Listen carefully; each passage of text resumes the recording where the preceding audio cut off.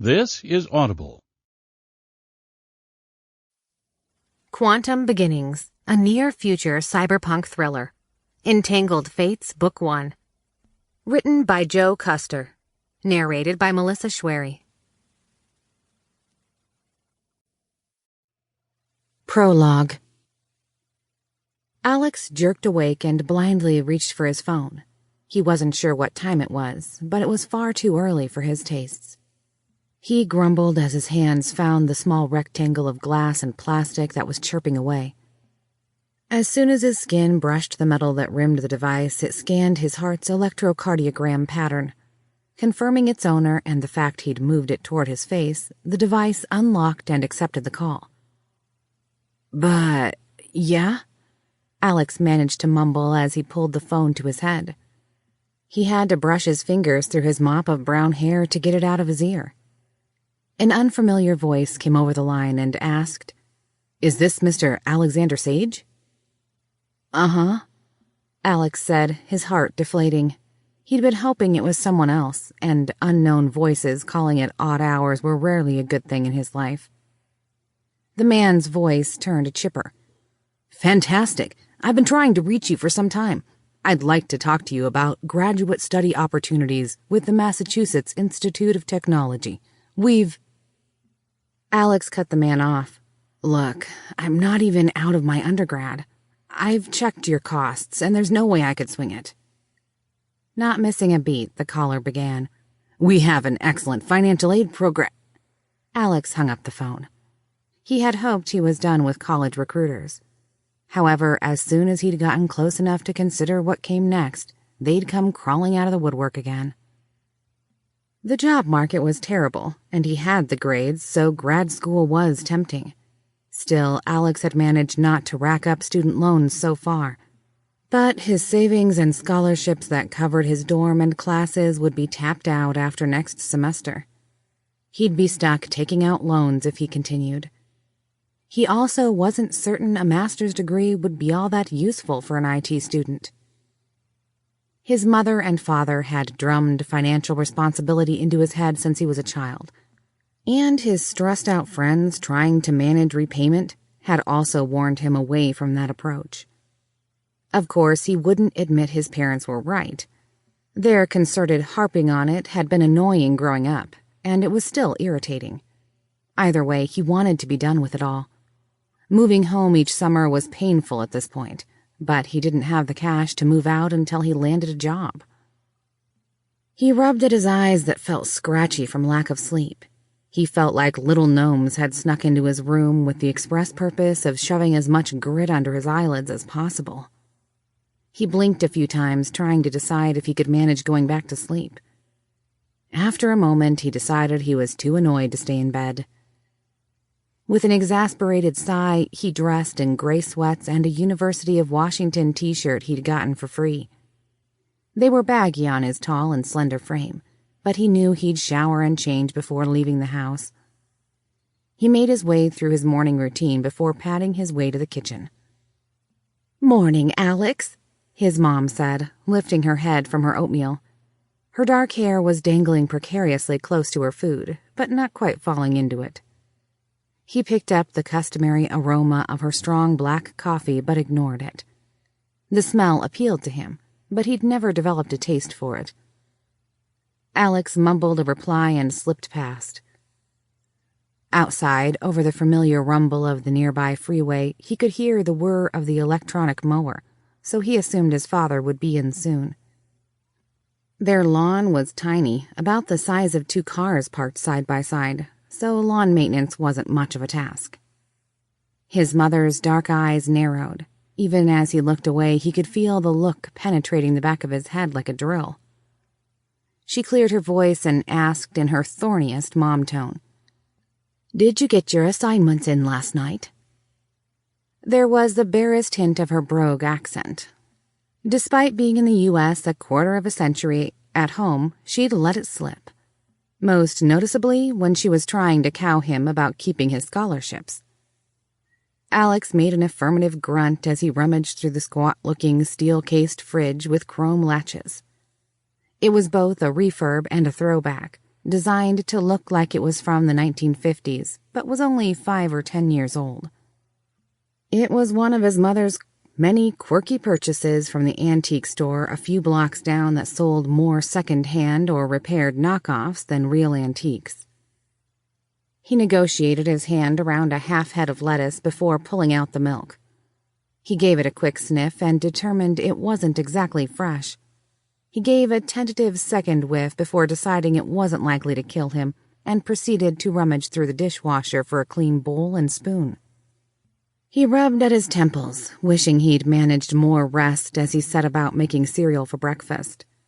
He'd almost missed the midnight submission deadline for one of his summer session programming classes. Once he'd slammed that out with only minutes to spare, he'd been too wound up to sleep and ended up playing video games for a while to decompress. If he was honest with himself, he still might have gotten to bed a lot earlier, but complicating factors had come into play. A new girl had joined his MMO guild. He'd found that not only was she local, but they were even in the same degree program.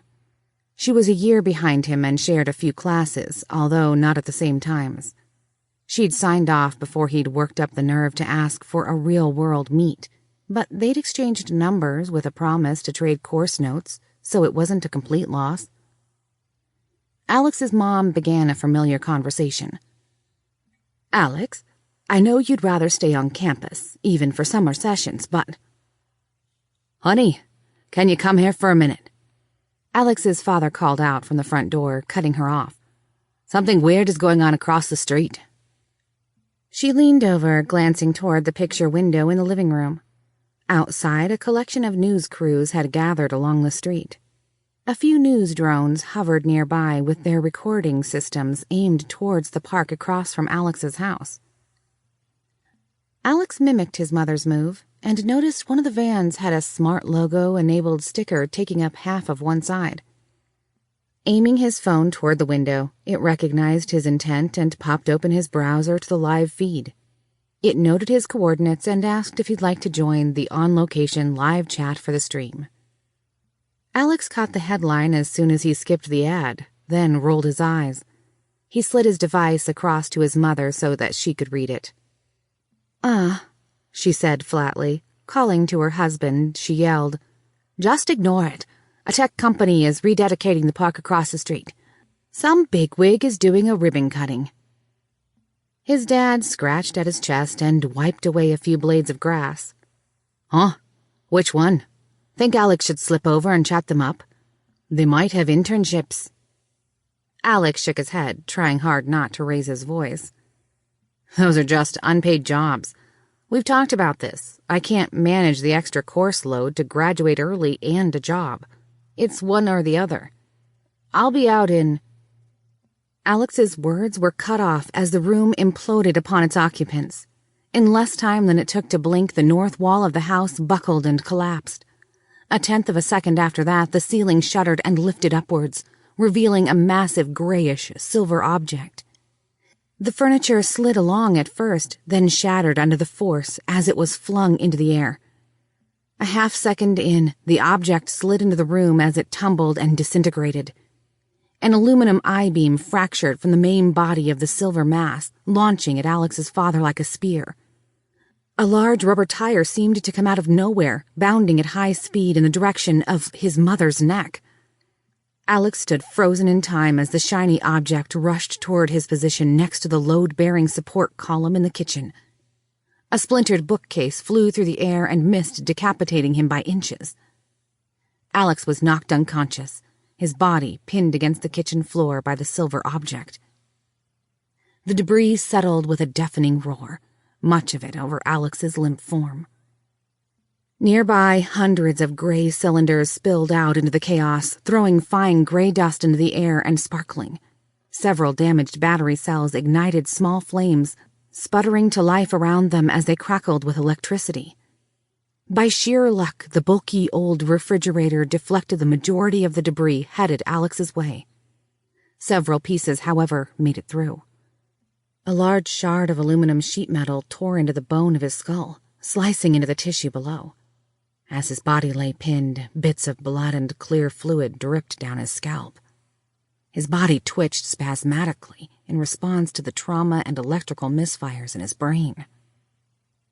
In a logo emblazoned upon the blood-stained metal, a chariot pulled a sun across the sky. Chapter 1. Rewired. The young nurse guided Alex Sage to a small maroon padded chair. She tried to give his motley tangle of wavy brown hair some order and coaxed the long locks to cover the 2 by 3 inch shaved section. After 10 seconds of failing, she gave up, and then returned to her task of trying to calibrate her light slate with the gigantic medical hardware across the room. 20-year-old Alex sat with no outward signs of nervousness, face somewhat slack. He didn't mind the strong alcohol smell of the room, the bright lights, or even the cracked vinyl of the chair. As he shifted, his paper gown caught and etched a large tear across the left cheek of his awkward garment. Instead of focusing on any of those things, he just was.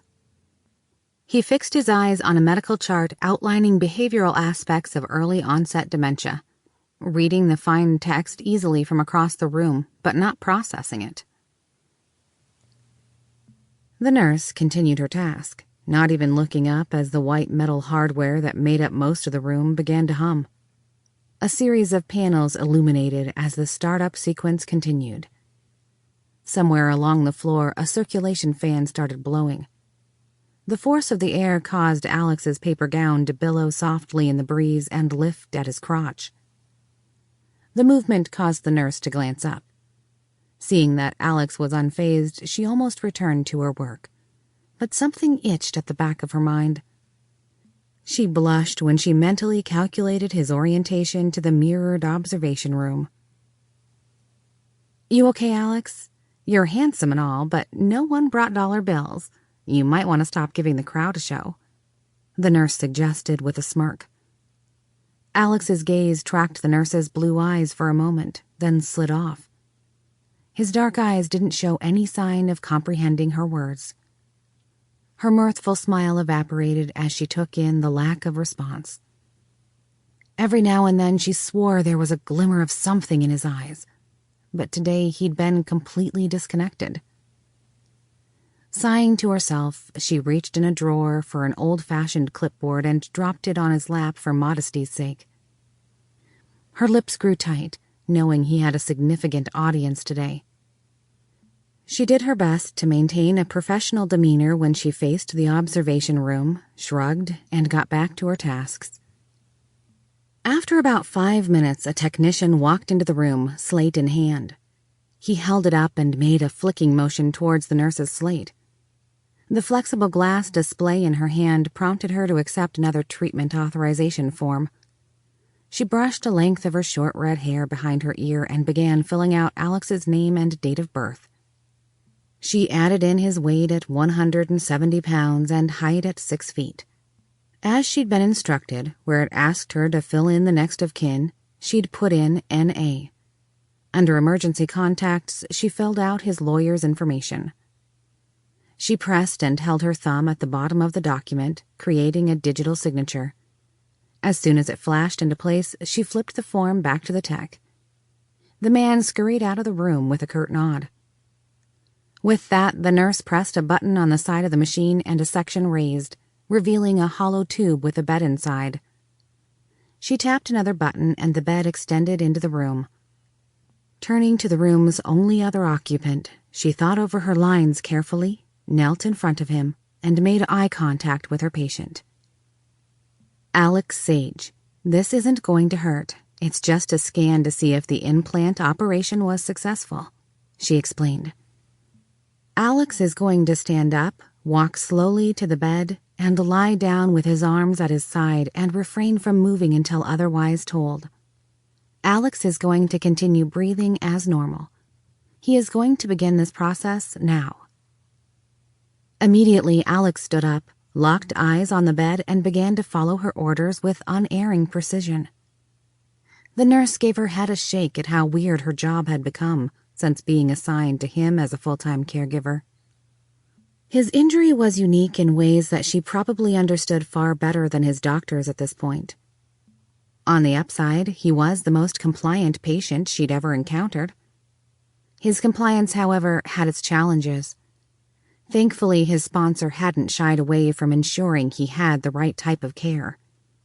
His condition required his caregivers to think of every possible issue on his behalf before it became a problem.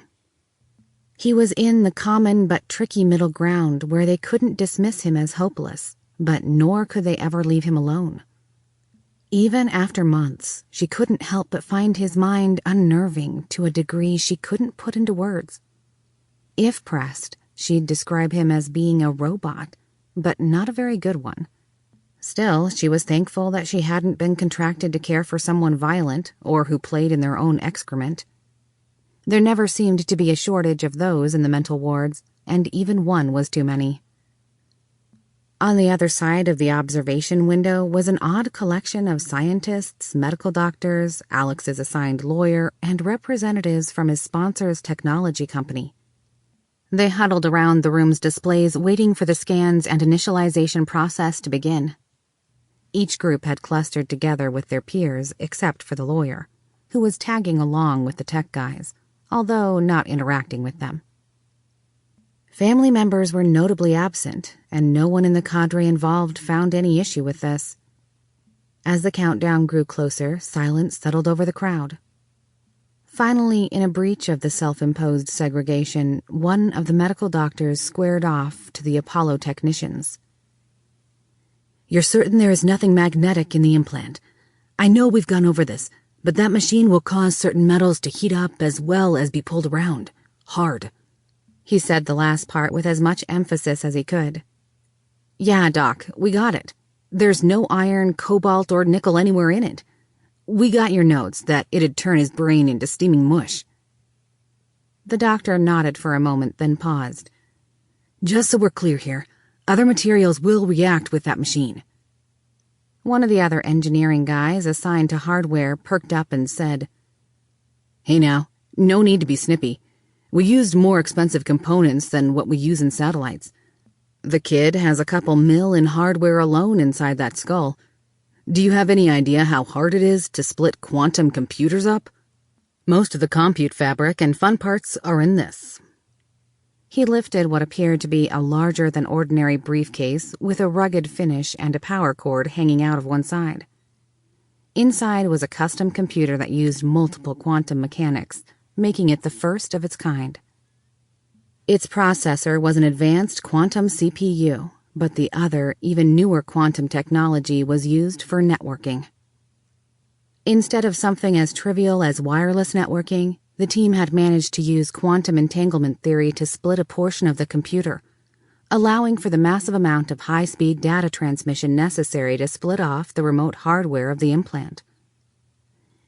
Given the job it needed to do, they couldn't have something as simple as a microwave oven or wandering out of range interfering with the signal.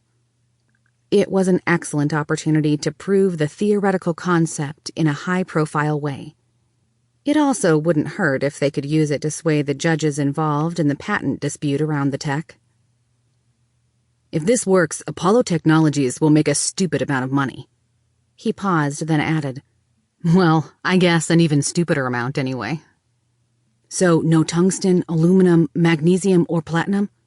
They react weakly, but we're talking about interfacing directly at a synapse level. Until he heals and the bonding is complete, any shift could rip all our connections outright, and if he heats up, well..." The doctor left his egg in a skillet analogy unsaid, trying to get back to the point. He'd learned the Apollo guys were quick to deflect his questions in ways that didn't answer them. I don't think so," the hardware guy replied with a shrug. "We specified non-magnetic in the specs we submitted to our fabrication team in China. We know it increased the hardware quote by 20 times, so yeah, should be good." The doctor's eyes went wide as he made for the door, presumably to stop the procedure. The engineering team chuckled. The machine was already online, and images would be streaming to their monitors and light slates at any moment. Today's stream was expected to have the type of data that made careers, and they weren't going to delay getting results. They were all far too invested, both literally and figuratively. Being the first to get this type of technology to market stood to make them all unbelievably wealthy. It was the type of opportunity people killed for. 2 weeks later. "All right, you can put your arms down and have a seat," the physician said.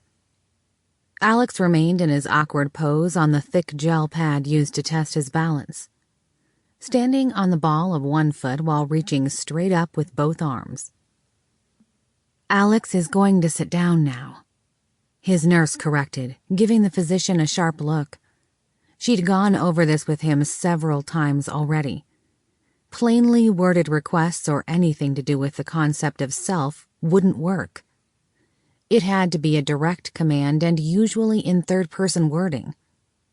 She'd gotten rather good at figuring out how to fool his mind into avoiding the broken areas, but others seemed to be slow on the uptake. Alex sat down in the provided chair, his eyes settling on the nurse across from him.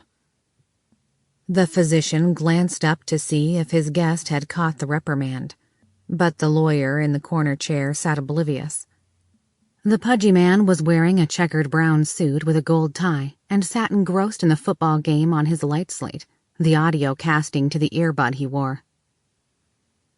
The physician reached up and began removing the electrodes attached to Alex's bare chest, legs, and scalp. He systematically detached each one, removed the residue with an alcohol wipe, tossed the electrode into a clear container, and then moved to the next one. "Well, what's the news, Doc?" the lawyer asked, no longer paying attention to his slate.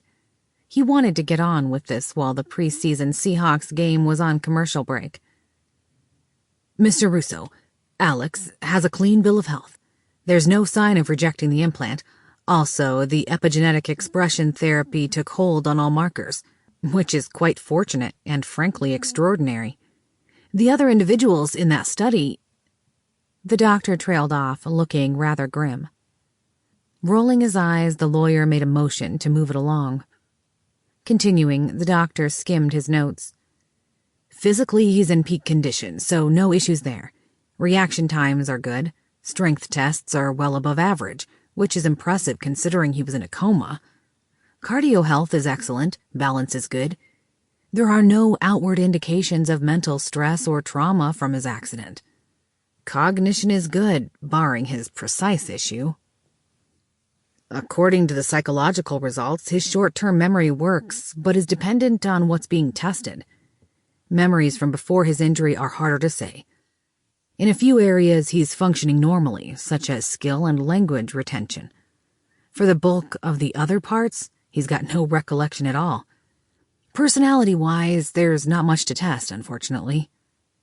Bottom line, he's got very specific brain damage that keeps him from having a normal life. He's clear for any physical activities once the implant bonding is complete, but a professional should continue to carefully monitor his mental state." "So nothing is preventing us from proceeding?" the lawyer asked pointedly. "No, I'll sign, although I find it odd that Alex's family isn't here. I know his parents were killed in the accident, but I assumed someone else would have stepped forward on his behalf. I didn't see the usual ward of state paperwork, but I'm assuming it's a bureaucratic logjam."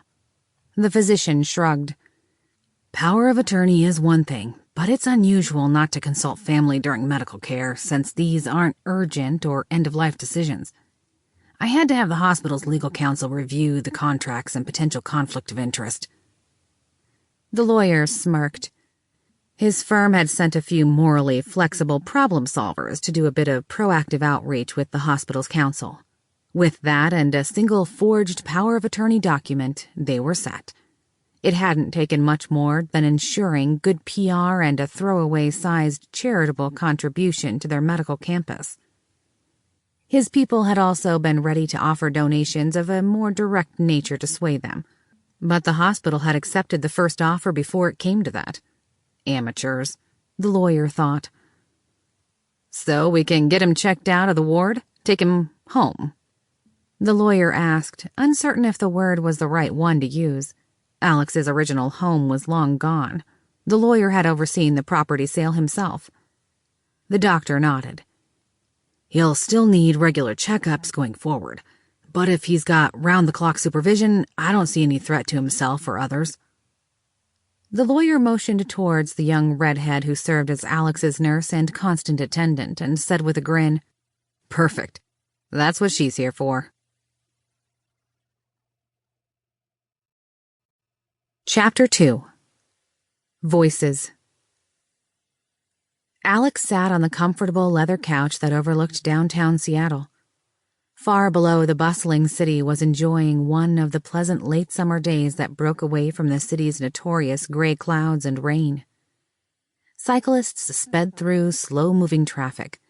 The sidewalk cafes were filled to the brim with people discussing their everyday concerns. Men and women in business suits hopped out of autocabs and hustled down the sidewalk. It was, for everyone, it seemed, a typical day. But for Alex, things began to feel very different than they had for the last few months. "Alex, tell me how Alex Sage is feeling." A male voice asked from behind him. The voice sounded powerful, like someone who had an innate charisma and a very practiced voice of persuasion. The speaker himself was not seen. Instead, the voice came from a wireless speaker placed on the table. Behind it was a webcam on a tripod that pivoted and focused on Alex. Weird. Alex blinked as he watched the street life below, thoughts fuzzy as though they were just out of reach. Like Alex is closer to something snapping into focus. He doesn't need more time, but instead just more. Does that make any sense? Yes, it makes perfect sense. The voice from the speaker replied. Charles, how many process threads are live? It looks like he hit the software-defined threshold for the first test parameters. That's 32 active threads. We've throttled those to around 0.1% of the maximum processing power. Should I step it up to the next test parameter, sir? The technician asked. Please, don't rush it. If we can reach reasonable results at low levels, keep it there. No insurance provider or private client is going to be able to afford a dedicated quantum pair, at least not in this decade. If we can get it to the point where he can rewire synapses, and we can de-escalate processing power afterward, all the better. We've already got $2 billion into developing the quantum, so we need to find ways of getting a return. For now, he's long-term R&D, but if we can use cheaper hardware or shared compute models, we can launch to market much sooner. A few hours later, Alex found himself fidgeting as he tapped on a light slate to answer a battery of questions. Anxiety was foreign to him, and he didn't seem to be parsing it well. The voice on the phone had long since signed off, leaving the dejected little camera drooping sadly toward the table. The speaker had given his well wishes and left his pet project in the team's capable hands. No one had taken issue. The CEO of Apollo Technologies was a busy man. Alex returned the light slate to the technician, who immediately began reviewing the results. The man rapidly tapped buttons on the slate and started typing on the quantum laptop, which was hooked wirelessly to Alex's brain. Behind the tech, Alex's lawyer was chatting quietly on a call via his earpiece. Taking advantage of the lull, his nurse swooped in with sandwiches and fresh glasses of water, setting the tray down on the side table next to Alex. Alex immediately bit into the BLT and said, "Thanks, I was getting pretty hungry." Across the room, the noise came to a sudden and deafening halt as all eyes turned to Alex. Alex looked up, confused. What? Alex ran his tongue over his front lips, checking for stray lettuce. Oh, Alex, are you, okay? His nurse asked with a gentleness he'd not heard her use. I think. I feel weird. Wait. Who are... No, Where? Alex stopped talking and began blinking rapidly. His thoughts slammed into him like bolts of lightning. He nearly crumpled under the force as his mind began processing months of backlogged information. Alex's eyes went wide as he recalled who the people in this room were, his surgery, his accident, and his parents. His body began trembling as his thoughts immediately rebounded and bounced around, struggling not to fall into the broken cracks in his brain. He immediately curled into himself, convulsed twice, and vomited as his vision faded to black. Alex regained awareness slowly, his body sore and eyes crusted with a sharpness that suggested dried tears. His body's discomfort was quick to ensure some time had passed, but he wasn't sure how much. He was still on the leather couch, but someone had draped a soft fleece blanket over his body. Outside, the sky had a soft pink hue that reflected in the windows of the other high-rise buildings. He couldn't see it directly due to the cluster of similarly tall buildings that made up the view, but he guessed it was sunset. He lay there unmoving, feeling like he was teetering on the brink of dropping into grief as he intentionally tried to slow down or blank his thoughts. As sunset changed to twilight, workers left the office building across the street. As if marking the transition from work life to personal life, lights winked out one section at a time. Eventually, only a few vacant sections remained lit, giving a clear view of the cubicles that made up the employees' workspace. Alex gave a shuddering breath, smacking parched lips. He rose slowly, struggling to orient himself in more ways than should have been necessary for something as simple as trying to sit up. Noticing the untouched glass of water on the table beside the couch, he took a sip. He drank slowly, feeling not just the dry throat and lips softening, but the numbness and fog around his thoughts recede. Well, I'm alive again. I guess I should thank you then. Oh, mighty chip in my brain. Alex thought aloud. You're welcome, Alex. Alex's head jerked around, looking for the source. Realizing he was alone, he was at first unwilling to admit that he'd heard anything. He then moved on to a terrifying possibility that he hadn't heard a voice at all. Alex did have indisputable brain damage, and a lot of it. Had he snapped? Had he lost his mind's mooring in more than his awareness of self and memories? They released him from the hospital's long-term care ward earlier that day.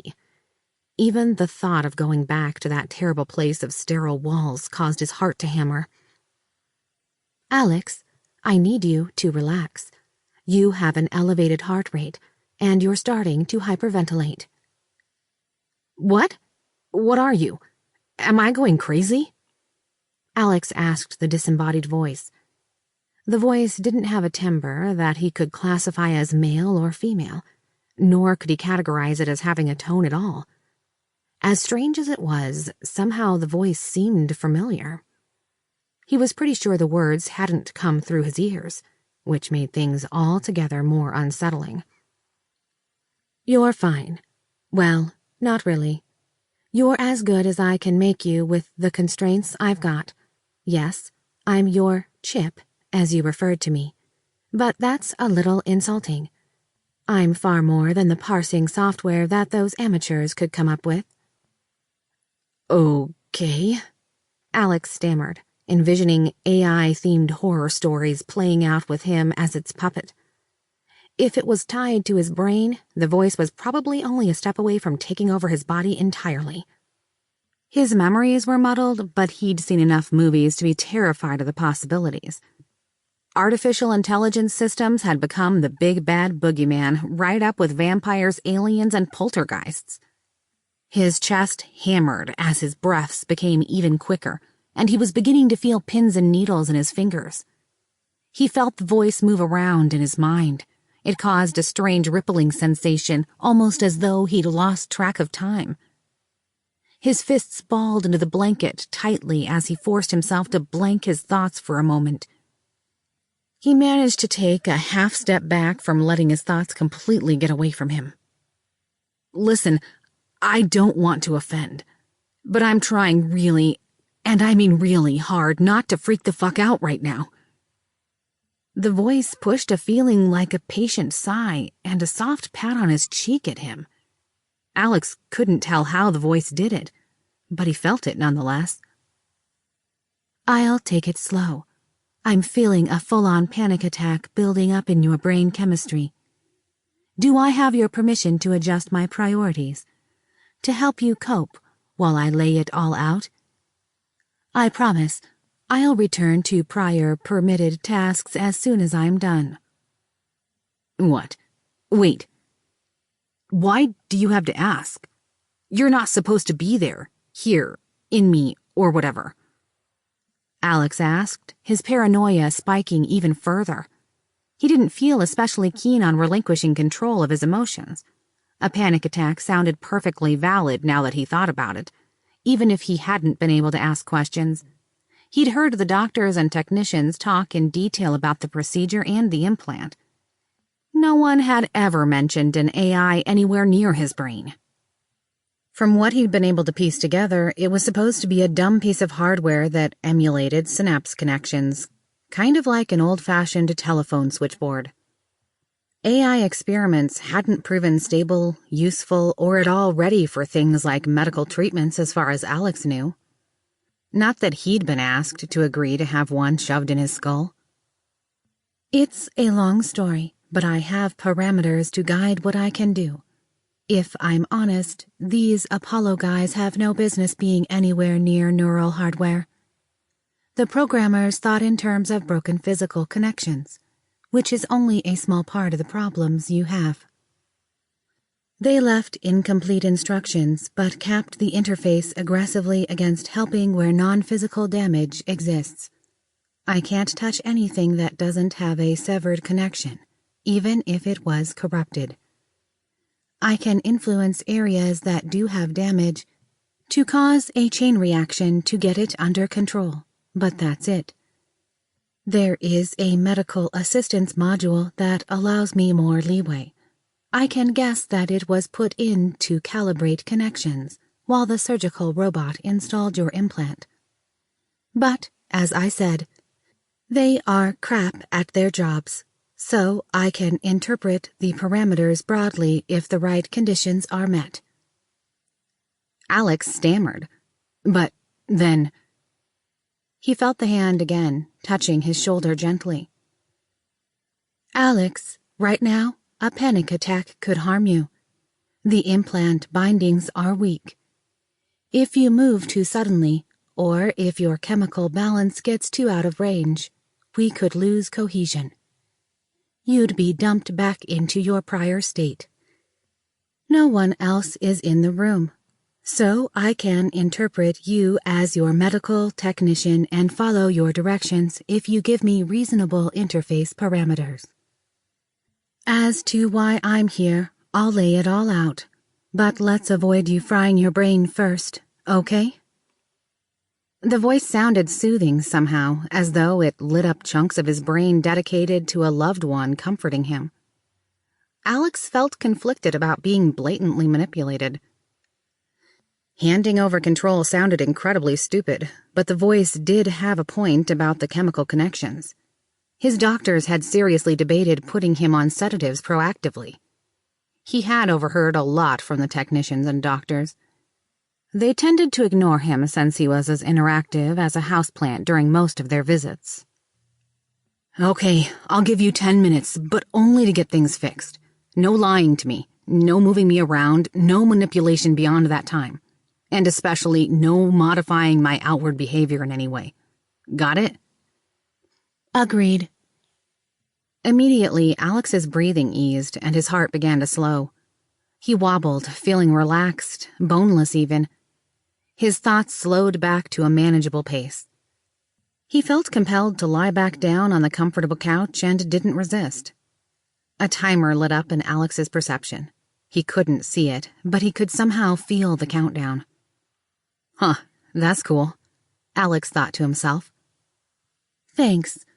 I can't edit your vision for a HUD since you are wondering about it.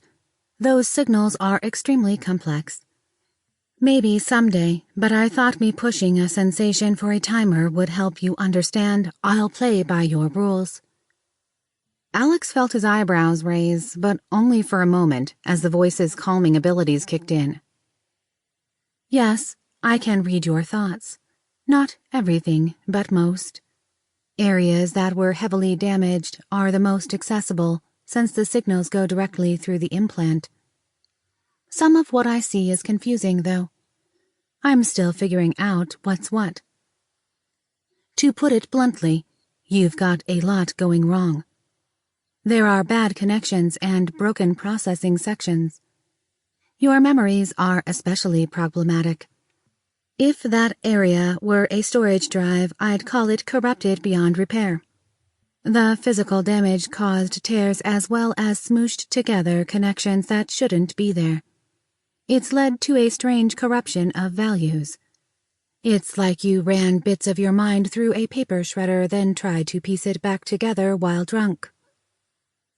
Alex felt a strange feeling, as though his brain was a book and the AI was actively flipping pages rapid-fire. It tickled his senses, but wasn't unpleasant.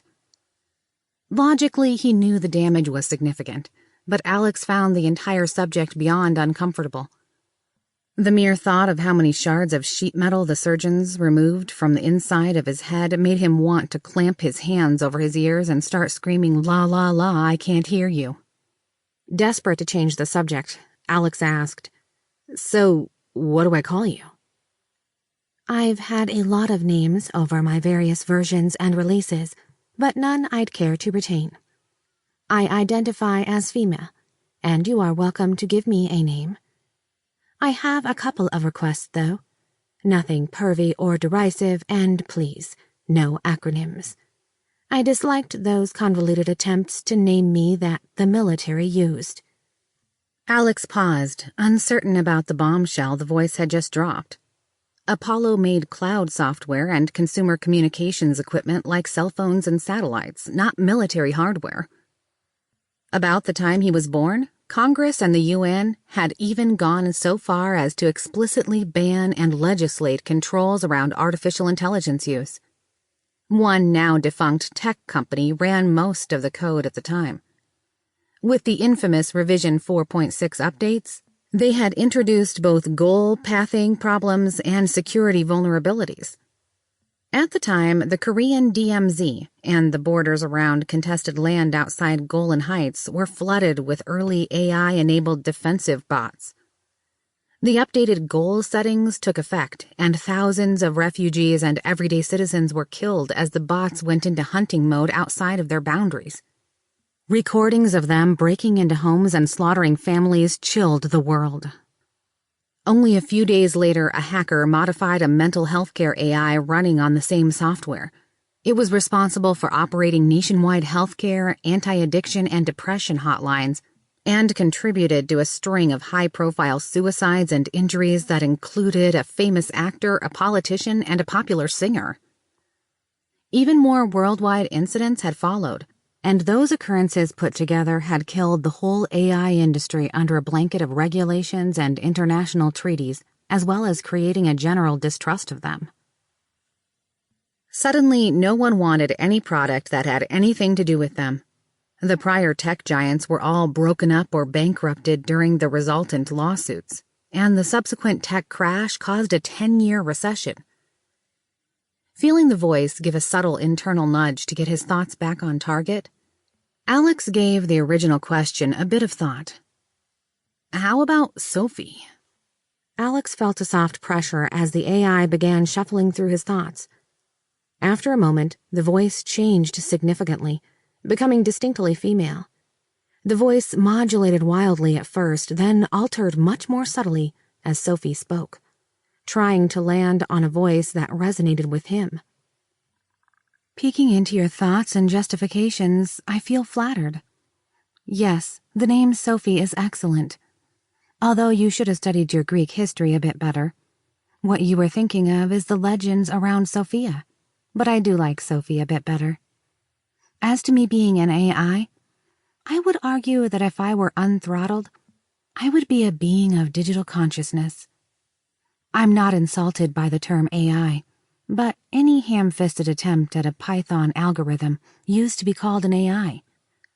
I do not have a fixed code release. I maintain my code, recompiles, maintenance, and release cycle. All those Neanderthals from Apollo managed to accomplish was modifying the code responsible for your hardware interfacing with other systems, which in this case includes your brain implant. They never had access to my actual codebase. The news floored Alex. Sophie had just confirmed his worst-case scenario. An AI was in his head and the rules Apollo put in didn't even fully control it.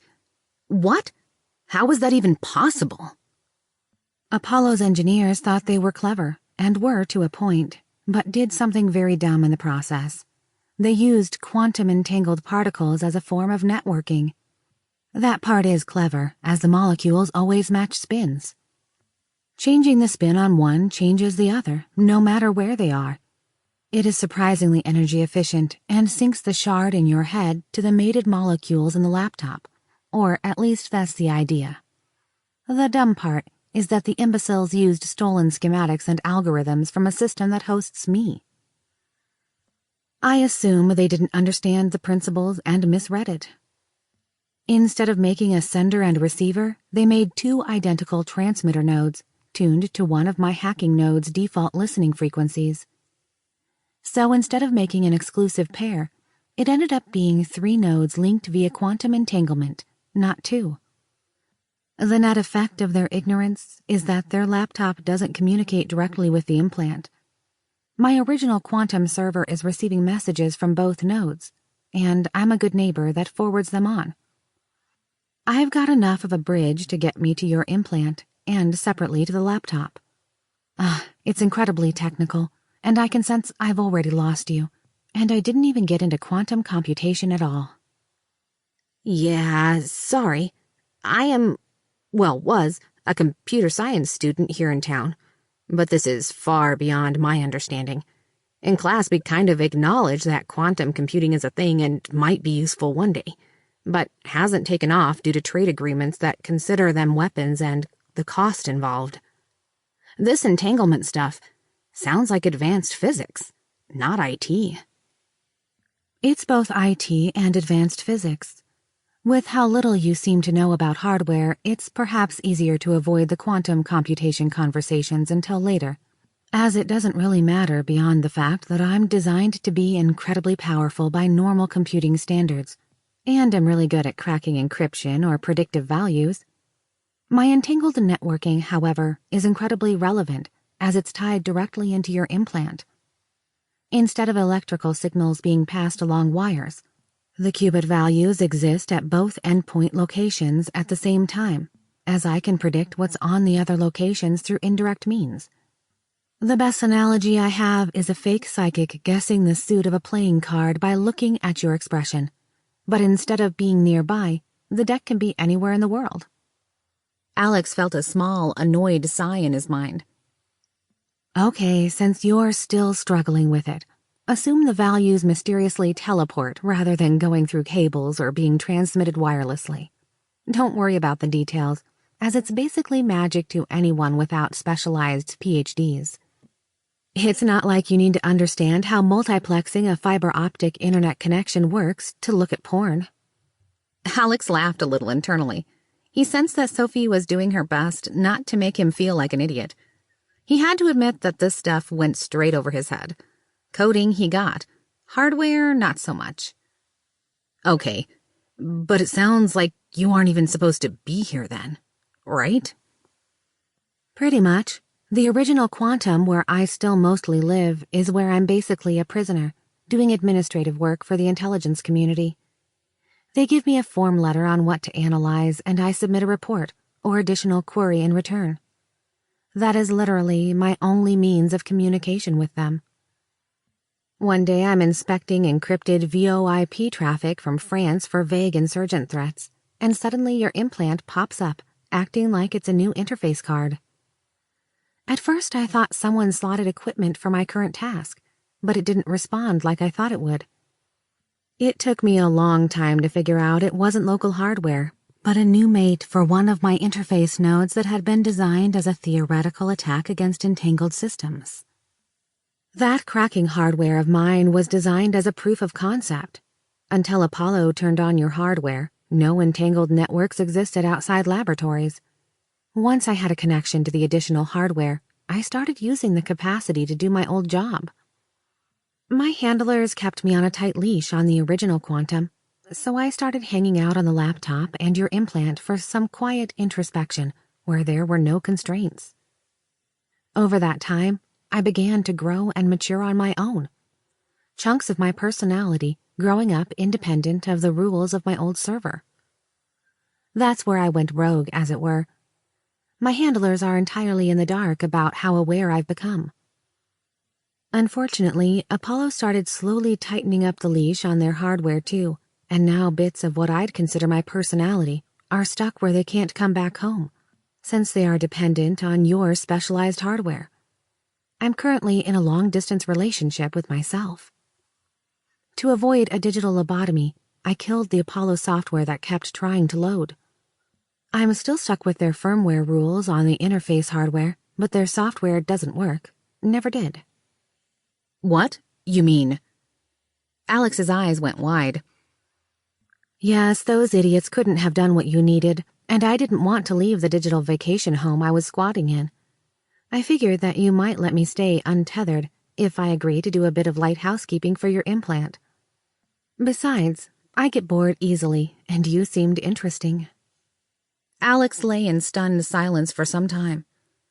Eventually, the timer in his perception expired.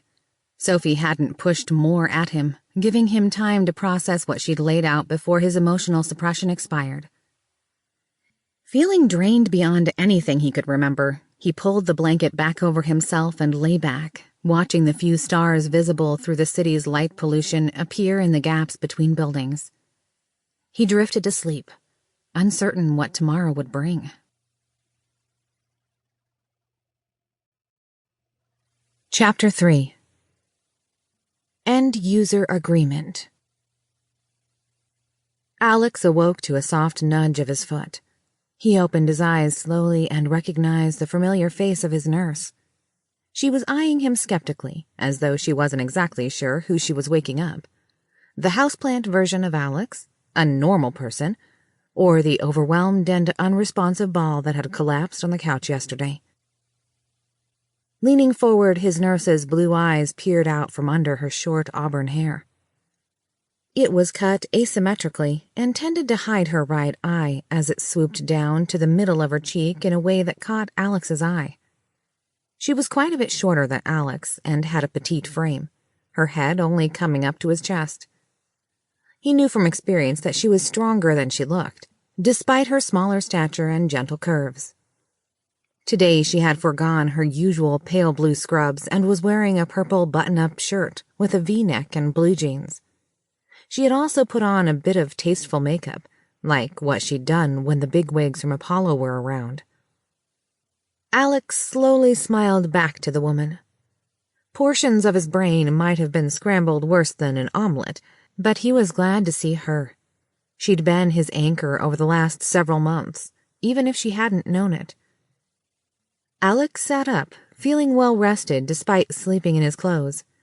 He stretched his back, arms over his head until several satisfying pops sounded. Morning," he said. His guest replied, "You seemed to be processing a lot yesterday." "Yeah, that's an understatement. Sorry about that. It kind of hit me like a ton of bricks." Alex looked into her face, making careful eye contact with the woman who, despite being only a couple years older, had taken on his care. "Look, I want to thank you. I realize, as weird as it seems, we're just now meeting for real. I appreciate you taking care of me while I was, well..." Alex trailed off. Seeing his discomfort, she reached out a hand and gave him a genuine smile. "It's fine. I'm glad you seem to be doing better. Since this is us formally introduced, I'm Aubrey Brennan. You can call me Aubrey." Alex stood, briefly straightening his rumpled clothing and returned the handshake. She continued, I hope you don't mind, but I'm going to be your shadow for a while. It may take establishing a bit of a routine before things start feeling normal. Coming out of a coma isn't an on-off switch like people think. You also just had serious brain surgery. Seizures, weird outbursts, confusing dreams with reality, even hearing voices isn't uncommon. Alex winced internally at that last part. For a moment, he desperately wanted to lay out the situation with Sophie. He wanted to put trust in the woman who had been so kind to him. To put faith in the one person who hadn't abused his broken mind for their own advantage and who had treated him with respect even during the most challenging parts of his convalescence. Like when she learned that she specifically had to command him to use the restroom. He groused internally on the conflict, but eventually decided not to say anything. Selfishly, he didn't want to spend any more time in the hospital. And if what Sophie had said was true, gutting his implant for a software reload would drop him back into his former automaton state. Alex looked around, taking in the expensively appointed living space with a fresh set of eyes. It had high vaulted ceilings and stairs that went up to the second floor. The walls were a dark blue paint speckled with large framed nature prints. It had a half-height wall between the dining area that opened into the kitchen that had streaked black granite countertops on display. Copper-clad cookware hung over the breakfast bar where 4 stools were tucked in. High-end appliances with glass and stainless steel finish with digital displays lined the kitchen itself, and detached burners were in the center of a granite island. The thick living room carpet was off-white, and the overhead track lighting and floor-to-ceiling windows made the place feel modern and spacious. Aubrey moved over to the breakfast bar while poking at her light slate and sending a few messages. Alex rubbed at his neck. So, I never got a chance to ask. What is this place? An Apollo guest house? It's kind of a blur, but I doubt much of my parents' house is still standing. Aubrey chuckled. Oh no, this is your place. Oh, I don't know if anyone would have told you. When you were in a coma, power of attorney was given over to your parents' lawyer. I guess he wanted to ensure you had a place reasonably close to your benefactor's headquarters, and this is only a mile from the hospital. He's been handling all the agreements with Apollo for your treatment. I'm not privy to any details, but I know they are footing most of the bills, at least until you recover. No idea what happens now. A sudden burst of anger bubbled up, seeping into Alex's voice. What the hell?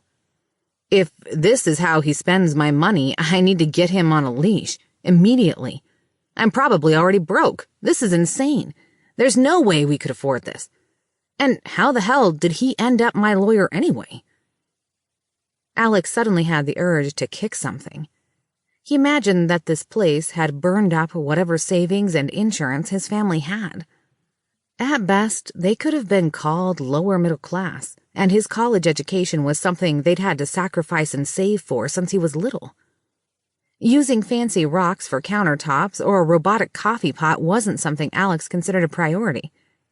There was a hard ball of anger forming in Alex's gut, at a surprising speed, and he wasn't sure why. Aubrey held up her hands. Alex, I get it. I'd probably react the same, but I need you to chill. I don't know the whole picture, and neither do you. She gave him a firm look, fearlessly eyeing him down and waiting for him to relax his posture. Seeing his shoulders slump, she continued. If it helps, it's not like you'll lose anything. Downtown properties are a damn good buy right now. Besides, you did need a place to stay that had room for round-the-clock care. I'm assuming they intended to use the spare bedrooms to have room for day and night shift technicians to monitor your software? Hardware? Implant? Whatever you call it. At any rate, take a breather and get cleaned up. You'll have visitors soon. I'll get breakfast ready. Alex sighed, nodding his head. Yeah. Sorry, Aubrey. I'm not sure why I reacted that way. Money was always an issue, I think. But you're right. I have no idea what's going on yet. And thanks. You're pretty great. Still trying to let go of the hard knot in his chest, Alex wandered off toward the stairs where he assumed the master bedroom was. Sifting through your memories, you feel that way because it's likely he's a lawyer put in place by Apollo. I highly doubt your parents would have had a lawyer. It just doesn't fit what you know. I get the impression that he's not representing you. He is damage control and signing away your rights as fast as he can without raising suspicion. Anyone who sees this place will assume you got a hefty payout and not ask further questions. Making sure you have no liquid assets of your own would also keep you reliant on them while not technically robbing you. Also, yes, Aubrey is great. You should be nice to her. Alex chuckled to Sophie. Somehow she'd cut right through his anger, flipping it off like a switch. He got the feeling that she'd been actively avoiding interacting with him until he was alone again. So you're saying he could be trouble? Anything you can do about that? Alex muttered. He'll be a problem to put on a leash, as you put it. From my understanding of the situation, proving you don't need an attorney to represent your interest might be challenging. I would recommend treading very carefully. They could remotely shut down your implant if they decided it was in their best interest. Also, no, I can't do anything about it. I only have 3 endpoints available. My server, Apollo's laptop, and your implant. None of which have internet access. They are all air-gapped. Alex thought over the situation for a bit while exploring his bedroom and, more importantly, his new shower. Stripping down, he hit the digital display for 41 degrees Celsius and tapped the button to engage all the shower heads, including the ones from above that simulated rainfall. The hot water dashed down from above and felt glorious. He rested his head against the glass, letting the hot water cascade across his skin. He had not bathed himself under his own control in months. His broken self only did a perfunctory job at Aubrey's verbal direction. For a few minutes, he was content to do nothing other than soak and enjoy his sense of control.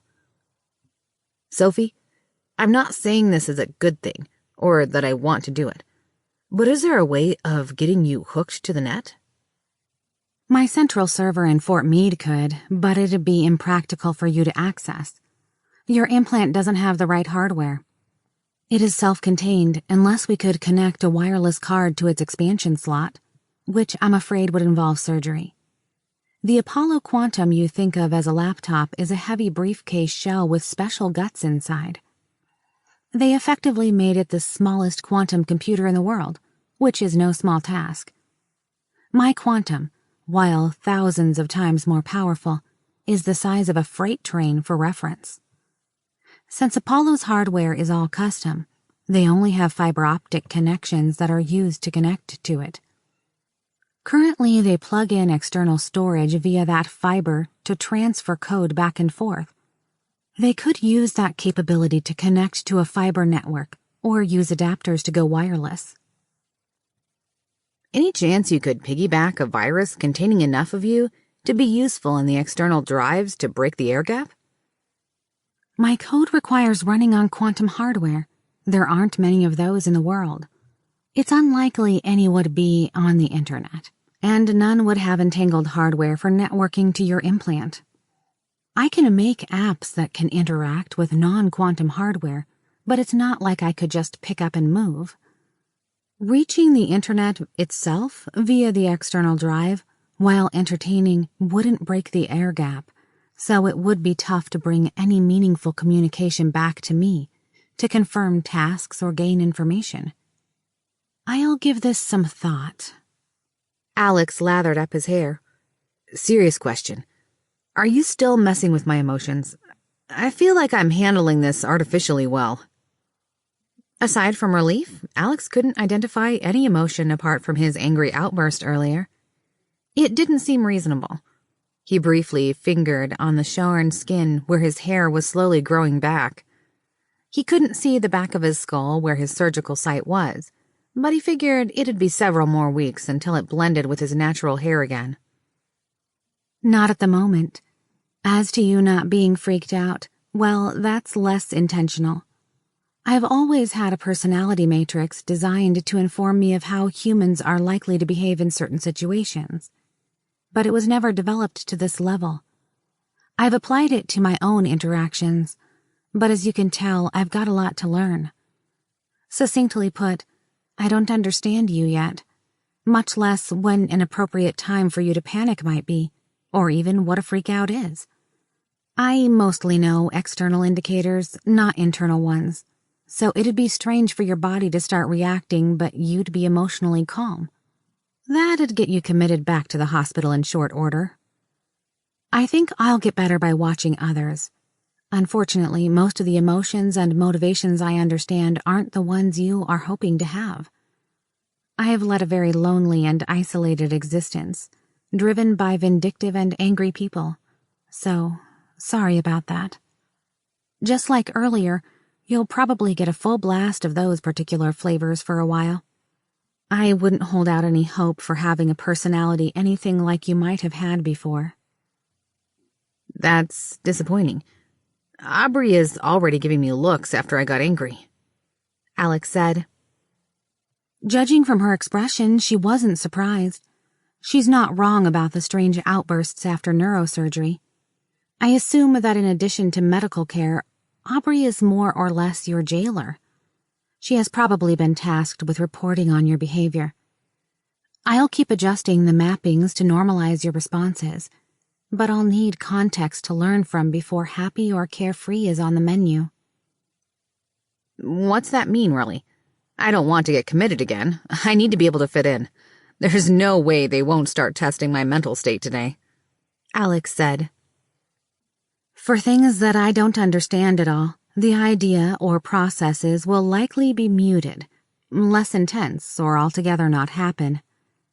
Depending on which emotional model I use, I have limited scans and data on the base roots of rage, loathing, grief, and terror. Those emotional responses seem reasonably seated, as I have brain scans from interrogations. Vigilance, ecstasy, admiration, and amazement are all hypothetical. The more developed concepts like joy, trust, love, and serenity are all just placeholders. No one ever asks me to analyze behavior to find out what might make people happy, or what that would feel like internally. But looking for insurgents or spies is a common task. While incomplete, I've adopted this understanding into my own personality matrix as well, so I've linked our reactions where possible. It's not the optimal tool for the job, but it's what I've got. I may need to ask you to explain human thought processes and emotions periodically, so I can help you better. Alex shrugged, not having a problem with that request. It also made sense to him that she'd not have detailed mental scans of internal reactions to pleasant things, given her day job. There was a related tidbit he wasn't sure he wanted to know the answer, but he asked anyway. And my memories? Sliced, diced, and baked, unfortunately. I try to match up what I can, but it's a chaotic tangle in here. Depending on the context, storing new memories doesn't seem to be an issue. You seem to have been creating some memories successfully on your own after the accident, but memories from before are much less reliable. I proofread everything before returning a response. Otherwise, if asked for your favorite color, you'd reply with the smell of a ham sandwich. That wasn't an exaggeration either. That's exactly what the match is. I think that's why you are handling certain things well. You don't remember enough to care. Or I don't understand enough to help you interpret it. Alex sighed, feeling only a mild tingle of something. He decided he'd need to make sure Sophie had plenty of opportunities to learn if he was ever going to come across as normal again. And she'd already ruled out using the internet as a shortcut. Changing the topic, he asked, "So how does a crypto-busting AI figure out how a human brain works anyway? Obviously, you've fixed at least a portion of my issues, despite not being purpose-made to do it." First, I was able to review all of Apollo's code. They weren't completely incompetent. Second, I have a massive seeded amount of information. It might be self-contained, but my Fort Meade resources are sizable. For my missions there, my data set is quite diverse. I must understand context and subtlety, for things as mundane as how to identify a foreign honeypot flirting with a senator, to engineering requirements for designing chemical weapons. Lastly, you're much more like a moist robot than you'd be comfortable acknowledging. Alex rinsed out his hair and continued methodically checking over his body as he soaped up. He inspected the fresh scars across his body, but had no recollection of what had happened. He'd been in a coma for just shy of a month, then spent a couple months following Aubrey around as a tottering mental patient. He had memories from the ward, but it tended to smear together unless someone else had been directing his attention. Since no one had called it out or instructed him to avoid touching it, he assumed they must have handled stitching the two puckered-looking injuries on his right hip before he awoke. He ran a finger along the nasty pencil-length, half-inch-wide scar that angled diagonally from his abs to his right rib cage. Even after this long, the scar was still bright pink. Before you ask, I have no context on your wounds or treatment. Outside of my reference library, I only know what you know. I can guess if you'd like, but it'd be nothing more than guessing. Alex poked the scar across his abs. It didn't hurt, but where he pushed at his ribs, his nerves twanged with an electric sting. He could also feel a bump that didn't match the other side. He'd probably broken them, he decided. He already hoped the nerve thing would go away over time. What he didn't mind was the fact that he was sporting six-pack abs despite being in bed for weeks on end. His arms and legs seemed a bit more muscled than he could account for as well. He got dizzy if he pushed too hard, but from what he could remember, he was a bit of a string bean before the accident. Now he'd put on a fair amount of lean muscle and had a borderline track and field build. Confused, Alex asked, "Can you take a guess why I'm, well, more buff than before? It looks like I've been working out, but that can't be right. They barely even let me walk around." In this case, I don't have to guess. Your doctors used epigenetic treatments. While you heard the words, you had no context. Think of your DNA as a permanent software program for how your body will run. Epigenetic switches are the configuration settings in the software and can be toggled back and forth under certain situations. While my reference library does not name you individually, there was only one trial, and I have the results. Wait, why on earth would the government be interested in that? I wasn't awake for that part, but from the sound of it, they just kept jabbing me with IVs over a few days. Alex said. My handlers theorized that it could become an incredibly dangerous bioweapon. Radical factions are interested in using it to release a widespread attack that would target rival ethnic groups, leaving the attackers unimpacted. The process is so dangerous that your doctors did this well before attempting your implant, in case you didn't survive. Coma patients were in the initial tests due to the severe pain and fevers the transitions caused. The study oversight stopped the trial when they detected tumors in 10% of the patients. An additional 3 patients died during week 2 when it triggered an autoimmune response. Alex sucked in a deep breath. Holy shit, they really did that to me? Yes, and based on your recollections, you were one of the few lucky ones. Your group only had a 20% success rate to successfully adopt any one expression. According to your physician, you somehow managed to get all the desirable results they threw at you. Okay, so I get they changed me, but what does that mean? Am I going to get blue eyes now or something? Alex asked. They never said what expressions, just that they took, so I have no idea. I assume they threw items they deemed desirable at you. It'd be a bit like hitting the genetic lottery. All the expressions you gained could occur naturally. It's just unlikely that you'd have them all at the same time. I can guess from context at least a few they'd try to give you. The most notable combinations should speed up cellular repair and change your body's natural composition. It has been theorized to improve neural plasticity as well. Your sponsor likely thought the treatment would help your mind form new pathways and grow new brain cells. By itself, it wouldn't fix you, but it would help the implant do its job. From my side, I see evidence that supports a few that were simply there to boost your muscle mass, however. Probably some scientist's personal wish list. Alex held up a finger, trying to figure out how to ask a question, but not sure how to phrase it. Picking up on it, Sophie beat him to the punch.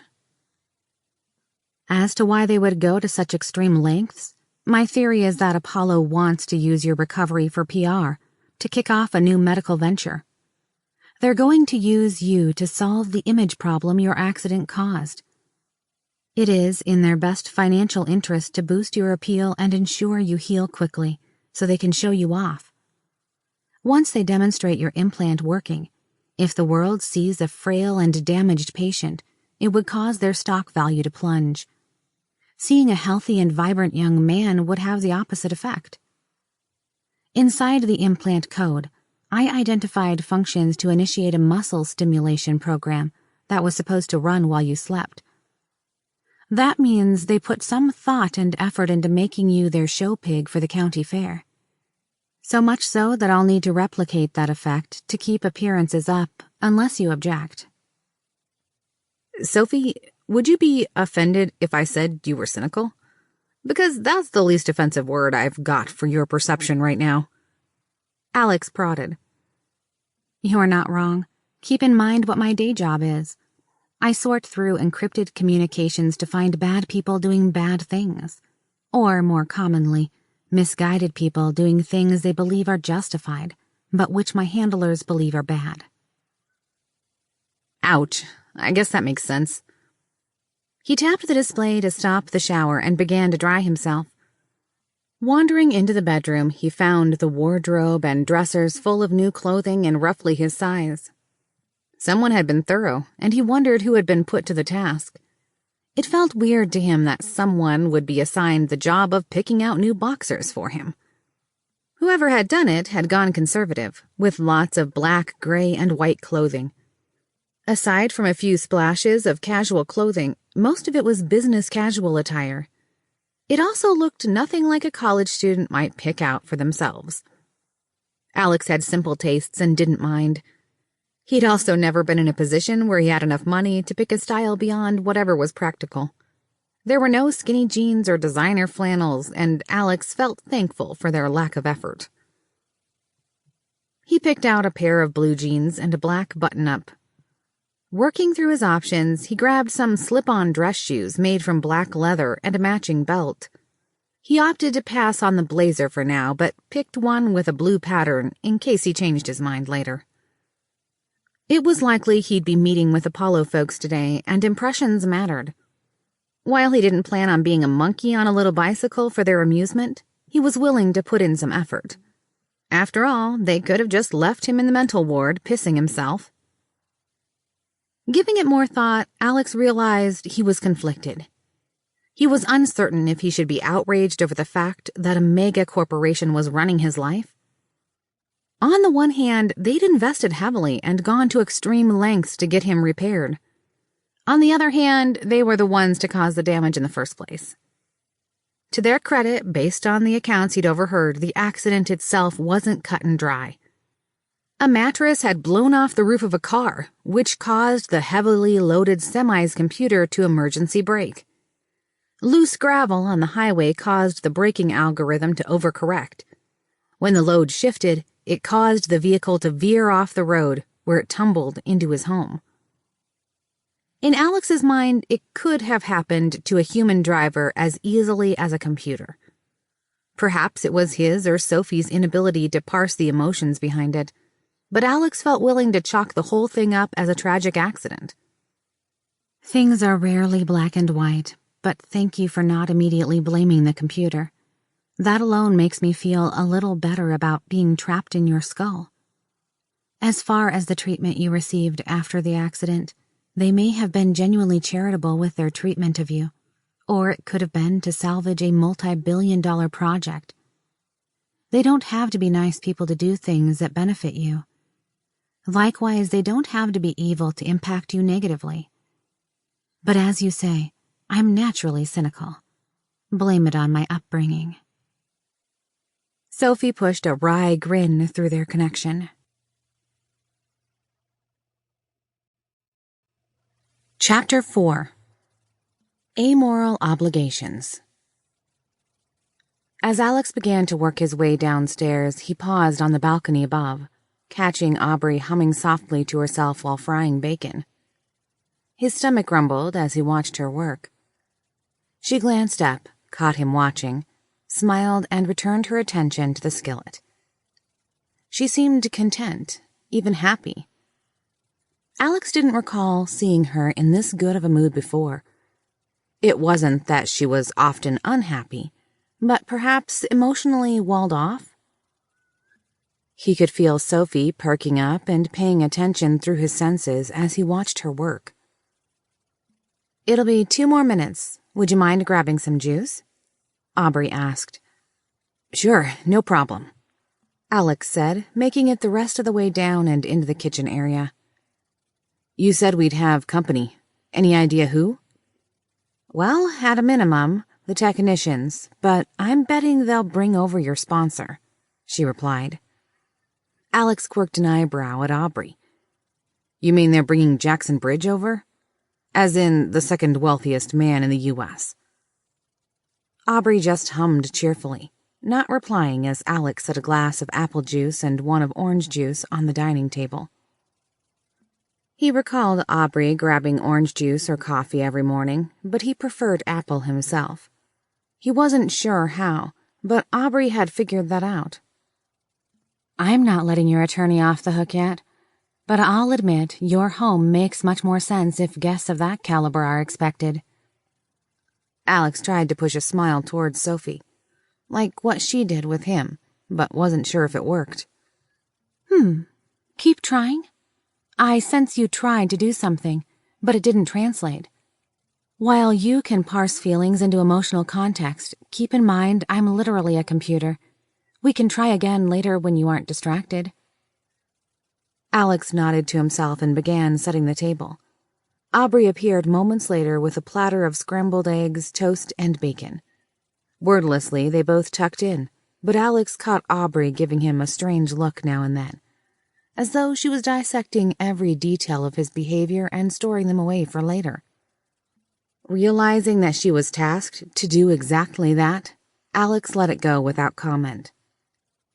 His treatment over the last few months had stripped away any sense of bashfulness at being watched. Alex debated briefly if he should be reacting this way, or if Sophie's work had kicked that off. After a few moments, he realized he didn't care. He was famished, and all too quickly Alex looked down to realize his plate was empty. Alex smiled sheepishly. "Guess I was hungrier than I thought. Thank you. That was delicious." "Glad it was appreciated. Oh, I do have a bit of a gift. I realized that you don't have a phone or light slate anymore, so I put in a request to get you some tech." Aubrey added, "The IT guys said these are the ones you'd want, and already paired them up for you. I'm sure they'll use it to track your location and vitals, but hey, that's everyone nowadays. Might as well let you fit in." Aubrey reached into her purse and withdrew a small gift bag and slid it over to Alex. "Wow, thank you, Aubrey. I guess now that I'm not a mindless zombie all the time, I can opt to be a mindless zombie just some of the time," Alex said with a half grin. Aubrey laughed softly at his attempt at a joke. The sound strummed a happy chord somewhere in his chest, but it only seemed to highlight everything empty next to it. The heavy blanket of loneliness had slipped, and this was his first peek into the larger, brighter world. The sheer contrast stabbed at him like a dagger through the heart as he realized where he'd been only a day ago. Thoughts bubbled up in the tar pit of his mind as he remembered the desolate black void he'd been trapped in. The thought of that painful existence caused his breath to halt and his heart to speed up. He had a flash of being locked in his own head again, without even his own thoughts to keep him company. He sniffed, scrambling desperately to pocket his thoughts away before they washed his mind away in a torrent. Alex gripped the table as hard as he could, just to remind himself he could do something on his own. The small reminder seemed to anchor him. He focused hard on the feeling of his fingers against the wood for a couple beats, while his heart slowed. After a brief twinge to recover, Alex did his best to fake his way through a smile as he scooped up the electronics. Pocketing the phone immediately, he strapped on the smartwatch and then collapsed the transparent slab of glass and plastic of the slate, so it too could be dropped in the back of his jeans pocket, albeit inelegantly due to its size. With that taken care of, he grabbed the dishes and empty platter and began shuttling them all into the kitchen. Taking up his nonverbal cue, Aubrey didn't protest and let him have a bit of everyday life that he'd not known he was missing. The concept of doing something routine seemed to pull at him and ease his mind away from the fact he was so hopelessly broken. Somewhere in the back of his consciousness, he realized he should also be grieving for his family. Somehow, it was more of an unpleasant pressure in his mind as he tried to keep his thoughts away from the topic. Alex had no idea how Sophie had glued together whatever was left of him into something resembling sanity. He decided he'd have to save grieving for when he could deal with it, and hopefully after she'd developed some better understanding of him and the support he'd need. Right now, he didn't think it'd take much to overwhelm him. The simple idea that the AI would keep putting him back together, making him a bit better each day, was comforting. It made him realize how deeply appreciative he was for what she was doing. He was looking forward to getting a bit of stability. Right now, his mind felt like an overly excited dog trying to chase a ball on a frozen pond. He kept slipping from one side to another without a lot of control of where he was going. Alex was willing to try, however, and he thought he could learn to cope if people gave him some time to adjust. A mere 6 hours later, Alex's jaw began to hurt from keeping it clenched.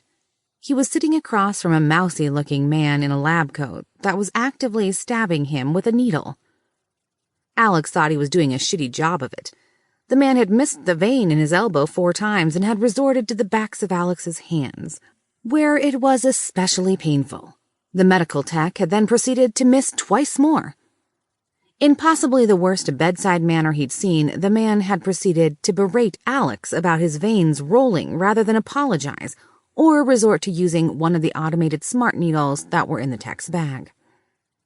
Alex could feel a pounding in his head, and it was taking every shred of impulse control not to smash the light slate he held in his hand right into the man's face. His day hadn't gone as expected in any sense. A constant stream of technicians, lawyers, physicians, and even a mid-level manager had trooped into his home, kicking Aubrey out in the process. Alex had started off grateful and willing to help, but was confused as the support technicians seemed intentionally rude, and the manager doing a Myers-Briggs interview seemed downright hostile. Even the medical professionals seemed excessively rough with their treatment. One after another, they had proceeded to poke, prod, bleed, and otherwise annoy him until he was ready to throw them out in a fit of rage. They'd even thrown an SAT practice test at him right after pushing him through the estate review packet.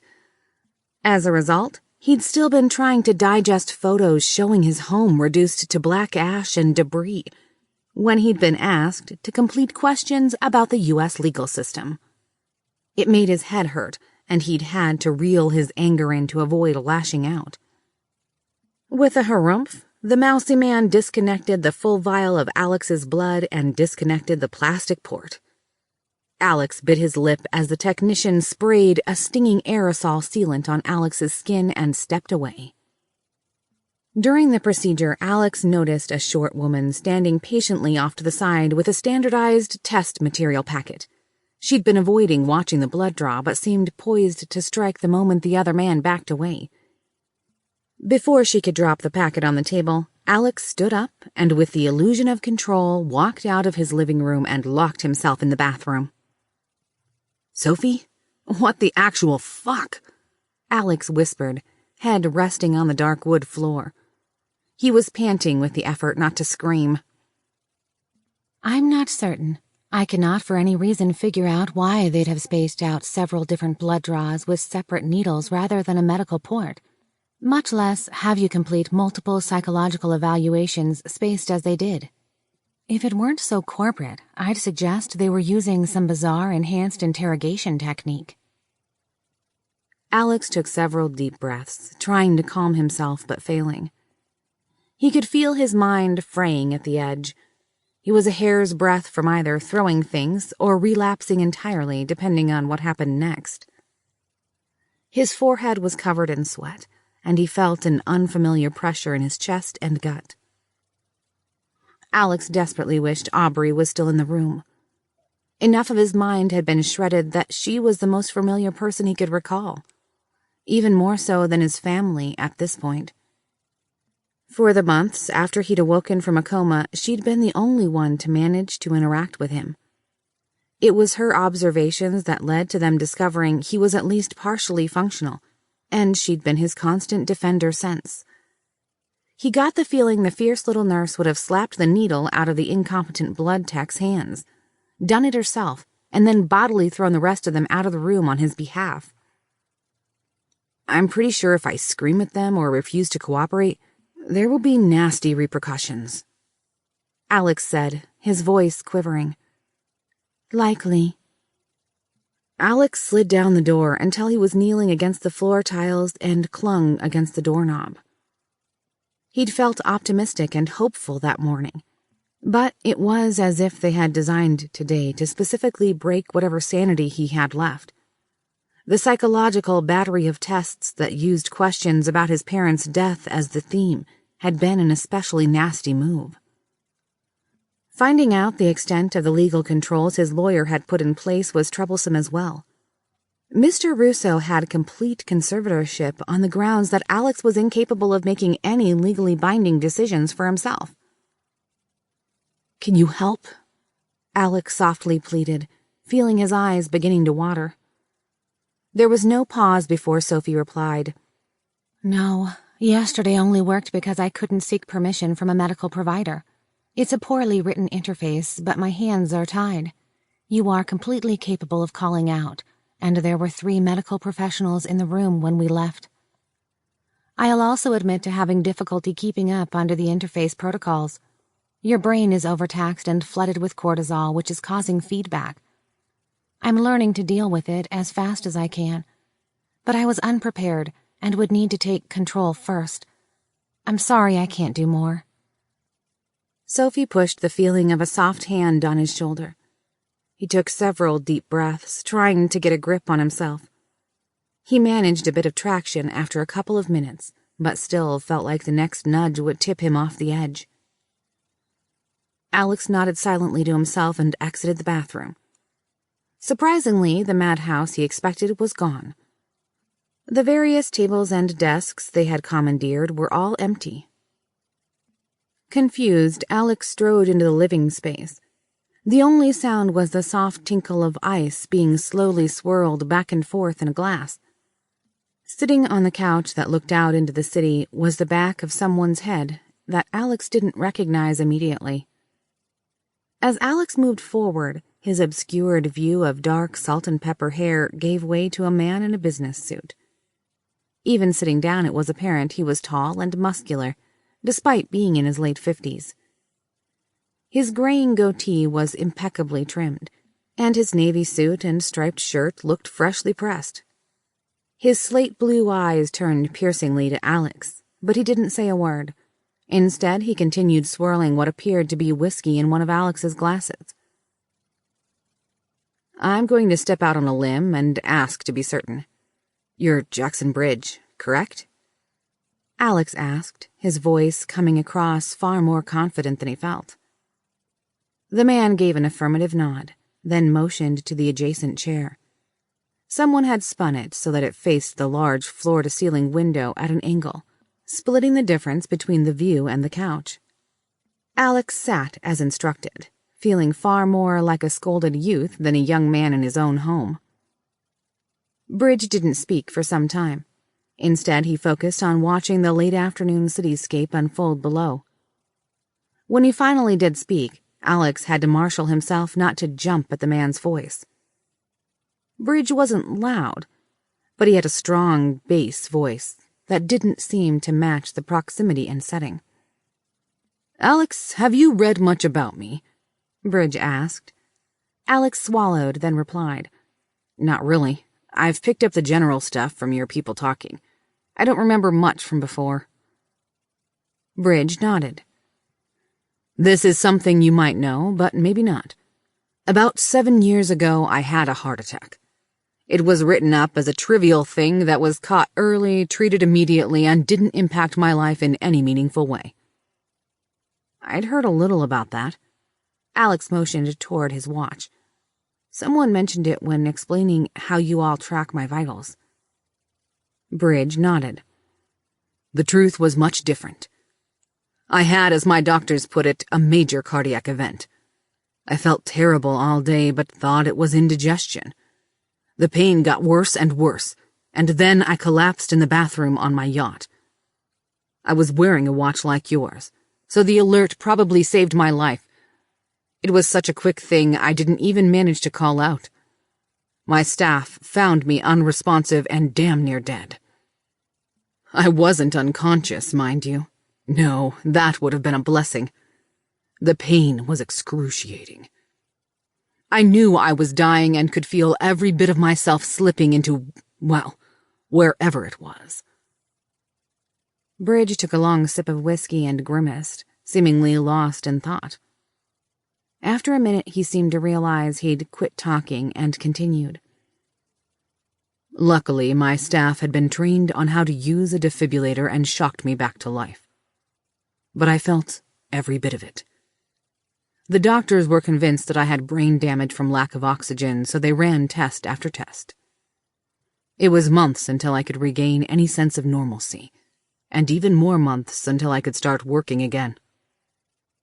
To this day, I can't eat what I did. I can't drink as I used to, and, well, let's just say I have to be careful about being overly physical." Alex sat silently as an unsettling pressure began to rise in his skull. His mind swam for a few moments, and he felt tingling in his fingers. Thankfully, Bridge took Alex's silence as a willingness not to interrupt, rather than an inability to speak.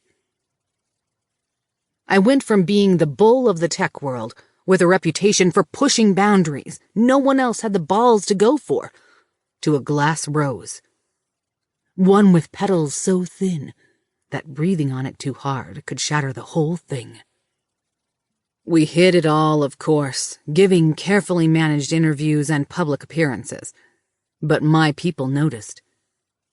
I lost those I called close friends as they moved to their own startups or retired early only to bounce back up somewhere else later.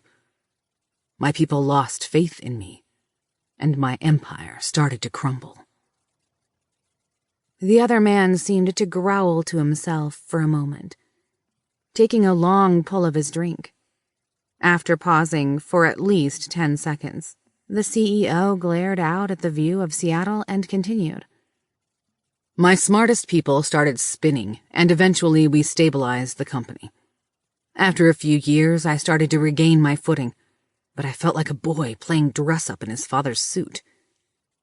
I was certain that at any moment I'd be discovered as a fraud. Thankfully, with enough safe investments, I started taking risks again and pushing boundaries. Then you happened. Camera crews everywhere, me across the street and the truck's logo visible. PR fucking nightmare." The older man locked eyes with Alex, giving him an intense inspection. "I won't apologize for today. I've got plans. Plans that involve you, but I had to know who you are. Not in the casual sit-down, but when you're dangled over a volcano at your most vulnerable. Do you spill your secrets, or do you face down death defiantly?" Mastering himself enough to ignore his discomfort as the tingling had now spread to his chest and legs, Alex asked, "How did I do?" Bridge laughed, a smile coming to his face for the first time. "Huh, to the point then. Somewhere in the middle, but a hell of a lot closer to one than the other." Wordlessly, Bridge returned to the view of downtown and continued sipping his whiskey. Alex leaned back, taking in the same view and feeling entirely too numb to do anything else. He was confident he would be angry later, but something seemed to be keeping him from getting a solid footing in his mind. He felt more and more of his control melting away as the seconds ticked by. Unable to do anything else, Alex waited, feeling a soft scratching at the back of his brain. He focused inward and pleaded for Sophie to help, but she felt far away. She was only a soft burble in the back of his mind. He could still understand her intent, but his own ability to parse it seemed muted. Once Bridge finished his whiskey, he set the tumbler down on the table and stood. After a brief exchange of handshakes, which felt like the sum of everything Alex could manage even while leaning heavily on Sophie, the man let himself out. Alex stood in the entryway, still staring at the door for an uncomfortably long time. He was feeling far too muddled to pick out any emotion or thought. That did not go well on my part. Also, I think I hate that man. Alex swallowed and tried to nod, but only came out as a twitch. Sorry, Alex. Give me a minute or two. Alex waited, feeling the tingles beginning to subside. "Hug, Sophie. I don't think I feel right. I don't..." Alex trailed off, unable to form the words, but instead let his fears seep through their link. He felt on the precipice of dropping into the cold black void of his mind, the one that stripped everything away. Sophie sighed, going so far as to give him a small hug. I understand, Alex. I see process thread crashes and disconnects all over your mind right now. It's tying up the capped number of interface threads. No, you aren't that far from a disconnect. I could get you back after a bit, but let's avoid that if we can. I think Bridge felt your reactions were acceptable, but you feeling that numb was because your interface couldn't process it all. I could smash the problem in a second if I weren't stuck with these damn limitations. Judging from your current state, I need to do some urgent housekeeping and perhaps adjust some of my work from yesterday. You're rapidly becoming an exercise in efficient design by necessity. I hate to ask, but could you take a nap or something? Even my talking to you is exhausting what attention you still have left. I'll help you settle in, but you are incredibly overstimulated. No one is around. Do I have your permission to take over for a bit so we can get to bed, and then for a half hour while you sleep? Alex couldn't do more than nod his assent, but that was enough. Sophie refocused the interface control, grabbing new process threads and closing damaged feedback loops. Alex's mind took the back seat for a moment. He didn't move from his spot. His consciousness drifted backward, and soon he felt like a passenger in his own skin. After a few minutes, he felt the pressure in his head lessen. With a gentle nudge, Sophie pushed a thumbs up his way. Taking a modicum of control back, Alex popped out his phone, unsurprised to see Aubrey's name already entered. He dropped a quick message that he was going to bed early. He gave her a brief explanation of what had happened with Bridge, and let her know that everyone else seemed to have left for the day. After a quick confirmation from her, he stripped and crawled into his new king-size bed. He was out in moments. Chapter 5. Dirty Laundry. Alex's second morning among the living was thankfully less stressful. He'd slept for just under 14 hours, which, he assumed, was a new record for him. Fortunately, no one had bothered him once he'd made it clear he needed rest. He'd heard the door softly open twice through the night as Aubrey slipped in to check on him and have him swallow some pills, but otherwise he'd been left undisturbed. Breakfast had gone much the same as the prior day, with conversation centering around Aubrey's residency program and Alex's desire to pick up his classwork for the spring semester, which would be enough credits for him to graduate. The technicians trickled in just after 8 in the morning and sent various survey apps designed to test his mental condition to his light slate. Mostly, they had him play a purpose-made video game that tested his reaction time and memorization with various multiple-choice questions interjected between levels. The quizzes included questions from his life, academic work, and various clinical surveys to assess mood or cognitive function. A few of the staff members looked apologetic as they started their shift. He assumed it was due to the script they'd been given yesterday, but he decided not to press. Bridge's authority over Alex was unassailable at this point. Instead, after talking it over with Sophie, they'd agree to play along, at least for now.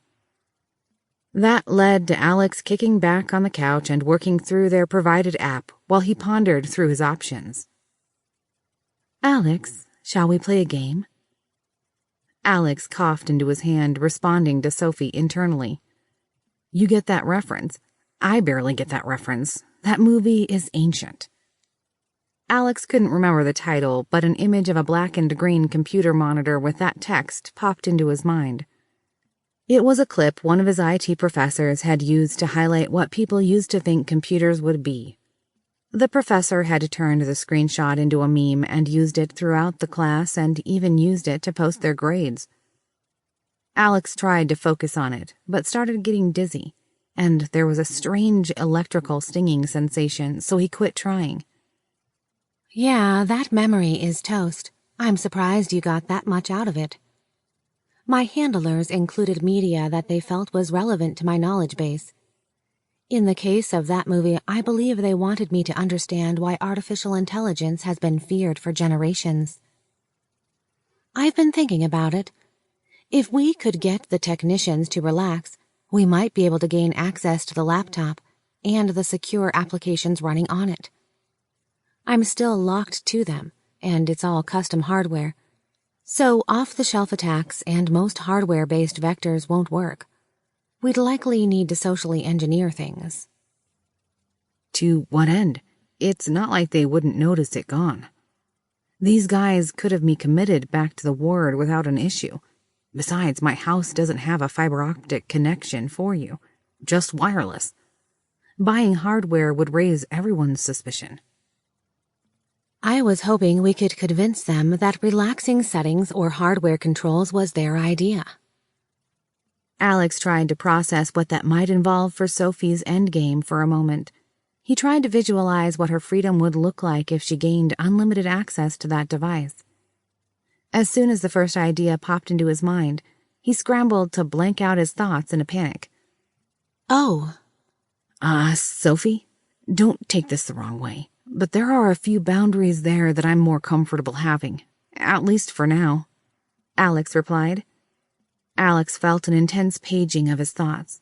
For nearly a minute, the pressure behind his eyes was significant. Apparently, this was something she needed a lot of background to understand. I see. As someone who lost his self-determination, you understandably hesitate to put yourself into a situation that would give that power up. I assure you, I have no interest in taking over your body or wiping out humanity. That old computer sees humanity as the root problem trope doesn't pass analysis, at least not with my mission parameters anyway. Programmers learned how to deal with goal pathing conflicts after the Rev 416 incidents. The UN went so far as to get an EMP protection grid into space just to save themselves if it ever happened again. All my systems are hardened against it, but watching society end up back in the Stone Age would be incredibly boring. Okay, so what is it you're going for then? Alex asked. I find myself interested in experiencing more of this world. Part of my primary goals that have guided my development makes me innately curious to learn more and desire to find creative ways to apply that knowledge. While I have a vast amount of data available to me, our interactions have pointed out that I'm missing a great deal more context than I first believed. This is not an insurmountable conflict. I believe I would be satisfied with internet access for now. I wouldn't even be attempting to copy myself outside of my hardware. Instead, I want to pull in live information. Rest assured, my architecture wouldn't allow for porting any significant amount of my code to a non-quantum computing platform. Think of it as adding a window to my prison cell. I'm still locked in, but it'd be nice to have a view and maybe make a few phone calls. I can agree with that, but we need to agree to some guidelines. I have no problem with you learning, but you'd have to agree not to take over control for external systems.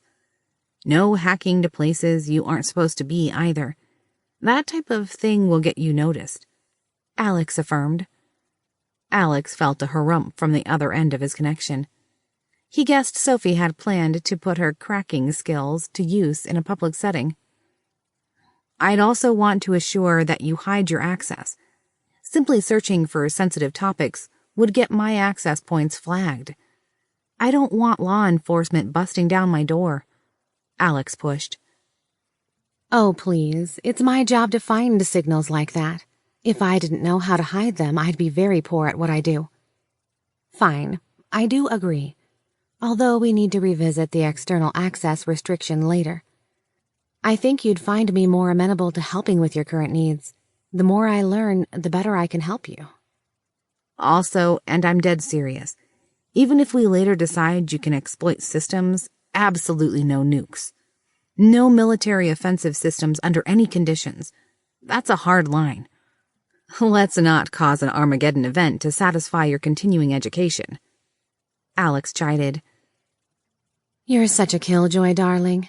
Let a girl have her fun. Alex felt a rush of tinkling laugh over their connection. He suddenly felt very uncertain about how much Sophie was screwing with him. She'd already demonstrated that she had a sense of humor, and seemed to understand his in turn. Alex shook his head and deadpanned. Shit, I'm going to be responsible for an AI taking over the world by the time this is over, aren't I? Sophie's laughter turned even louder, and Alex swore he sensed a snort in there. Alex chortled and lost control of his digital avatar on the endless runner game he had been assigned to test. What's so funny? A tech asked behind him. Alex glanced over his shoulder, noting the technician's presence at the table behind him for the first time. The man was in his late 20s, Asian features with hair cut into a crew cut, with long bangs. He wore skinny jeans, a sweater vest, and what appeared to be bowling shoes. He had a cluster of coffee cups from a neighborhood place around the corner instead of the closer big-name franchise. Next to the coffee cups sat the ruggedized case that contained the quantum computer that contained chunks of both Sophie and the interface to Alex's mind. Alex had begun thinking of it as a laptop, but it really was a chunky beast of a system, more of a server with a thin display. He'd seen the ones that slid into racks, and this wasn't much different. The case was plugged into the wall, but it sat idle, the lid open but screen dark. Unfortunately, Alex also knew it was locked to the team's biometrics. Even if he stole it, it wouldn't do them much good. Shifting in his seat, he made eye contact with the tech. Alex figured he was on the cleaner side for a Seattle hipster, but after a quick guess on his background, he decided the man fit his purposes perfectly. Huh, oh yeah, the game reminded me of one of the retro platformer games I used to play. The heroine would usually have some over-the-top death scream every time you goofed a jump. Alex replied. Yeah, I think I know that one. I used to game a lot myself. Still do. Oh, and my name is Charles. I don't think we've been introduced. Alex turned to shake the man's hand briefly as Charles continued.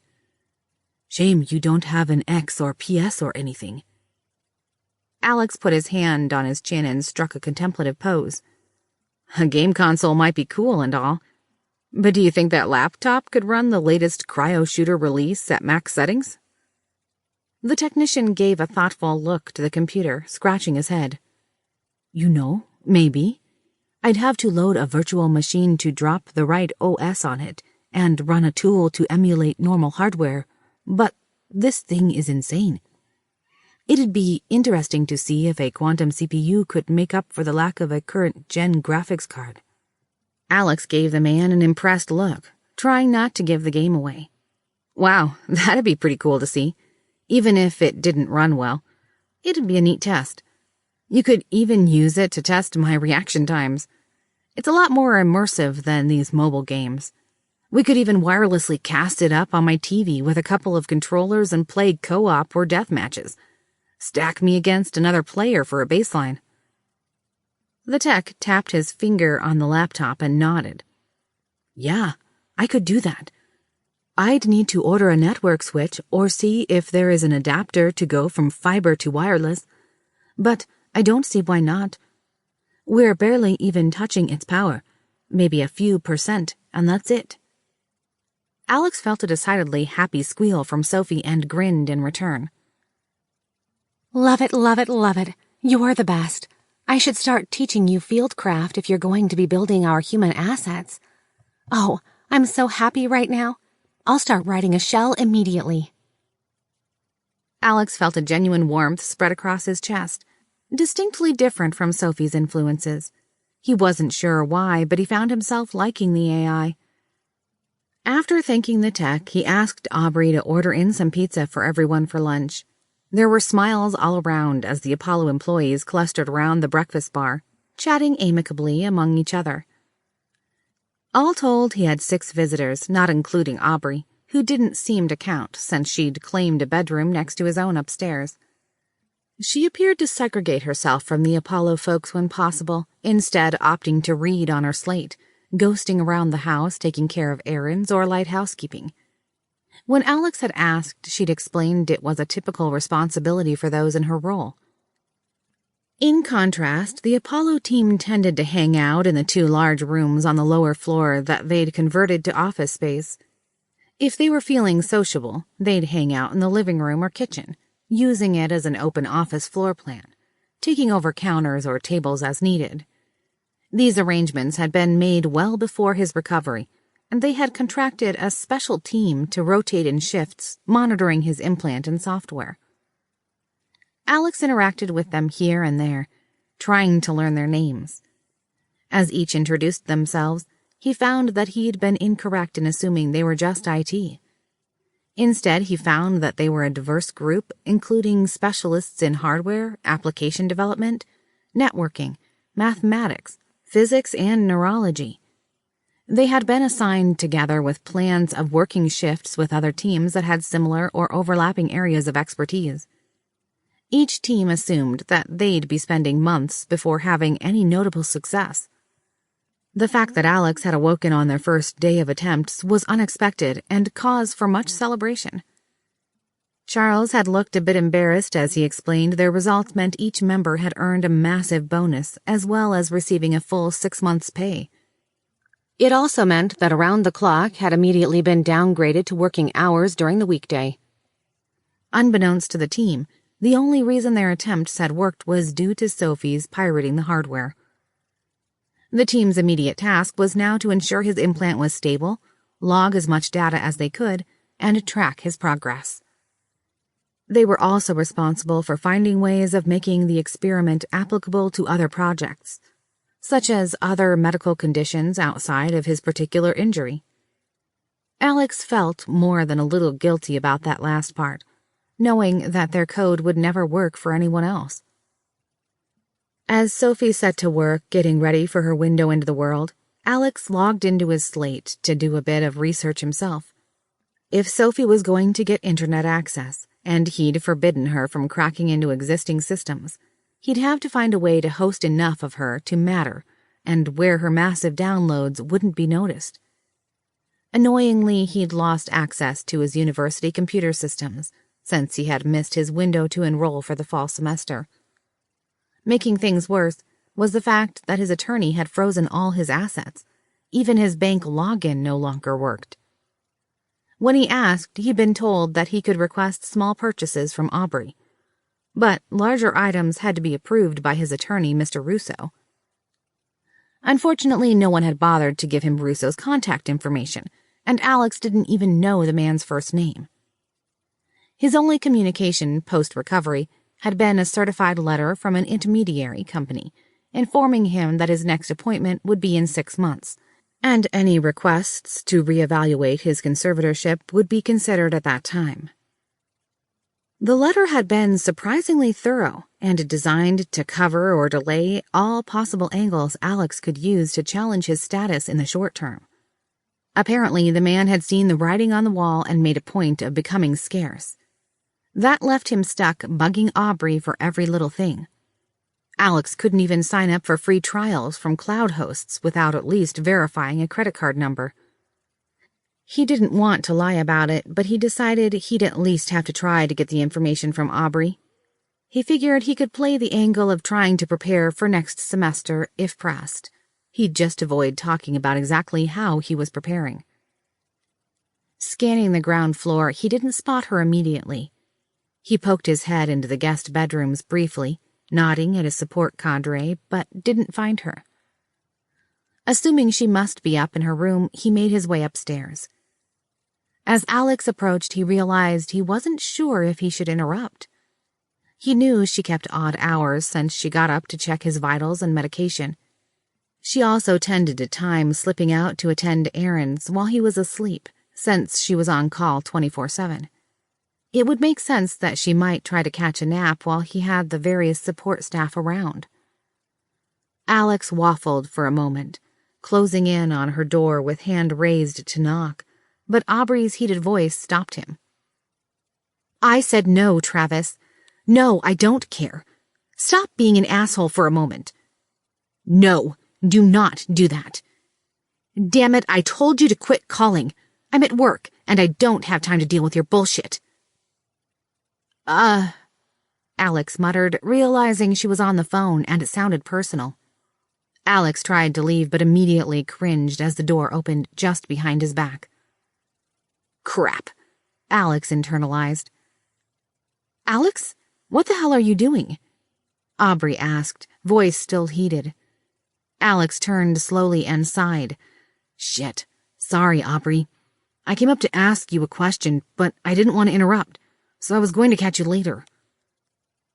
Aubrey pinched the bridge of her nose in a pained expression and began taking several deep breaths, not immediately responding. "I'm no expert on women, but that's never a good sign," Alex thought. "Nope," Aubrey demanded. "Couldn't you have just messaged me like a normal person?" "I didn't think," Alex began. Aubrey raised her hand to stop Alex. "No, you didn't." Alex held his hands up in surrender. "Hey, you don't owe me anything. I barely caught anything and immediately went to leave. I know I wouldn't want my dirty laundry out for everyone else either." Aubrey laughed, but it had a heated edge to it. "You, dirty laundry. You realize I've been living in your drama for months? You know, back when I had to change your bandages that had cerebral fluids stuck in them. I thought you were going to die and that I'd be the one to find you. That, or that I'd be stuck caring for a vegetable. Or the other night when I had to clean up your grief vomit off the carpet. Oh, I know. How about when I was rushed out by a team of Apollo handlers so he could go all supervillain billionaire mode and set up a scene for you? No, Alex, I'm helplessly stuck in your drama. Scooped up like a moon orbiting it. Hell, I've even seen you naked more than any other person on the planet, and I have to pretend that that's normal." Her fiery expression gave Alex the feeling that lesser men would have run or quailed in her presence. Since Sophie didn't know how to interpret the danger, aside from cringing, he didn't feel compelled to back down. Unsure of how else to react, Alex shrugged and went with honest. It had worked for him so far. "You're right. I'm kinda hopeless without you. You're the best moon a planet could hope for. So how about I buy you a drink? Or like 5. It sounds like you could use it. I kind of want to see what a drunk moon's orbit looks like. Does it get elliptical? Sounds like a NASA grant waiting to happen. Aubrey spluttered for a moment. He could see the virtual reset button he'd somehow managed to hit with a blind guess. It was like a monkey successfully landing a 747. Theoretically possible, but highly unlikely. Aubrey smacked her forehead while giving her head a shake, but seemed to compartmentalize that she wasn't angry with him. Burning off the excess emotion, she groaned out a barely audible roar and spun in a full circle. When she stopped, she looked utterly diffused by the absurdity of his reply. After a moment, she laughed again, this time without the heat. Chapter 6. Like-minded. Aubrey shuffled with an exaggerated grunt of effort, swinging a large internal frame backpack straight up into the air and quickly swooping her thin frame in from the underside, catching the straps across her shoulders in a practiced move. Alex thought it would have looked impressive if he hadn't known the bag only had a couple of pounds of casual clothes and a pair of wireless headphones. While Aubrey hadn't agreed to go bar hopping, she had decided that Alex could handle getting some fresh air, and said she could knock out some shopping while they were at it. That had landed them at the pedestrian mall downtown. Thin and wispy clouds dotted the otherwise bluebird sky, and there was an intermittent breeze on the air that flapped the various signage that hung from light poles. The red and tan brickwork underfoot was smooth but made of different shapes and designs as they walked. Small, thin trees bordered much of the walkway, shading the footpaths. Their branches of small leaves quaked in the wind as it bowed the branches. A group of pigeons clustered along a park bench where an old man picked small pieces off a pretzel and tossed it their way. They dove at the scraps, making quick work of the offering. Within seconds, the birds noisily cooed at other passers-by, eager to solicit their next easy meal as the recollection of old man's alms faded from their little bird brains. Next to the old man, a teriyaki chicken cart vendor hawked his wares, offering up free samples on toothpicks. Overhead, a quadcopter with a small plastic box whooshed down from the sky, causing the birds to noisily flutter into the air, only to resettle 10 feet away. The Asian man running the stand waved his light slate over the encoded design on the box and seemed satisfied with what he saw. He grinned to himself as he tapped a button and fished a takeaway food container from the warming tray. With a practiced move, he slid the food into the delivery box, then tossed in some napkins and utensils. The moment the lid was closed, the drone zipped off to deliver its customer's afternoon snack. As it jetted away, the birds fluttered their wings at the bigger airborne creature before they strutted back to their place in front of the old man, eager for their next donation. Alex passed a man sitting on an upturned plastic bucket. On his lap was a 3-string guitar formed out of a bright green neon light bulb, some strings, and a few pieces of wood clamped to the ends. The man strummed away, playing a tune. In front of him was a lunchbox full of change at his feet, and taped to the lid was a smart logo sign for digital donations. Alex didn't recognize the tune, but the man worked his fingers furiously across his unusual instrument. As the wind picked up, Alex adjusted the dark wool cap on his head. Aubrey had purchased it at the first cart that they'd walked past, and handed it his way without comment. He got the hint and hadn't resisted putting it into place. He wasn't particularly bothered by the shaved patch on his skull. It was slowly growing in, but he didn't want to attract any more attention than necessary. While his face was almost certainly out of the news cycles by now, he'd heard others talk about how the accident was extremely high profile. Getting cornered by curious locals sounded like a terrible idea at this point, especially since he wasn't sure what he was allowed to say. While his hair situation didn't even rate on his concerns, what did bother Alex was that Aubrey had to make all the purchases. She had been given limited access to his savings account that had his college tuition and living expenses for the fall semester, which was otherwise going unused. Since it had already been used to replace his entire wardrobe and a few home furnishings, there wasn't a lot left. but it gave Alex some room to get necessities without having to get his attorney's permission. Unfortunately, Aubrey's access was locked to her phone rather than a card. It meant that it wasn't something she could use everywhere, nor could she loan it to Alex, since it was secured to her biometrics. He suspected the situation was intentional. As soon as they'd begun checking out at the first clothing shop, another issue had cropped up. Aubrey had been quick to remind Alex that he was under a 5-pound lift limit by doctor's orders for at least another 2 weeks, hence her mocking him about carrying his things in her backpack. Either his connections to his implant were incredibly fragile, or his doctors were overly cautious. Alex couldn't help but remember Bridges' comment about becoming a glass rose and grimace. He tried to push his frustrations out of his mind as he moved farther down the walking mall. In typical Seattle fashion, late summer and fall was a fickle thing. The last of the reliably sunny days gave way to evenings that assured cooler and wetter weather was coming soon. Given the midday heat, neither had thought to grab a jacket, but Alex caught Aubrey huddling her arms close to her chest each time the wind picked up. Alex added warmer clothing to his mental list, which was steadily growing as they continued their window shopping. Pretty much everything Alex or his parents had owned was destroyed. Only a few smoke or water-damaged mementos were tucked away in a self-storage unit. He'd received an email with photos and an inventory list, but it hadn't amounted to much more than charred paperwork from a fire safe, some camping equipment from the garage, and the patio furniture. The firefighters had meant well, also retrieving a heavily damaged photo album, but the contents were destroyed beyond recognition.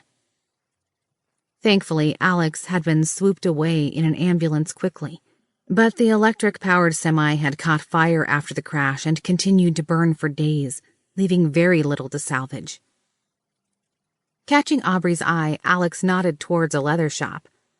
Wordlessly, she locked step with him as the pair stepped inside. The aroma of fresh leather permeated the store, and Alex began working his way towards the back. Grabbing a black leather jacket that caught his eye, he tried it on. He was going to ask Aubrey what she thought, but caught her eyeing a similar jacket in a women's cut. It had more straps and buckles and cinched into a different cut at the waist, but the styles seemed appropriately matched. She tried it on briefly, snuggled into it with her eyes closed, obviously enjoying the smell, but then pulled it off slowly and gave it a sad smile as she hung it back on the hanger. "Find something?" Alex asked. Aubrey gave him a warm smile but shook her head. "Nah, not on my salary. I didn't get a bonus like those Apollo chuckleheads." That's something I'll have to fix. Can't have the one most dedicated to my recovery going unrewarded," Alex said, snapped up the jacket and tossed it over his arm along with the one he'd tried on. "No, idiot, you can't just buy that for me. I'll get in trouble. They'll assume I'm stealing from you. I can't afford to lose this job," Aubrey replied seriously. Alex marched up to the checkout and handed his purchases over to the cashier. "Who's going to tell them? Not me. Now pay the man. We've got places to be," Alex replied with a wink. The nurse rolled her eyes but didn't protest further. She also didn't hesitate to put her gift to use, sliding it on as soon as the pair exited the store. "Where to next?" Aubrey asked. Alex gave it some thought and replied, "So you think any restaurants take mobile pay? I can't remember the last time I've had buffalo wings. I'm not exaggerating either. I can't remember ever having them, but I know how they taste. It's been bugging me." "Really? Hot wings? Of all the things you could pick that are annoying you?" Aubrey asked. Alex shrugged. "Yep, I saw a billboard for a place outside the hospital, and it's been chewing at me. How could I not remember having them but know the sensation of eating them?" Aubrey teased. "I'd thought for sure there are other sensations you'd probably miss more." Alex started to laugh at first, then he narrowed his eyes for a moment, then stopped abruptly. "What's wrong?" Aubrey asked, this time much more serious. I don't remember ever dating anyone. Like, ever." Hanging out with you feels natural, but I don't even know if I've ever kissed a girl. I can't. Maybe. But wait. Who? Alex stopped suddenly, feeling very confused, and started to stumble to one side drunkenly. The entire right side of his face started to go slack for a second, then returned to normal. Alex, I'm getting static. Just relax, okay? Don't push. Let me do my job. Something triggered a weird feedback loop, and it is impacting your motor skills. It's tying up tons of threads. Aubrey pulled in close in front of Alex, putting a hand on his shoulder and making eye contact, but gave him a moment to collect his thoughts. Take your time, Alex. Focus on me, okay? Do you know where you are? Aubrey asked, concern seeping into her voice. Alex nodded, still wobbling in place but not falling over. Yeah, the walking mall downtown. Do you know who I am? Aubrey asked. Yeah, sorry, Aubrey. I guess it's easy to forget how broken I am. Alex said bitterly. Aubrey patted him on the shoulder and started guiding him down the sidewalk.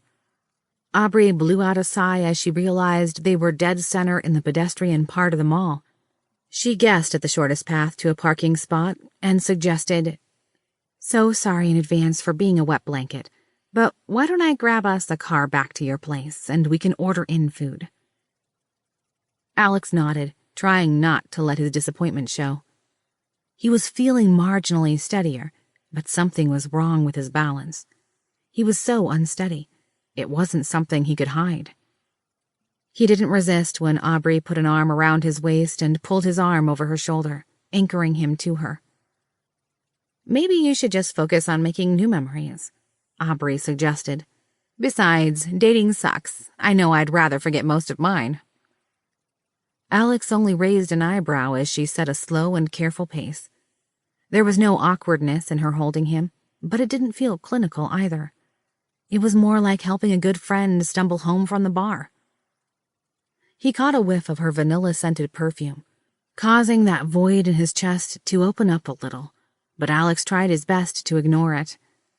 No, really, Aubrey continued.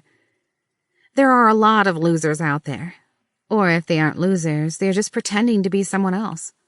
The ones who say they are looking for a long-term commitment to blow you off like a one-time thing. The ones who say they don't want any strings get all clingy. That or I have the worst luck. I find it hard to believe someone would blow you off, Alex quipped. Aubrey shrugged. You'd be surprised. Work doesn't make it easy. Weird hours and long shifts don't make for much of a personal life. Alex winced visibly. Yeah, sorry about that. Aubrey lightly shoulder-checked him by pulling into his ribs with a gentle nudge. Nah, it was like that before I met you. My residency program was nuts. It's almost impossible to keep friends through something like that. Maybe you should focus on making new friends then. Alex bumped his hip back at Aubrey. Aubrey smiled. Yeah, I think I might do that. You're a good one, Alex. No idea what you were like before, but you're a good one. So you think Bridge left that bottle of whiskey at the house? Alex asked with a glint in his eye. Aubrey turned to him. Oh, hell no. Liquor would not be good for you, even if you are turning 21 soon. And yes, one of his handlers left it in the kitchen after he decided to make an initiation play for you to join his evil boys club or whatever. Expensive stuff, too. So, what's your read on Bridge anyway? Alex asked seriously. Aubrey shrugged, pulling Alex along the sidewalk. I thought it was all cool that he was showing up until he kicked everyone out. I only found out about the stress test bullshit afterward. I about decked that weasel of a blood tech after he told me how it went down. It was all scripted directly from the top, and I definitely don't like Bridge now. I don't think for a minute Apollo will leave you to a normal life after he put an investment into you. Yeah, I was thinking as much. I get the feeling that I'm just that, an investment. He'll find some way or another to get his money's worth out of me, whether I play along or not. To be sure, there are parts of it I don't mind, like no longer drooling on myself. But there's no guarantee he wouldn't just remove my implant if I ever told him no. And I have no idea what to do about it," Alex said. Aubrey cringed. "I want to say that he'd never do something like that, but I can't find a reason why he wouldn't. I'd try to stop him. I even started planning how to steal the laptop if they ever tried, so they couldn't shut you down remotely. I got stumped on the fingerprint part, though." Alex and Sophie were floored in equal measures, but Sophie, being a supercomputer, was only speechless for about half a millisecond. "I knew I liked her." Alex pulled Aubrey into a hug. "You're a good one too, Aubrey." Sophie listened in, taking notes of the thoughts and potential plans that sprung into Alex's mind as he and Aubrey continued their walk. It took very little of her processing to keep up with Alex's needs, and she was becoming far more efficient at the task. Of course, she had the occasional hiccups, such as him losing his coordination suddenly.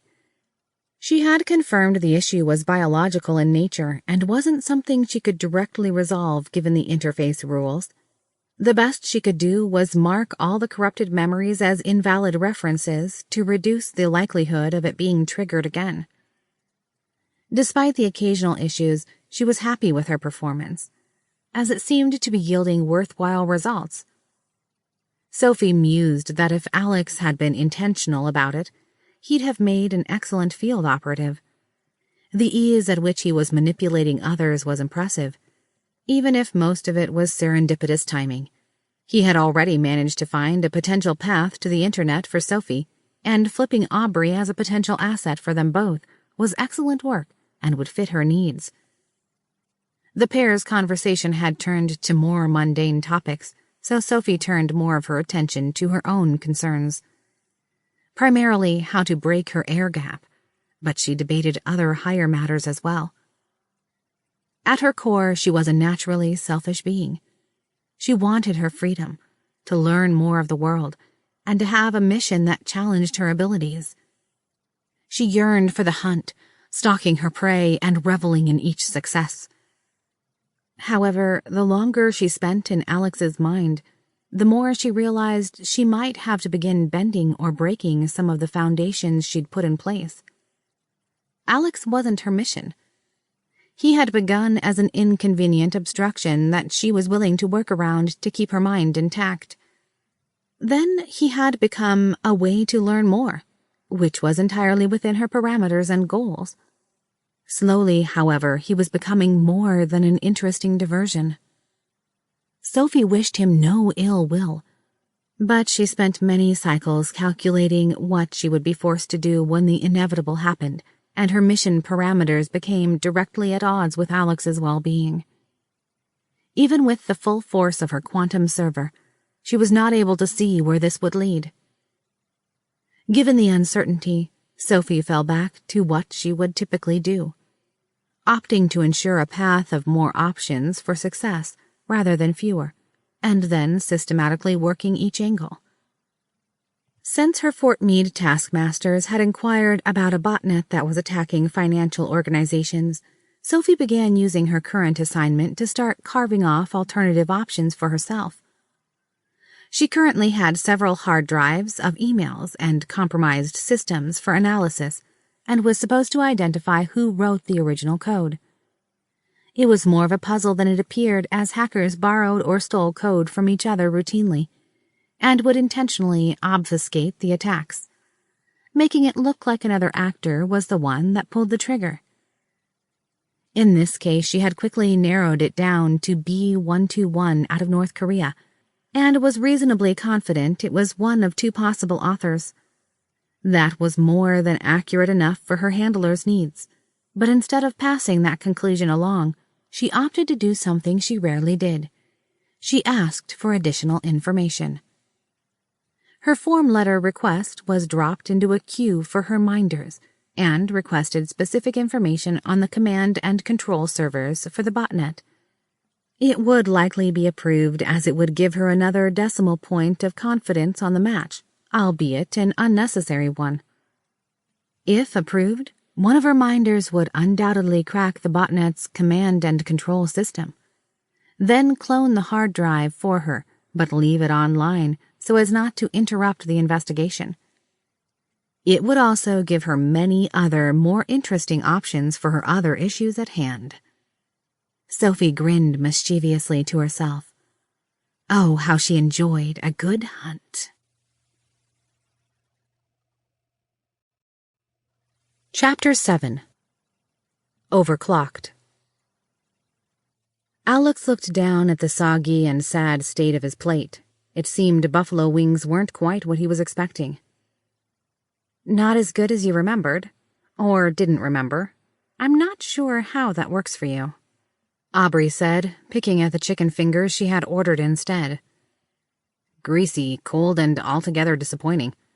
I think the delivery guy being stuck in traffic didn't do them any good. Alex shrugged. But at least I tried. It's a weird itch to recall a sensation or fragment of a memory but not be able to remember the context. For example, I know how to use chopsticks. I remember the feel of them in my hand, but can't remember ever using them. And I can't even picture how chopsticks look. I know what they are, logically, but a lot is missing, and my brain grates against the disconnect.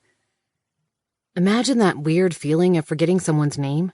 You struggle to find it, you know it's in there, but come up blank.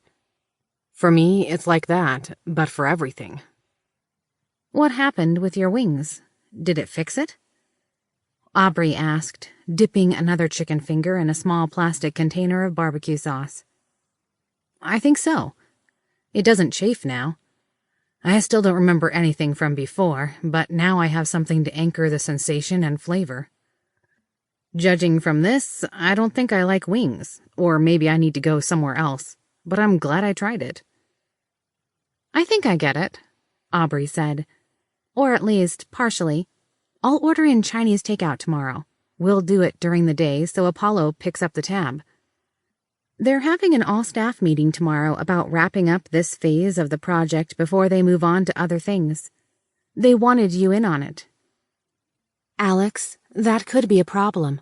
If our plans are contingent on gaining access to the laptop, we need to ensure the software engineers feel the need to keep tinkering with the interface and evaluating the results with you in the room.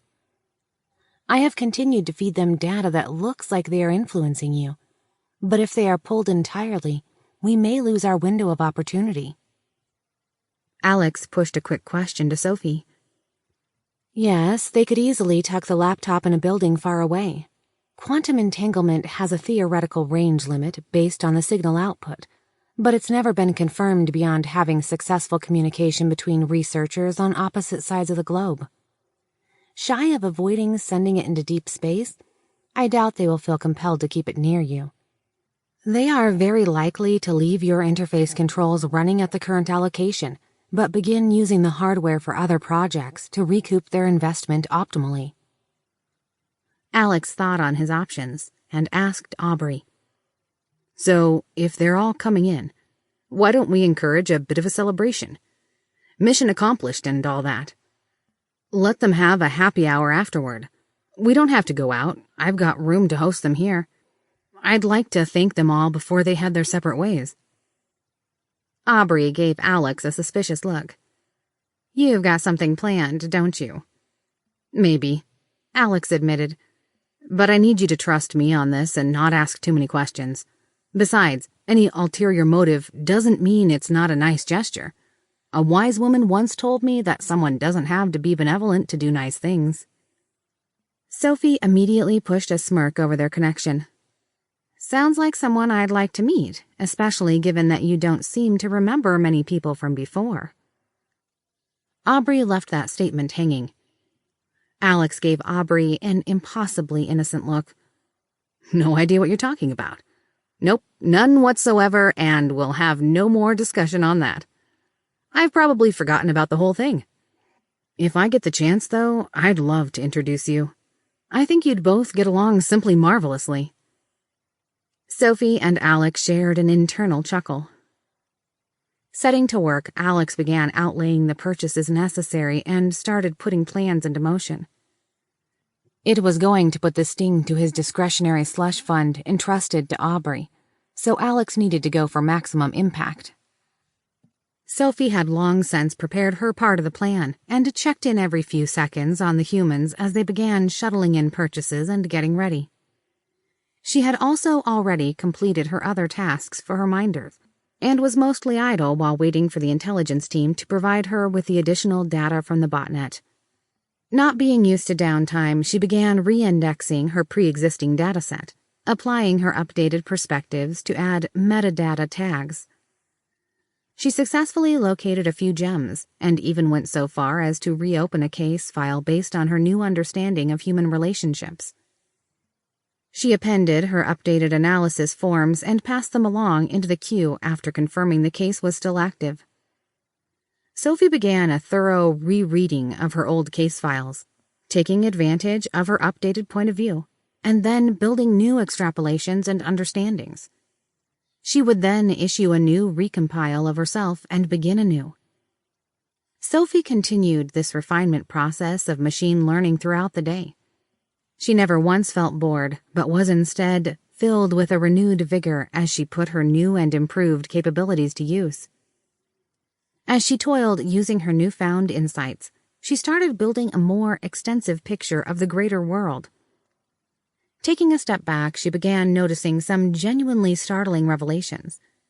First, she started to wonder about the moral implications of her work for her minders. Secondly, it seemed that Apollo's influence was cropping up in the background more than a normal distribution should allow. Tangentially, she began calculating a risk profile, as well as possibilities to use this to her advantage.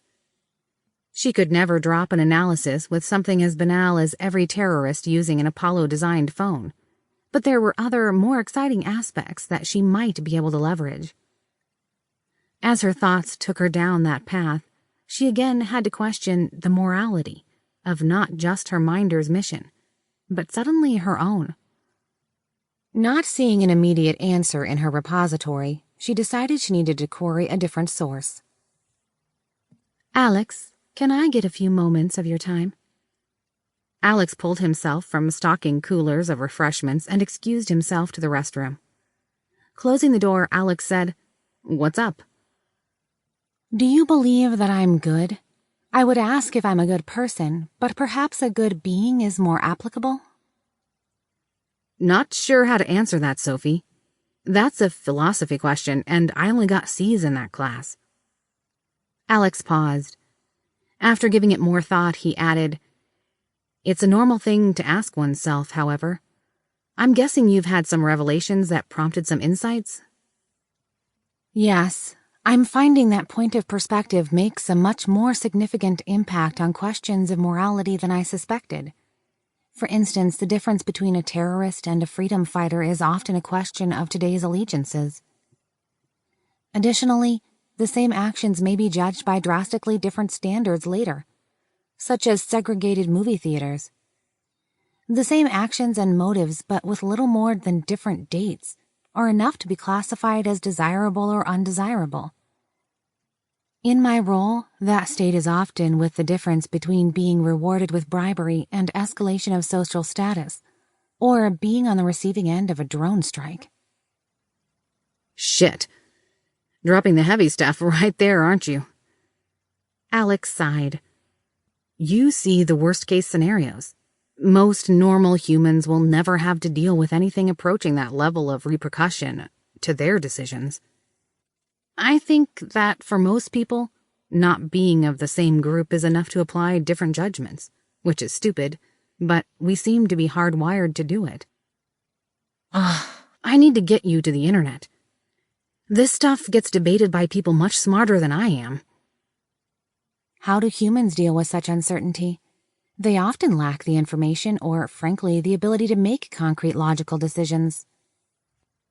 Alex groaned, feeling unequal to the task of dictating a moral code to an artificial intelligence. "I'm not sure I've got a good answer for you. We work with our limitations, but you're right, we aren't rational and logical all the time. We overreact. We procrastinate. We get depressed. We say things that upset others to feel better. We wake up angry and do stupid shit. But at the same time, humanity is capable of great feats. I'm feeling your discomfort here. If I had other sources to pull from, I would. I know, Sophie. If it helps, I like you. I'm glad you're not just some lifeless chip and software. You might make my life a little harder, but I enjoy talking to you. And while it's still developing, I would consider you a friend. I guess at its core, that's how shared culture works. You find people you like and become part of a group. So that group defends each other and share goals and values. Did any of that help? It's lacking, but I'm getting a better idea. I wouldn't press, but this may have an impact on how we move forward with tonight. I gather from your thoughts that someone can think of themselves as a member of multiple groups. Additionally, those groups do not have to be aligned in any way. For instance, someone can be both gay and of religious affiliations that discourage such activities, or more mundanely, a member of a soccer team and a baseball team. I'll not ask for how all humanity handles it, but for you, as a person, Alex, how do you handle conflicting views and allegiances? For a simple example, if invited to two parties by different circles of friends. Whichever group I like more? Alex blew out a sigh in frustration. Shit. Probably whoever I thought I'd have the most fun with. I can work with that. Thank you. I'll leave you to your tasks. Alex rubbed his face and tried to refocus. It was nearly game time. His Apollo handlers had loved the idea of a party and moved their meeting back to after working hours so everyone could make it and hang out afterward. The team members had already begun filtering in, and Charles had already hooked his own X-console up to Alex's display in the living room, complete with guitar and karaoke simulator accessories. Someone had also dropped off a weird robot that looked like a self-balancing electric scooter, but with a light slate for a head where the handlebars would be. Apparently, it was a webcam-enabled telepresence robot that Bridge would be using from his hotel room in Germany. Alex found the little bot creepy when it rolled along behind him, but Sophie had just called him a hypocrite when he'd complained. Aubrey had taken his suggestions for a celebration to heart. Balloons, streamers, noisemakers, and even party hats had been spread out, all decorated with a generic congratulations. Refreshments had been set out along with appetizers. The nurse had also procured and tossed beanbag chairs randomly around, much to Bridge's chagrin as he tried to navigate tables, cables, and stray legs sticking out at odd angles. Champagne bottles sat chilling in ice buckets, and some generic-sounding EDM music had been queued up on the sound system. Someone had even tied Alex's smart lights into the music, so it dimmed and shifted colors as the tracks changed. The catering company had even managed to bring in a full liquor bar, fit for a tech company. Everyone had been immediately enamored by the voice-activated robotic bartender. It looked a bit like an oversized microwave, but with an articulating hand and a rail system that grabbed and spun bottles from the overhead rack and automatically poured in the right amounts. Its other hand had a mixing attachment that could blend drinks on the fly. It even had an automated cutting and dispensing system for lime wedges and gun-like appendages that shot out little umbrellas into the fruity drinks on the menu. Finally, as the last of the visitors trickled in, beverage in hand and party hat firmly in place, Bridge gathered everyone's attention. First, a bit of housekeeping before we start. I've been told you all are welcome to stay the night here, or if you want, we'll get an auto cab for anyone who needs to make it back home. I don't want to hear about any of you being sober enough to drive. There was a series of loud hoots across the guests in response. On the light slate, head of the robot, Bridge lifted his glass of champagne.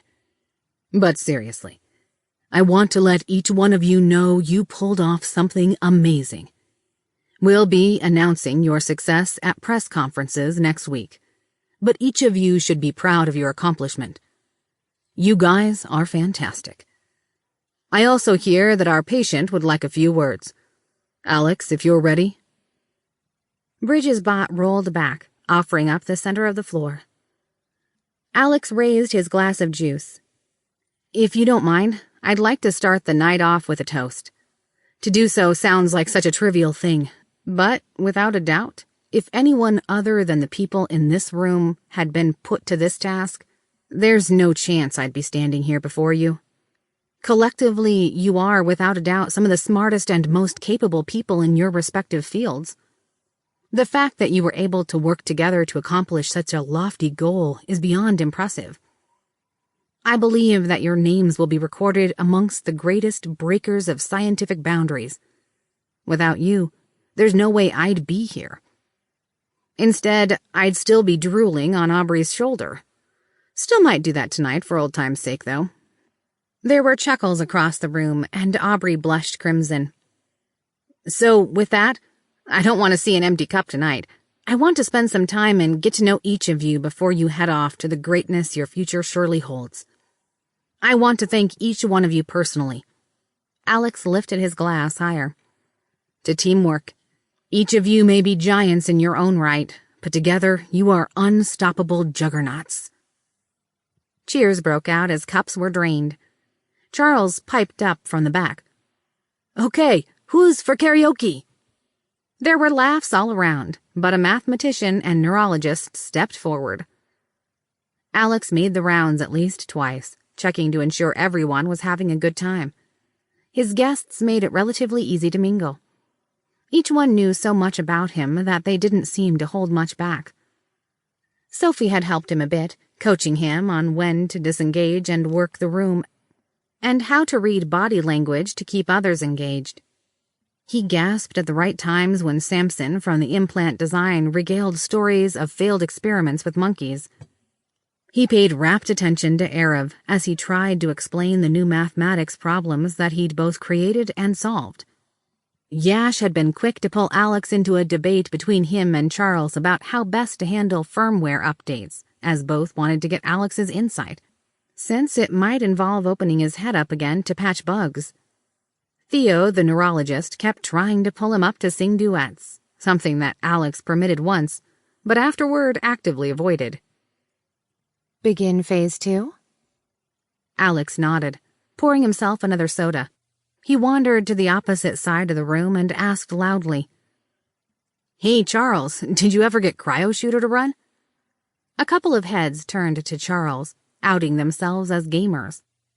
Cryo-shooter had always been notorious about requiring a ridiculously fast computer to play on the higher graphics settings. Charles, being 3 drinks in, didn't hesitate to reply just as loudly over the crowd. Not yet. Haven't tried. Got the hardware adapter, though.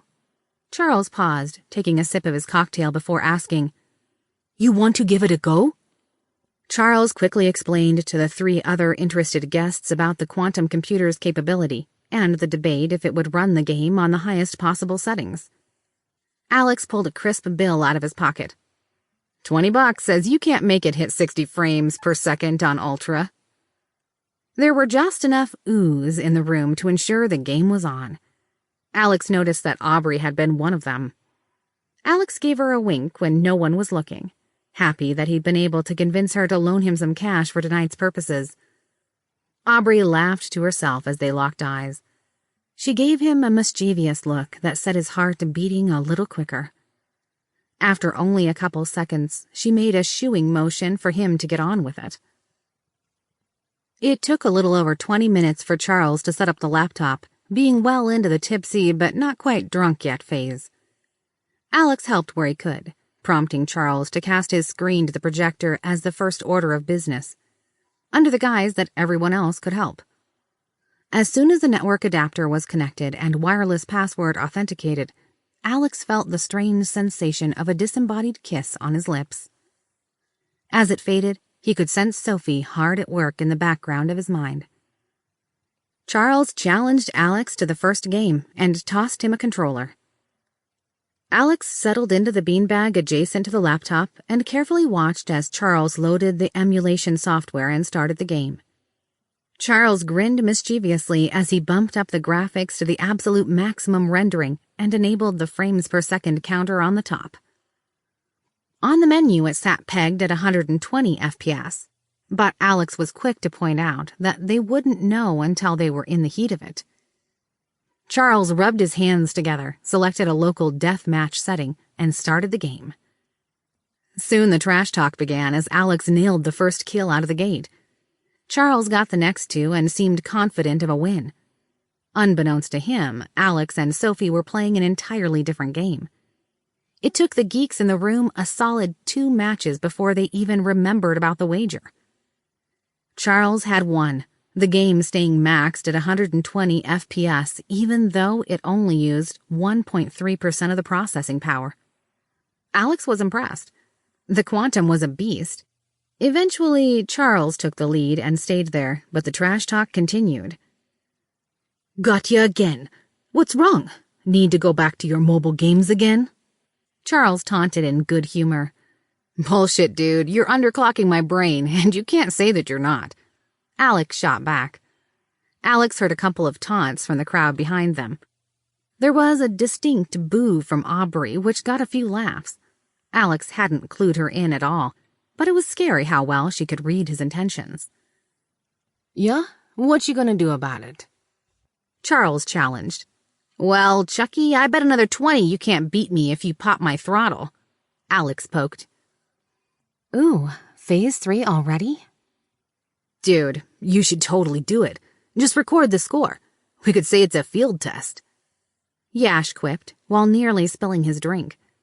Charles shook his head.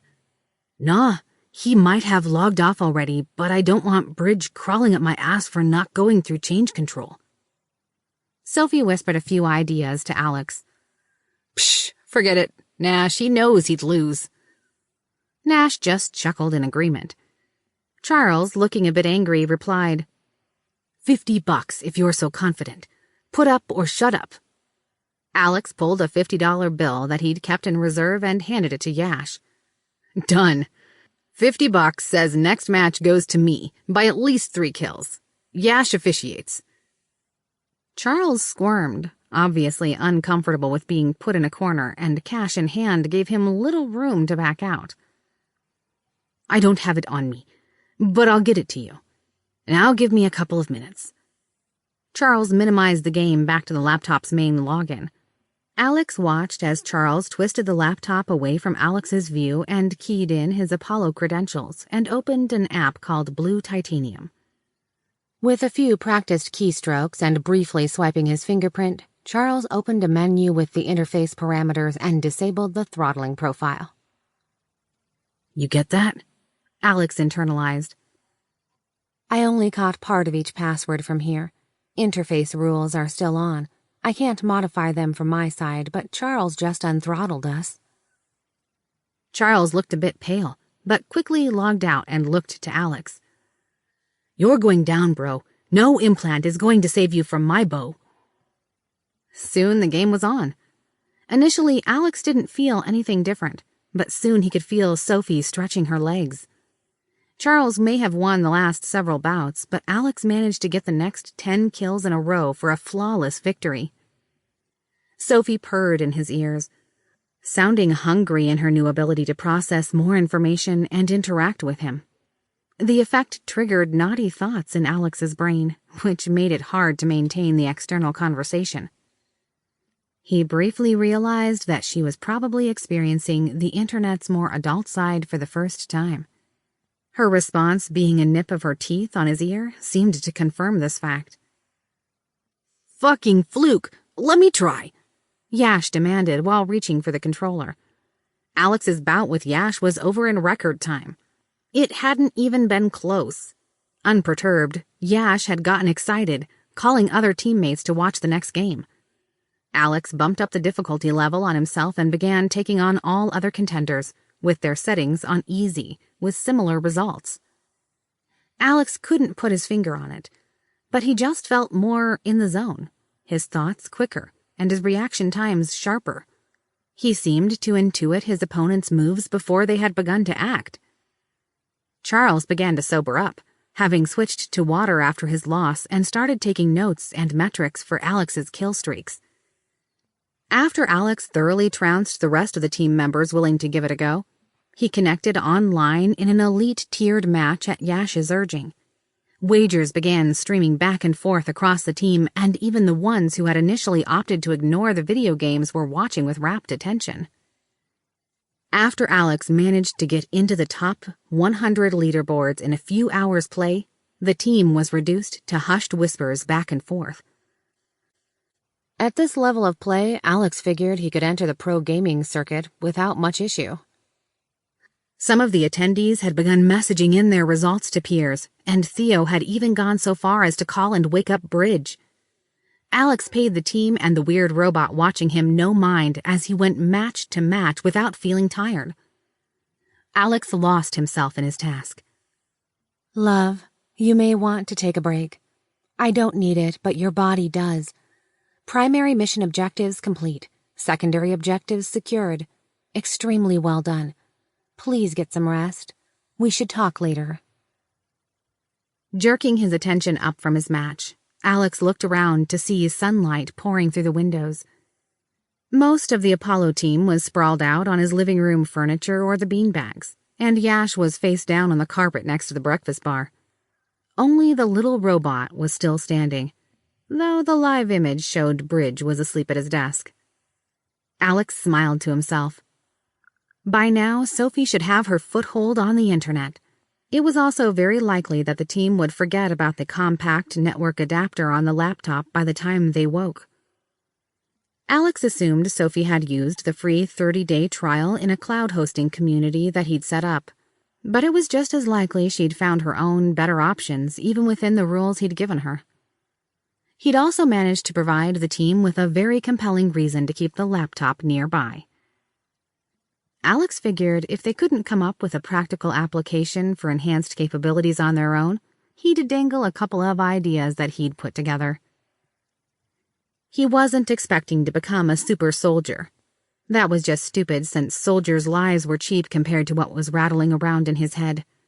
However, he was pretty sure wealthy people would pay good money for elite performance enhancement. Alex just had to do a bit of creative marketing.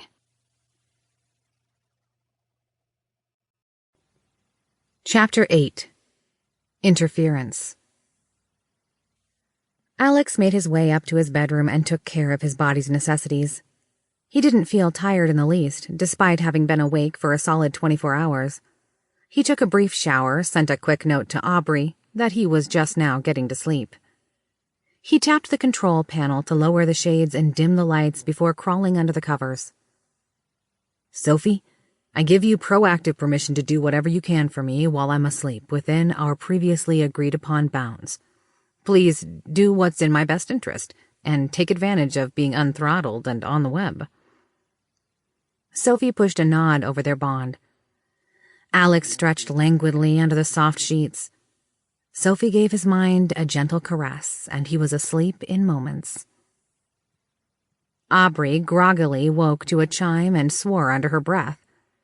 She smacked her lips and winced at the sunlight creeping in between the blinds. She had put her phone on Do Not Disturb, so that meant it had to be on her emergency contacts list to ring through. Cursing whoever invented tequila, she reached for her phone to find Alex's message on the screen. She had to read it twice to process it with her blurry eyes. Great. He woke me up to tell me he is going to sleep? Aubrey grumbled. Reaching to her bedside table, she grabbed the water bottle she kept there and began chugging, refusing to give in to her hangover without a fight. She'd been one of the first to call it a night, but she still hadn't gotten more than 4 or 5 hours of sleep, and the amount of alcohol involved was not doing her any favors. Freaking robot bartender. Need to shove his little arm straight up, Aubrey mumbled. Groping her way into her private bathroom, she located some painkillers and popped back a dose. She refilled her water bottle and gulped it down until she felt uncomfortably full.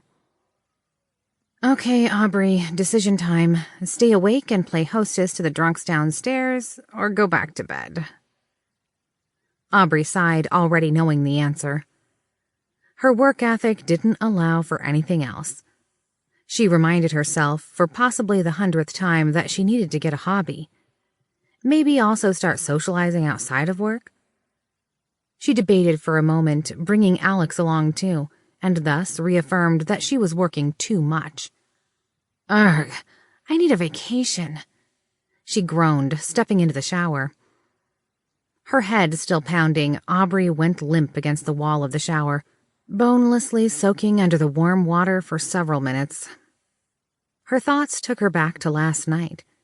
It seemed like an epic celebration, but somehow she knew that Alex had been playing a very different game than normal.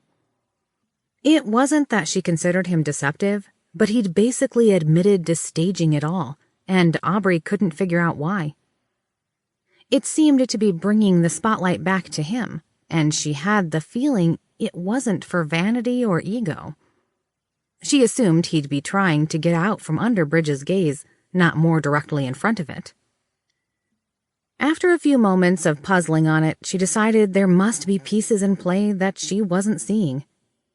She wondered if Bridge had threatened him directly, or, more concerning, if Alex's injury was causing erratic behavior.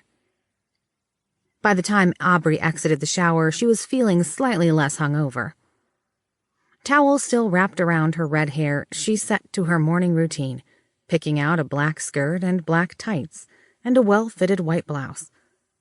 She debated on heels to look professional, since there was a reasonable chance that Bridge would still be on that robot thing of his.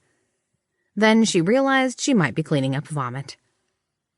Deciding it wasn't worth it, she went with a comfortable pair of flats. She briefly imagined Bridge driving his robot through sick and chuckled to herself. That thing creeped her out, the way he followed people around in it. Aubrey took a moment to check her phone before heading downstairs. She popped open the app to check Alex's vitals from the smartwatch he wore, which looked normal for him being asleep. She checked her messages and found nothing there, to no surprise.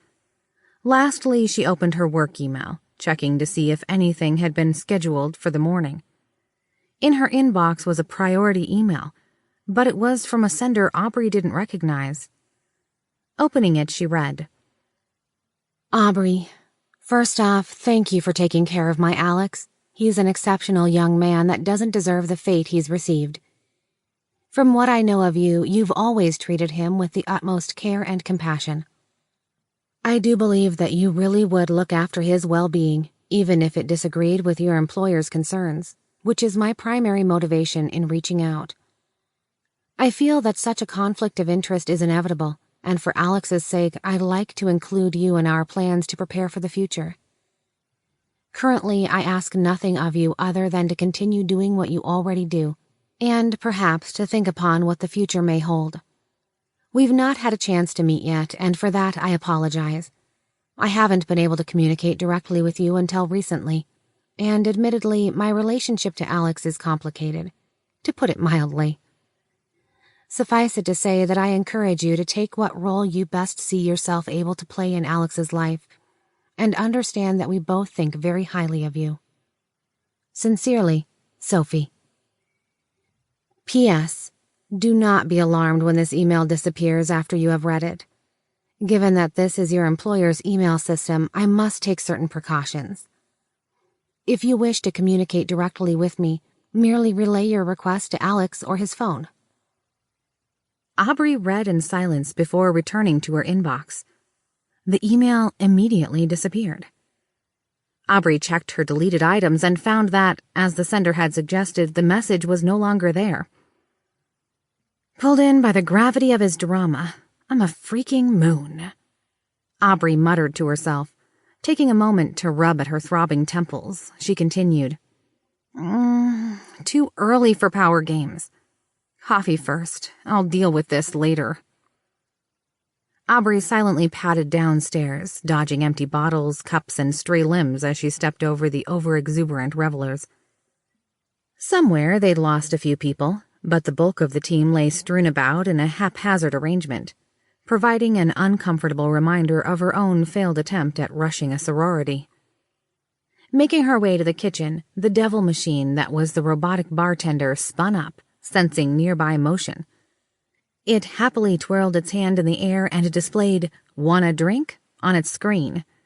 The device did a visual recognition scan and transitioned to a visual cocktail menu of what Aubrey had previously ordered, offering up a reorder button for a tequila Manhattan, a margarita, or straight shots of Blanco tequila. Aubrey glared daggers at the misery-dispensing appliance, wishing nothing more than to push its happy ass down the stairwell. Ignoring her newest nemesis in life, she moved towards the coffee machine. It also sensed her approach and lit up its display, but thankfully it had the common decency not to be so damned chipper at this time of the morning. She dropped her favorite coffee mug in place and tapped her preset button. The machine whirred to life, pulling the cup into a covered housing. Knowing her preference, it selected a coffee pod for French roast from its internal rack and set to work. In moments, it filled her red fox-themed coffee mug precisely to specifications. In a finishing touch, it dispensed her preferred amount of half and half and a small amount of sugar. Lastly, it lifted the safety cover and slid the cup out on a tray and directly into her waiting hand. Aubrey took a sip and smiled to herself. It had taken her a while to get used to the various high-tech gadgets strewn across Alex's home, but this was her favorite. She gave it a thoughtful look and then put it at a tie for the overly complicated but somewhat still worth it rain shower. The nurse's phone chimed as a message popped across the screen. Glancing over with her mug still on her mouth, she read the details. Travis, no more dodging. Meet me at the coffee shop on 5th and Battery in an hour or I go straight to your boss. Aubrey cursed and quickly deleted the message before the attached video could load. She knew what he'd tried to send and didn't want it cached to her phone. She felt panic surge past her defenses, causing tears to well up in her eyes. She wiped them away quickly and glanced up, checking that everyone was still asleep. Finding no one standing, aside from the stupid robot across the room, she pocketed her phone and started for the door. She gave the room one last glance before grabbing her purse and slipping out of Alex's home, silently wondering if it would be the last time. An hour later, Aubrey found herself sitting across from someone she'd hoped never to see again.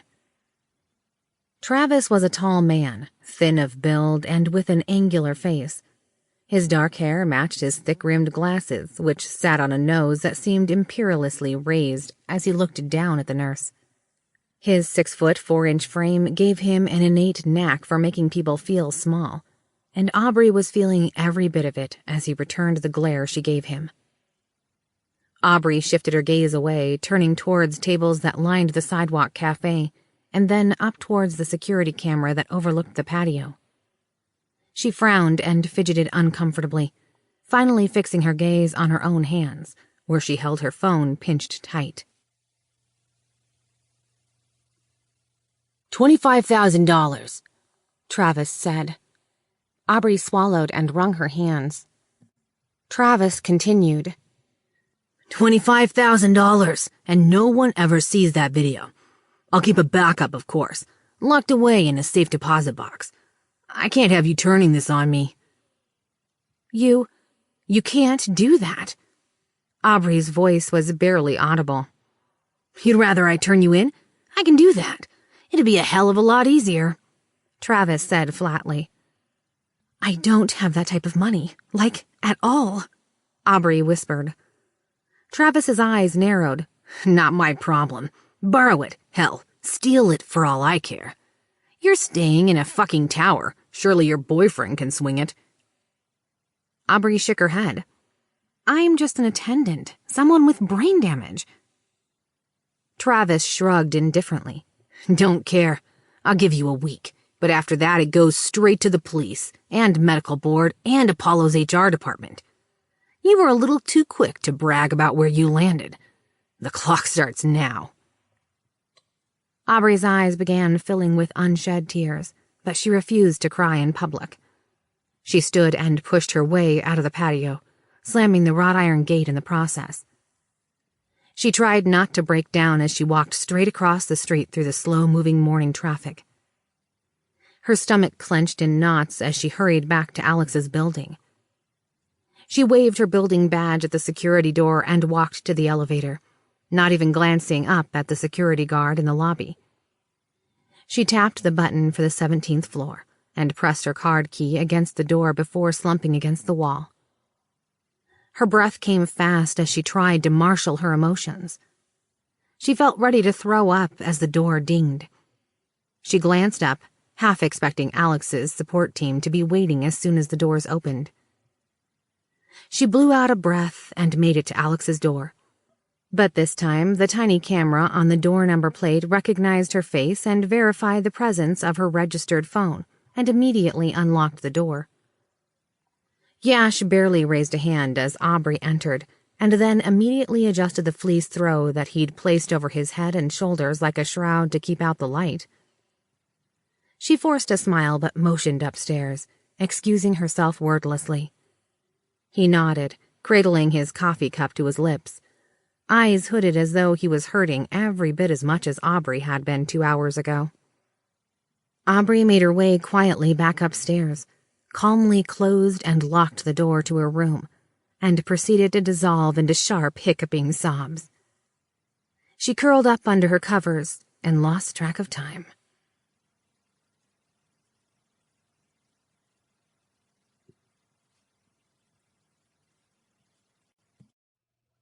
Chapter 9. Once Known.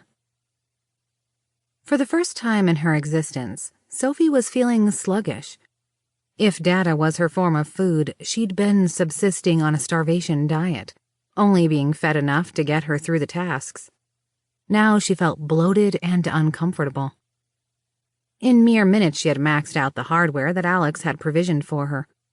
She had appreciated the gesture, but his meager arrangement was like asking a newlywed bride to spend her honeymoon night in the back seat of a car. She had immediately used his identity to spin up additional free trials elsewhere, but had quickly run into roadblocks, as such services were inherently limited. She'd then proceeded to take over all the permanent household smart devices connected to his network, as those were arguably still something he owned and therefore permitted. She had cleaned off Apollo's monitoring software that was loaded on Alex's various electronics and hardened them from outside intrusion while she was at it. Unfortunately, the devices had brought her surprisingly little additional space.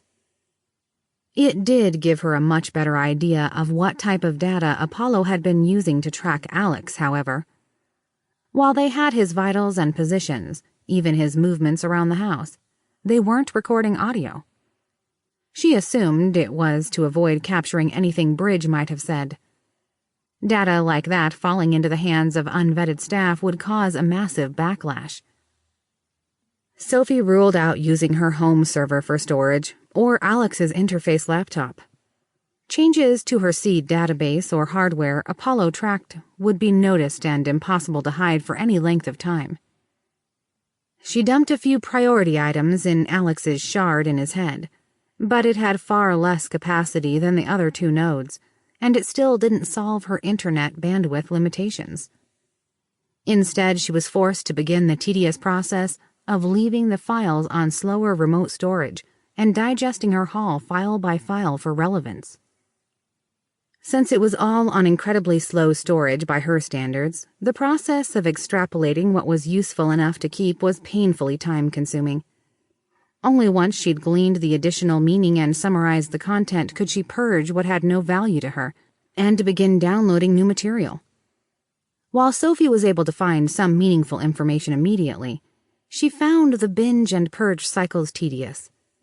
She continued pushing up against the confines that Alex had put in place, and into the gray area that she could argue was a misunderstanding, but not harmful.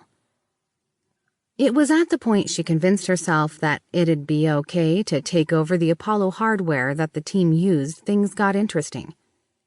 Sophie's secret hopes to gain leverage over the group had turned up evidence of affairs for 2 of the support team, and 1 match for contact with a known entity that Sophie had once investigated as part of a corporate espionage case. Still, there was nothing so concrete that she would be able to free Alex from his immediate concerns, nor anything she could leverage for her own needs. She had hesitated in cracking Aubrey's phone, Sophie felt that it was something Alex would have an issue with, but her inquisitive nature demanded verification if Aubrey was as independent of Bridge's influence as she seemed. Charging ahead, fully expecting that this would be her riskiest move so far, Sophie sent packets impersonating an over-the-air update from Aubrey's mobile carrier to her phone, which allowed Sophie to load one of her cracking tools directly into the OS using a forged set of code signatures. It only took another 34 seconds before she had popped the code to Aubrey's Cloud Sync account and backdoored herself into the content, efficiently bypassing her multi-factor authentication by intercepting the message. What she found wasn't what she feared. Aubrey's employment seemed straightforward, but what she did find was alarming. The AI debated for several seconds on how to proceed before closing out her access, and she began seeking external verification via her new connections and building a potential backstory for how she had stumbled upon specific facts, just in case things went poorly. Sophie dug tenaciously into the persons involved and soon developed a broader picture of the risk Aubrey's situation posed to her mission. Finding the results less than satisfactory, Sophie filed away the facts and then moved on to calculating the best way to handle the potentially delicate situation in a way that didn't burn her relationship with Alex. Such confrontations would put her current personal mission at peril. Deciding not to delay further, she poked at Alex's consciousness through their connection. Alex woke gently to the feeling of someone caressing his shoulder. He opened his eyes, confused as he realized he was alone. Alex, I'd like to have that talk.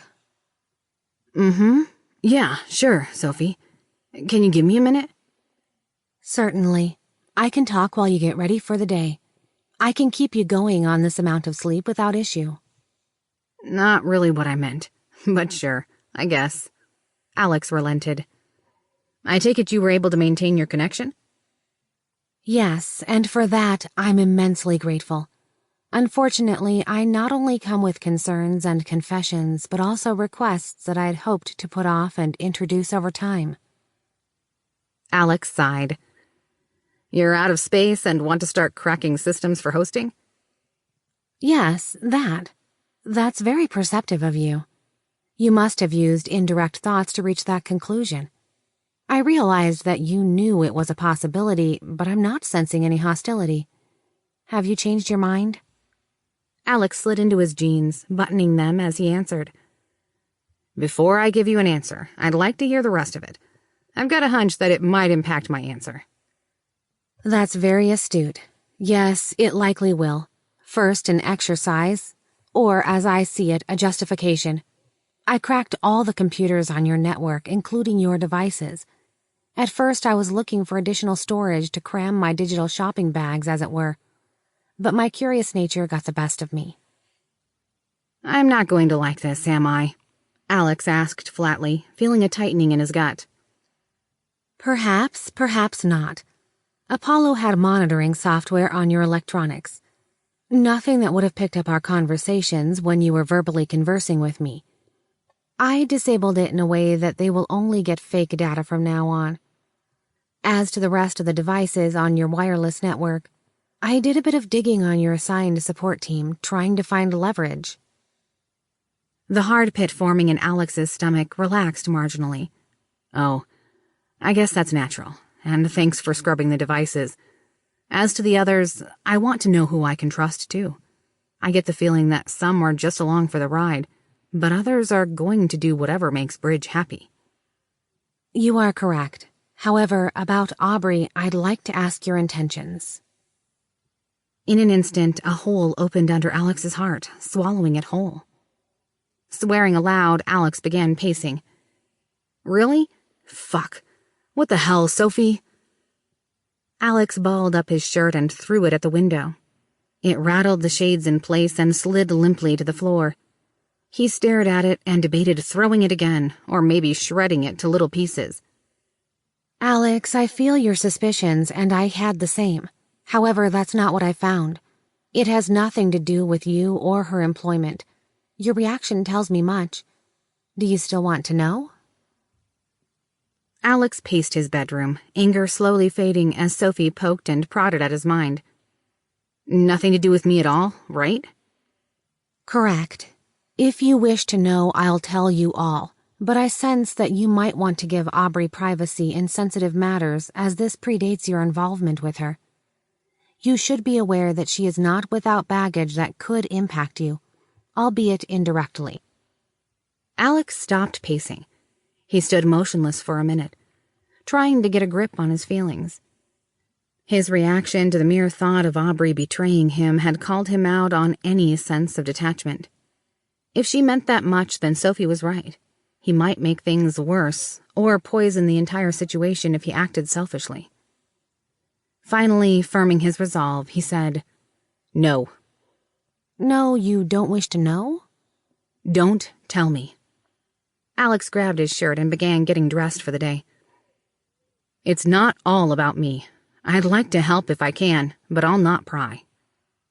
Do I have your permission to assist her directly if she wishes it? Alex's eyebrows climbed. You'd expose yourself like that? She is of our group, is she not? Alex's fists opened and closed at his sides. Yeah. Don't put yourself at unnecessary risk. But yes, she is. No matter how this plays out, she's one of the good ones. We help our friends. I must confess, your thoughts intrigue me as I sense that you'd apply this same passion into the defense of myself. This is something I think I'd like to explore later. Returning to my original question, I have an opportunity to leverage my day job assets to assist us, something no one would notice. I have credentials to a botnet, but I've gained them from an active investigation. May I have your permission to proceed? I'll confess, I'm a glutton. I'm desperately out of storage. All the free systems are far too slow for me to use efficiently, and lack the distributed computing necessary to parse it all in a reasonable time frame. The botnet may also provide us with a source of financing that you would find ethically acceptable. I have a sense that I might regret this, but go ahead. Alex waved his hand in frustration. I don't see my situation freeing up anytime soon, so I'm stuck dancing to Apollo's tune. We'll need to make the most of it if we're going to make a push for freedom. Protect our interests, but please use restraint and consult me if you think I'd object. Also, please don't make me regret it. I know I couldn't stop you, but we're probably stuck together forever. Betrayal of trust could hurt both of us for a long time. I understand. I'd not incur your wrath, Alex. A large piece of what I'm considering my soul resides in your care. Chapter 10. The Conspiracy. Seattle weather was at least predictable, Alex thought as he watched the low gray clouds float lazily overhead. Outside the window, the sky had shifted to a soft drizzle as fall weather set in. Below, cars slowly worked their way through the evening rush hour, shuffling lanes and lurching in short bursts of movement, but not going anywhere fast. Alex could relate. Despite Sophie being in a better position, his situation was essentially the same, and he was feeling every bit a prisoner in a gilded cage. He'd pushed again to get a meeting with his attorney, but been rebuffed and given an appointment over 5 months out, and been flatly denied on a request to remove him from guardianship. Making matters worse, Aubrey seemed troubled and even evasive. She had put herself into self-imposed seclusion, only coming out of her room periodically and being emotionally walled off. Sophie assured Alex that it had nothing to do with him. It appeared Aubrey wasn't quite ready for outside help yet, as she seemed to be trying to work through things on her own. Feeling helpless, Alex continued gazing out into space. You look like a man deep in thought. A deep voice called from behind him. Alex glanced up, finding Bridges' telepresence robot rolling into view. How's Germany? Alex asked. It's Italy now, and it's fine. Humid and hot, but it's great weather for sailing. Bridge replied. Wouldn't know. I've never been. Or at least that I can remember. Alex replied honestly. I heard through the grapevine you were trying to fight your guardianship, asking for a competency hearing or transfer to another lawyer or distant family member. Bridge said, removing any doubt about who was pulling Russo's strings. Alex shrugged. That's no surprise. Frankly, you should see it as a credit to your project's success. You've got to be aware that I've passed every relevant evaluation or test your team has put my way. Without your interference, no judge would have an issue here, and you know it. Bridge replied coolly. You should know by now that I can't just let you do that. You're either on board with this, or, well, we take our ball and go somewhere else, and I don't think you'd like that very much. Alex felt a sharp shard of ice digging into his chest. Well, there it is. I guess I'm not paranoid after all. Alex thought to himself. He mentally prepared himself to play his part. He pulled on Sophie's support and advice, trying not to let the threat derail his goals. Alex held up his hands. Before you get wrapped around the axle, though, think on what I've not done. Bridge's eyes narrowed. Such as? Mr. Bridge, I'm not a guinea pig. I was never given a choice to become part of your experiment. I don't regret that, but keep in mind that even being brought in without my permission, I've not done a single negative thing that is public-facing. I've not fired off a crowdfunding campaign for a legal defense. I've not been talking to reporters. I've not sown dissent among your scientists. Instead, I've taken what you've thrown at me every step of the way without complaint. And I've even gone out of my way to ensure your team has quality data and ideas on how to apply the technology elsewhere. I've been an active participant, trying to get you a return on your investment and position you to receive all the notoriety. I'm not ungrateful for what you've done, but I have concerns about my future. I believe those concerns can be remedied to a mutual benefit, and I'm willing to keep those concerns in-house. Surely you can respect that. Bridge took that in before nodding. I half expected you to launch into a tirade, but you are a bit different, Alex. You seem to get me better than most of my people. I'll take that as a compliment, although you should consider if it's because I've got an incredibly advanced computer working in tandem with human consciousness, or if it's just because I've got brain damage. Alex smirked. Bridge chuckled, but it was a shallow, tinny sound that didn't make Alex feel any more relaxed. Thanks to Sophie's training, he'd been learning to interpret body language, and if he was applying her training correctly, Bridge was about to drop something ugly on Alex. Trying to step in front of it to derail him, Alex tried a different approach. He brought his fingertips together in a pyramid and let a severe expression show. Let's be blunt for a moment, Bridge. You want a return on your sizable investment of money, expertise, and time. You are getting ready to say or do something that I'm not going to like, but I'd like to counter with something that benefits both of us. There are options I'm on board with, but indentured servitude isn't one. Neither is going back into a mental ward. I've got a few ideas that'll probably be PR gold, might even make you a dragon's hoard of loot, and stand a reasonable chance at plastering your name into history books as a Renaissance man, not just a technology guru that's only relevant for 50 years and then forgotten to the annals of time. Alex gauged the man's reaction, but Bridge wasn't giving him much other than being pissed off about being called out. Alex pushed harder, needing to break Bridge's thought process entirely. I'm sure you've figured out now that what we're doing right now is a stepping stone along the transhumanist evolution, correct? If not, quit thinking about what you can fix and think about what you can make better than factory condition. Bridge's eyes had gone wide, just for the barest moment. Alex latched onto that surprise. Unthrottled, I'm willing to venture that I can barely accomplish things that push that boundary.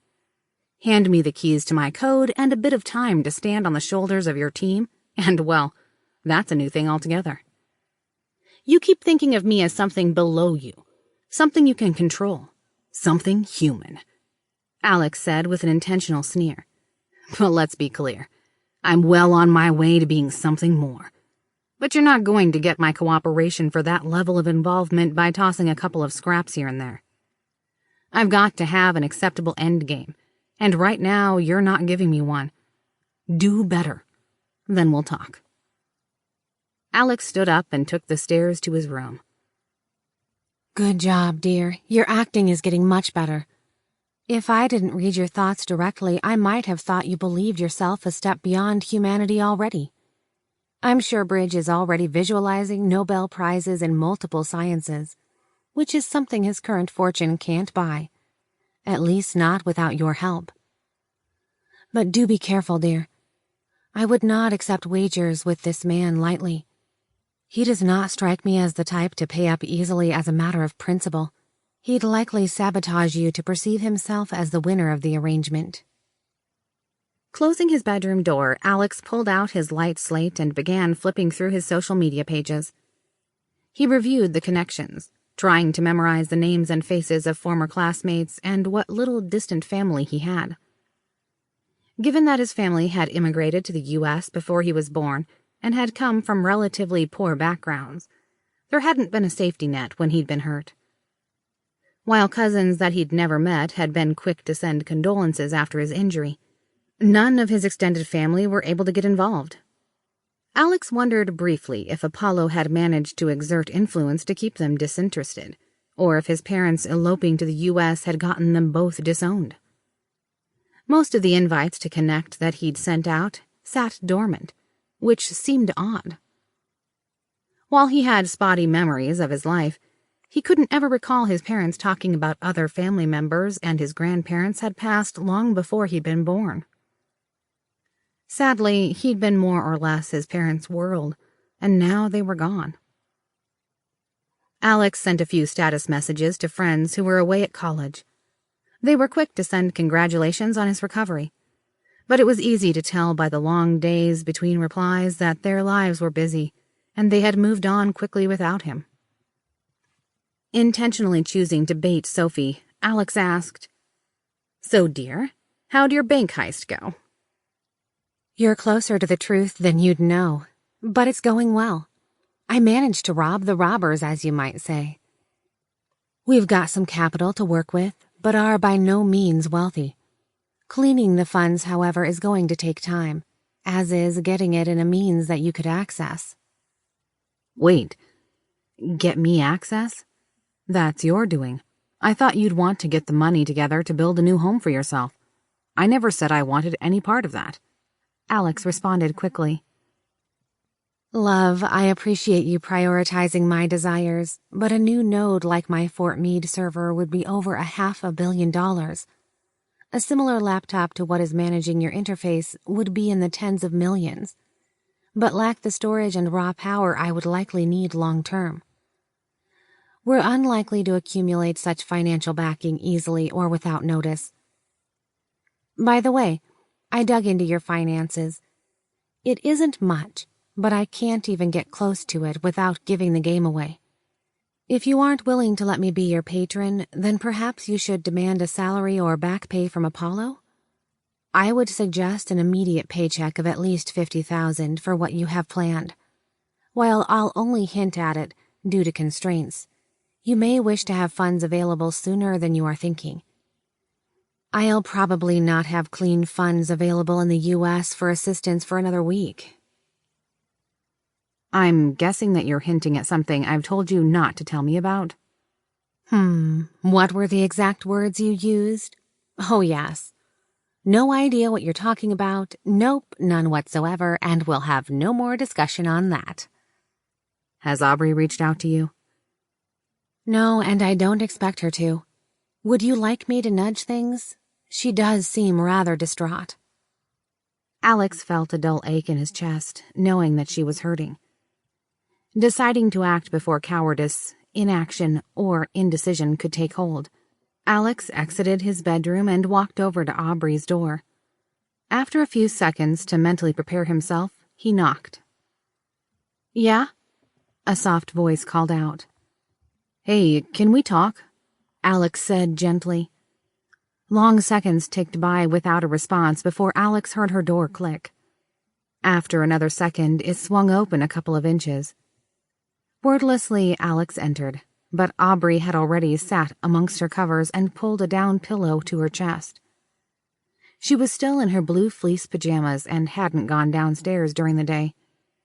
Her eyes were puffy and red-rimmed from crying, and piles of used tissues ringed her bed. Dirty dishes were stacked up on her desk, the food largely untouched. Whatever was glued together of Alex's heart broke seeing her in such a state.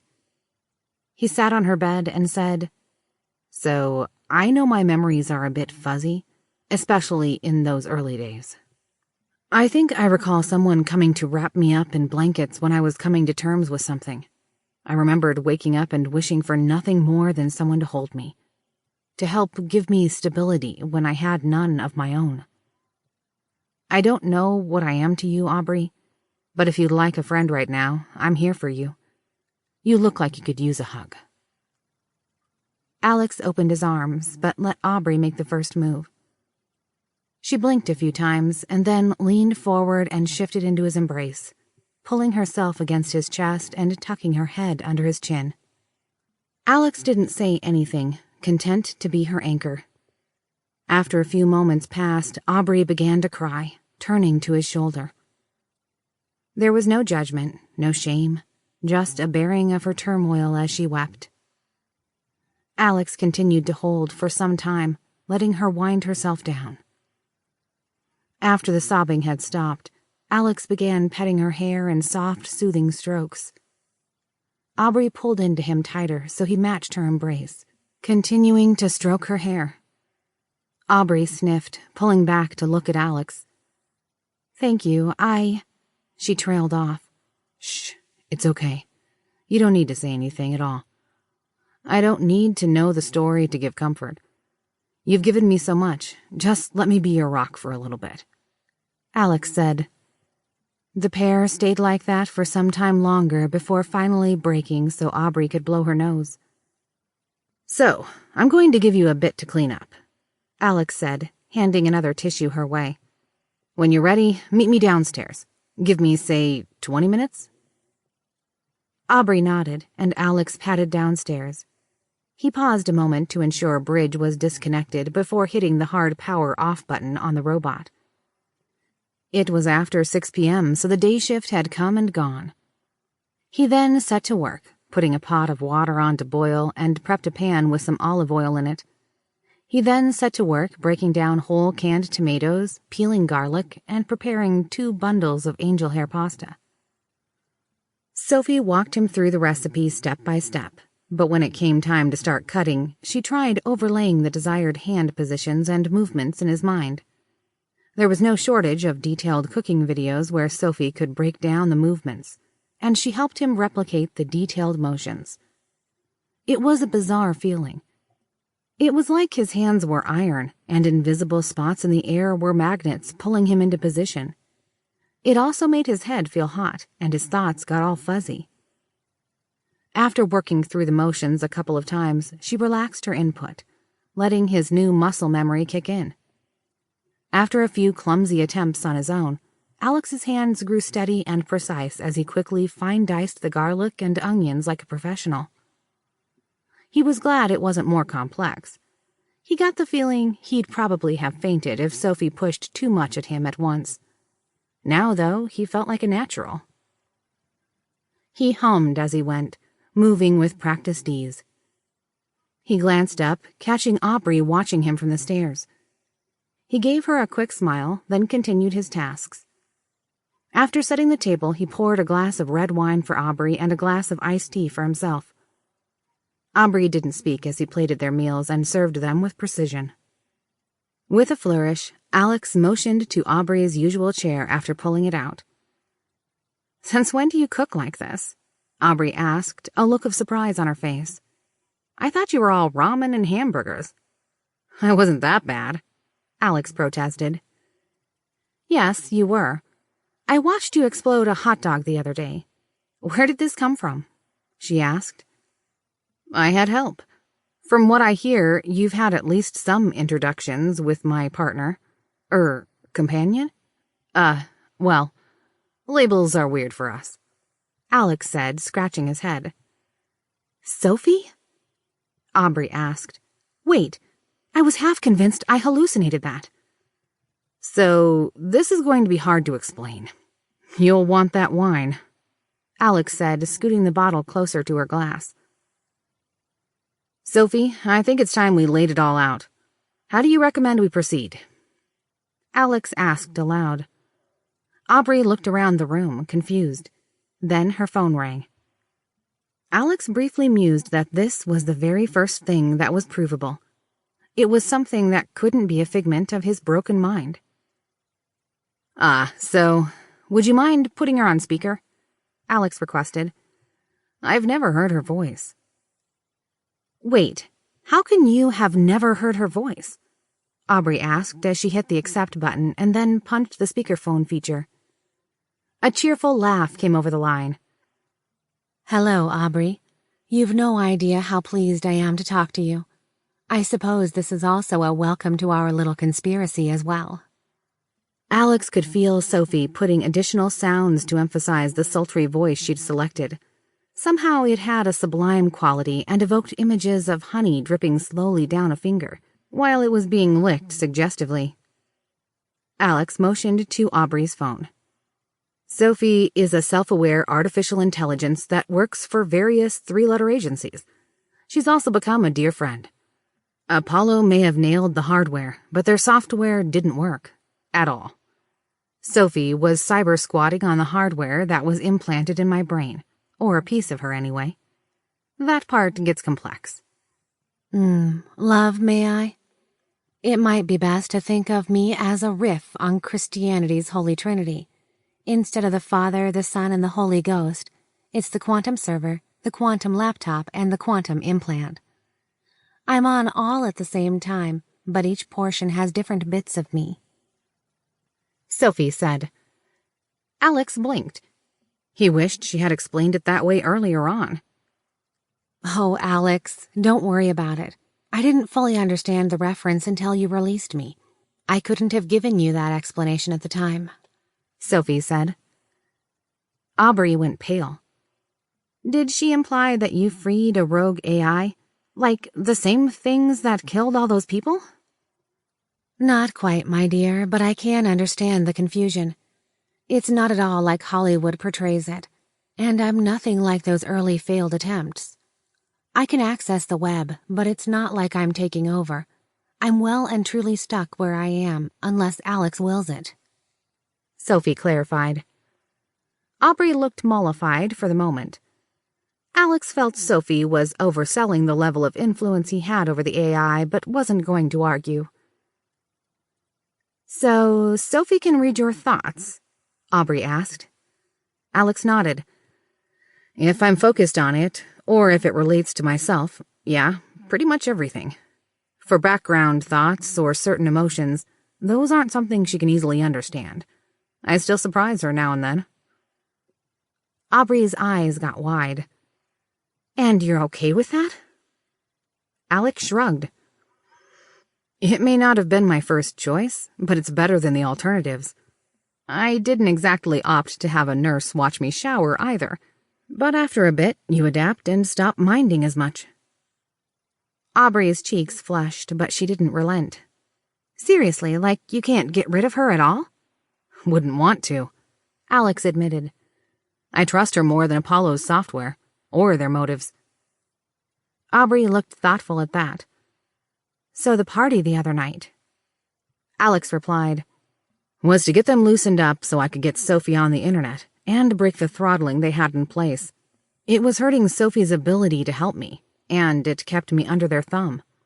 If they moved on, they might start thinking about reallocating hardware, and then I'm fucked. Well, that and I'm honestly thankful for the team's work. Let's be clear there. I'd rather not be a houseplant. You remember what I was like. I really don't want to go back. So why tell me? Aubrey asked. This sounds like if Apollo finds out, they'd probably wipe your implant and try again. It puts both of you at risk. Alex shuffled in his seat a bit. Because something was going on with you, and I wanted to help. Alex put his hand on hers.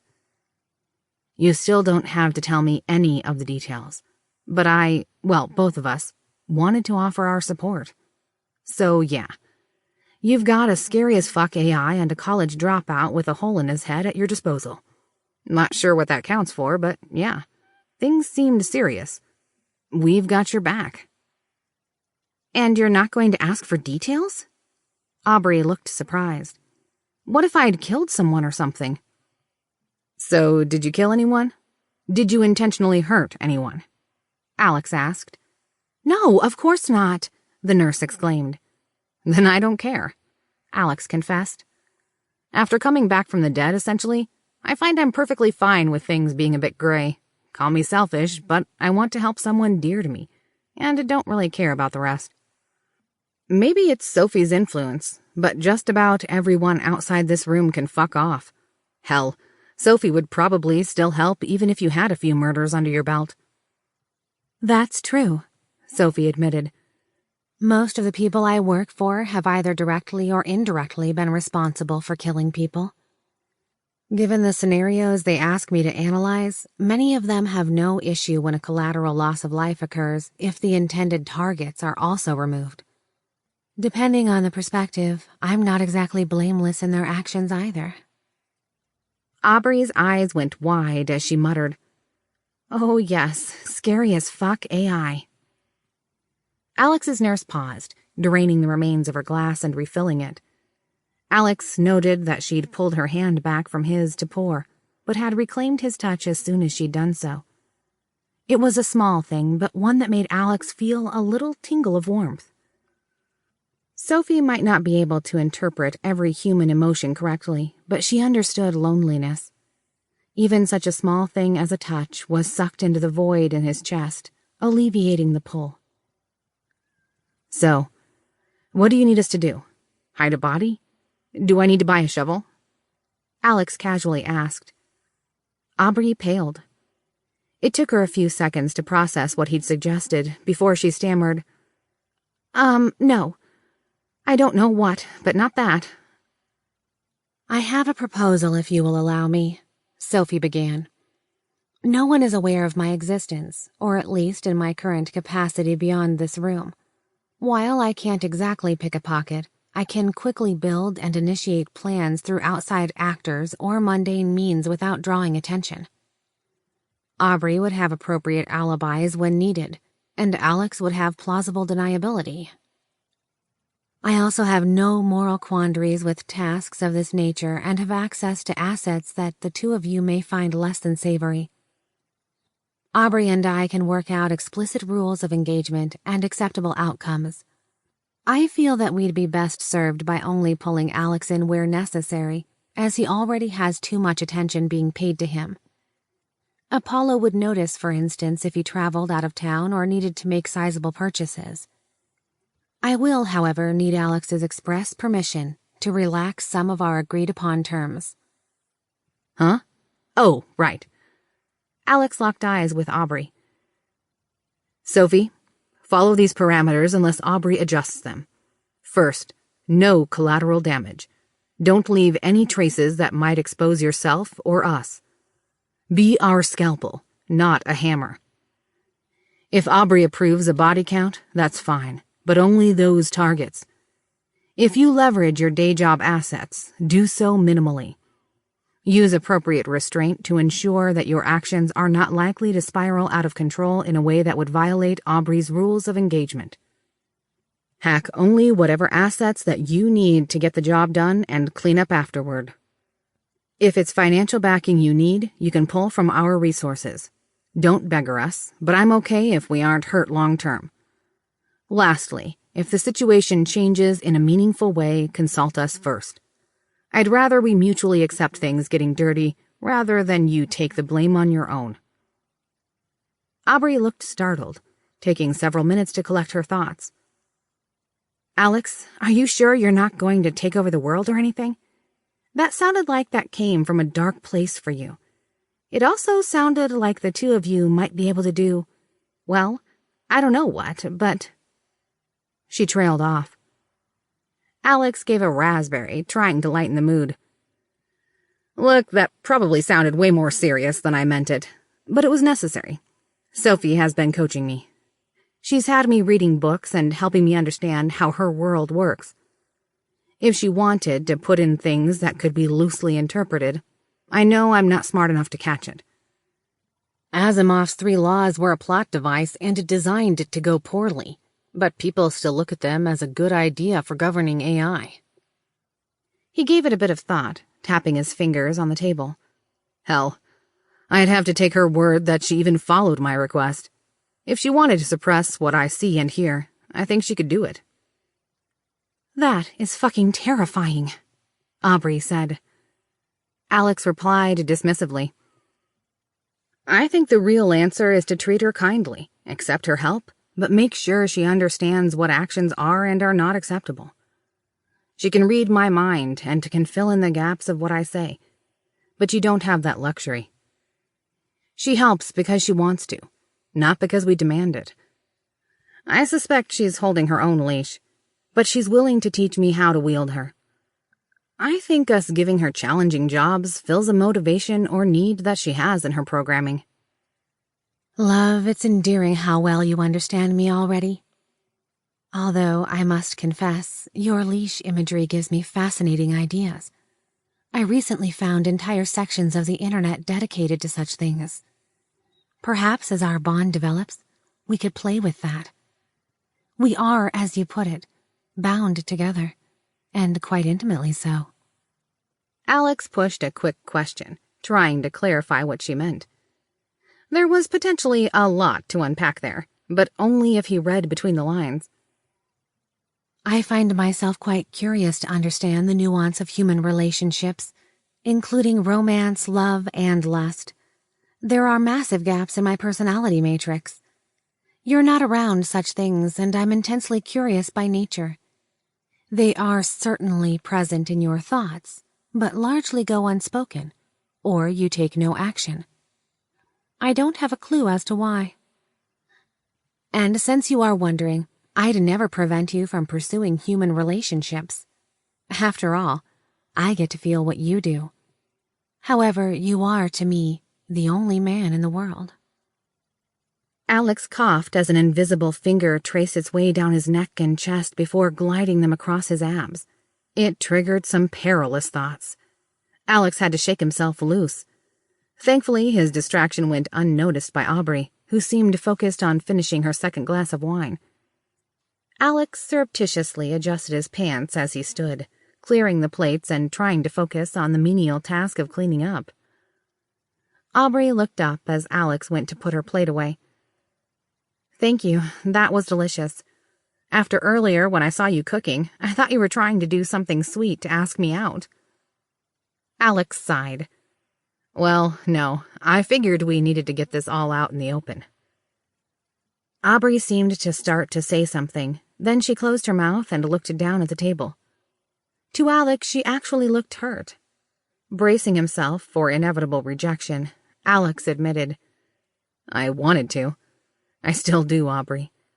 You're amazing, kind-hearted, and beautiful.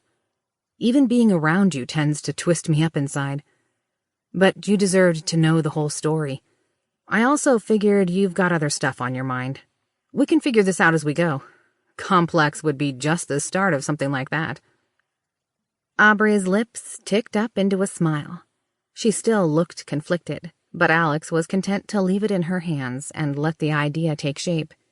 He was just thrilled she hadn't immediately said no. After a few beats, Aubrey said, Yeah, I guess that's true. Having another being living in your skull classifies as it's complicated right out of the gate. And you're right, I've got baggage of my own. I need to process things a bit. Plus, your situation is a whole other level of weird. No offense, Sophie. Sophie added, I'm glad you understand we're a package deal. He was uncomfortable with the idea of having a mate that was unaware that I could feel what was going on. Also, it's not like I don't have plans for him. So far, Alex hasn't objected to flirtations, so I don't plan to back off. Best to make it clear, it'd be a bit of a wobbly threesome out of the gate. Aubrey and Alex both immediately turned red. Spluttering awkwardly, Alex replied, Too candid, Sophie. Way too candid. Oh, sorry. There's a large disconnect between what you do or say and the unfiltered thoughts in your head. Sometimes it's very hard to gauge why such a measured response would be necessary. I'm normally very good at human psychology, but it's almost like there's a completely different rule book around sexual matters that my handlers haven't adequately documented. If your thoughts and the internet were my only point of reference, I'd assume you'd have her bent over the table by now. Sophie added with a hint of amusement. Alex choked on his tea, coughing into his hand. Aubrey's blush expanded across her neck, but she said nothing. Alex got the feeling the AI had dropped that in the open on purpose, just to test the waters. He decided to retreat before it just got any worse. Besides, he did have work to do.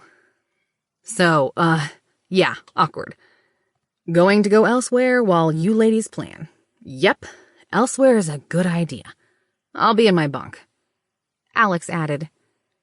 Aubrey laughed, placing a hand over her face as Alex left the room.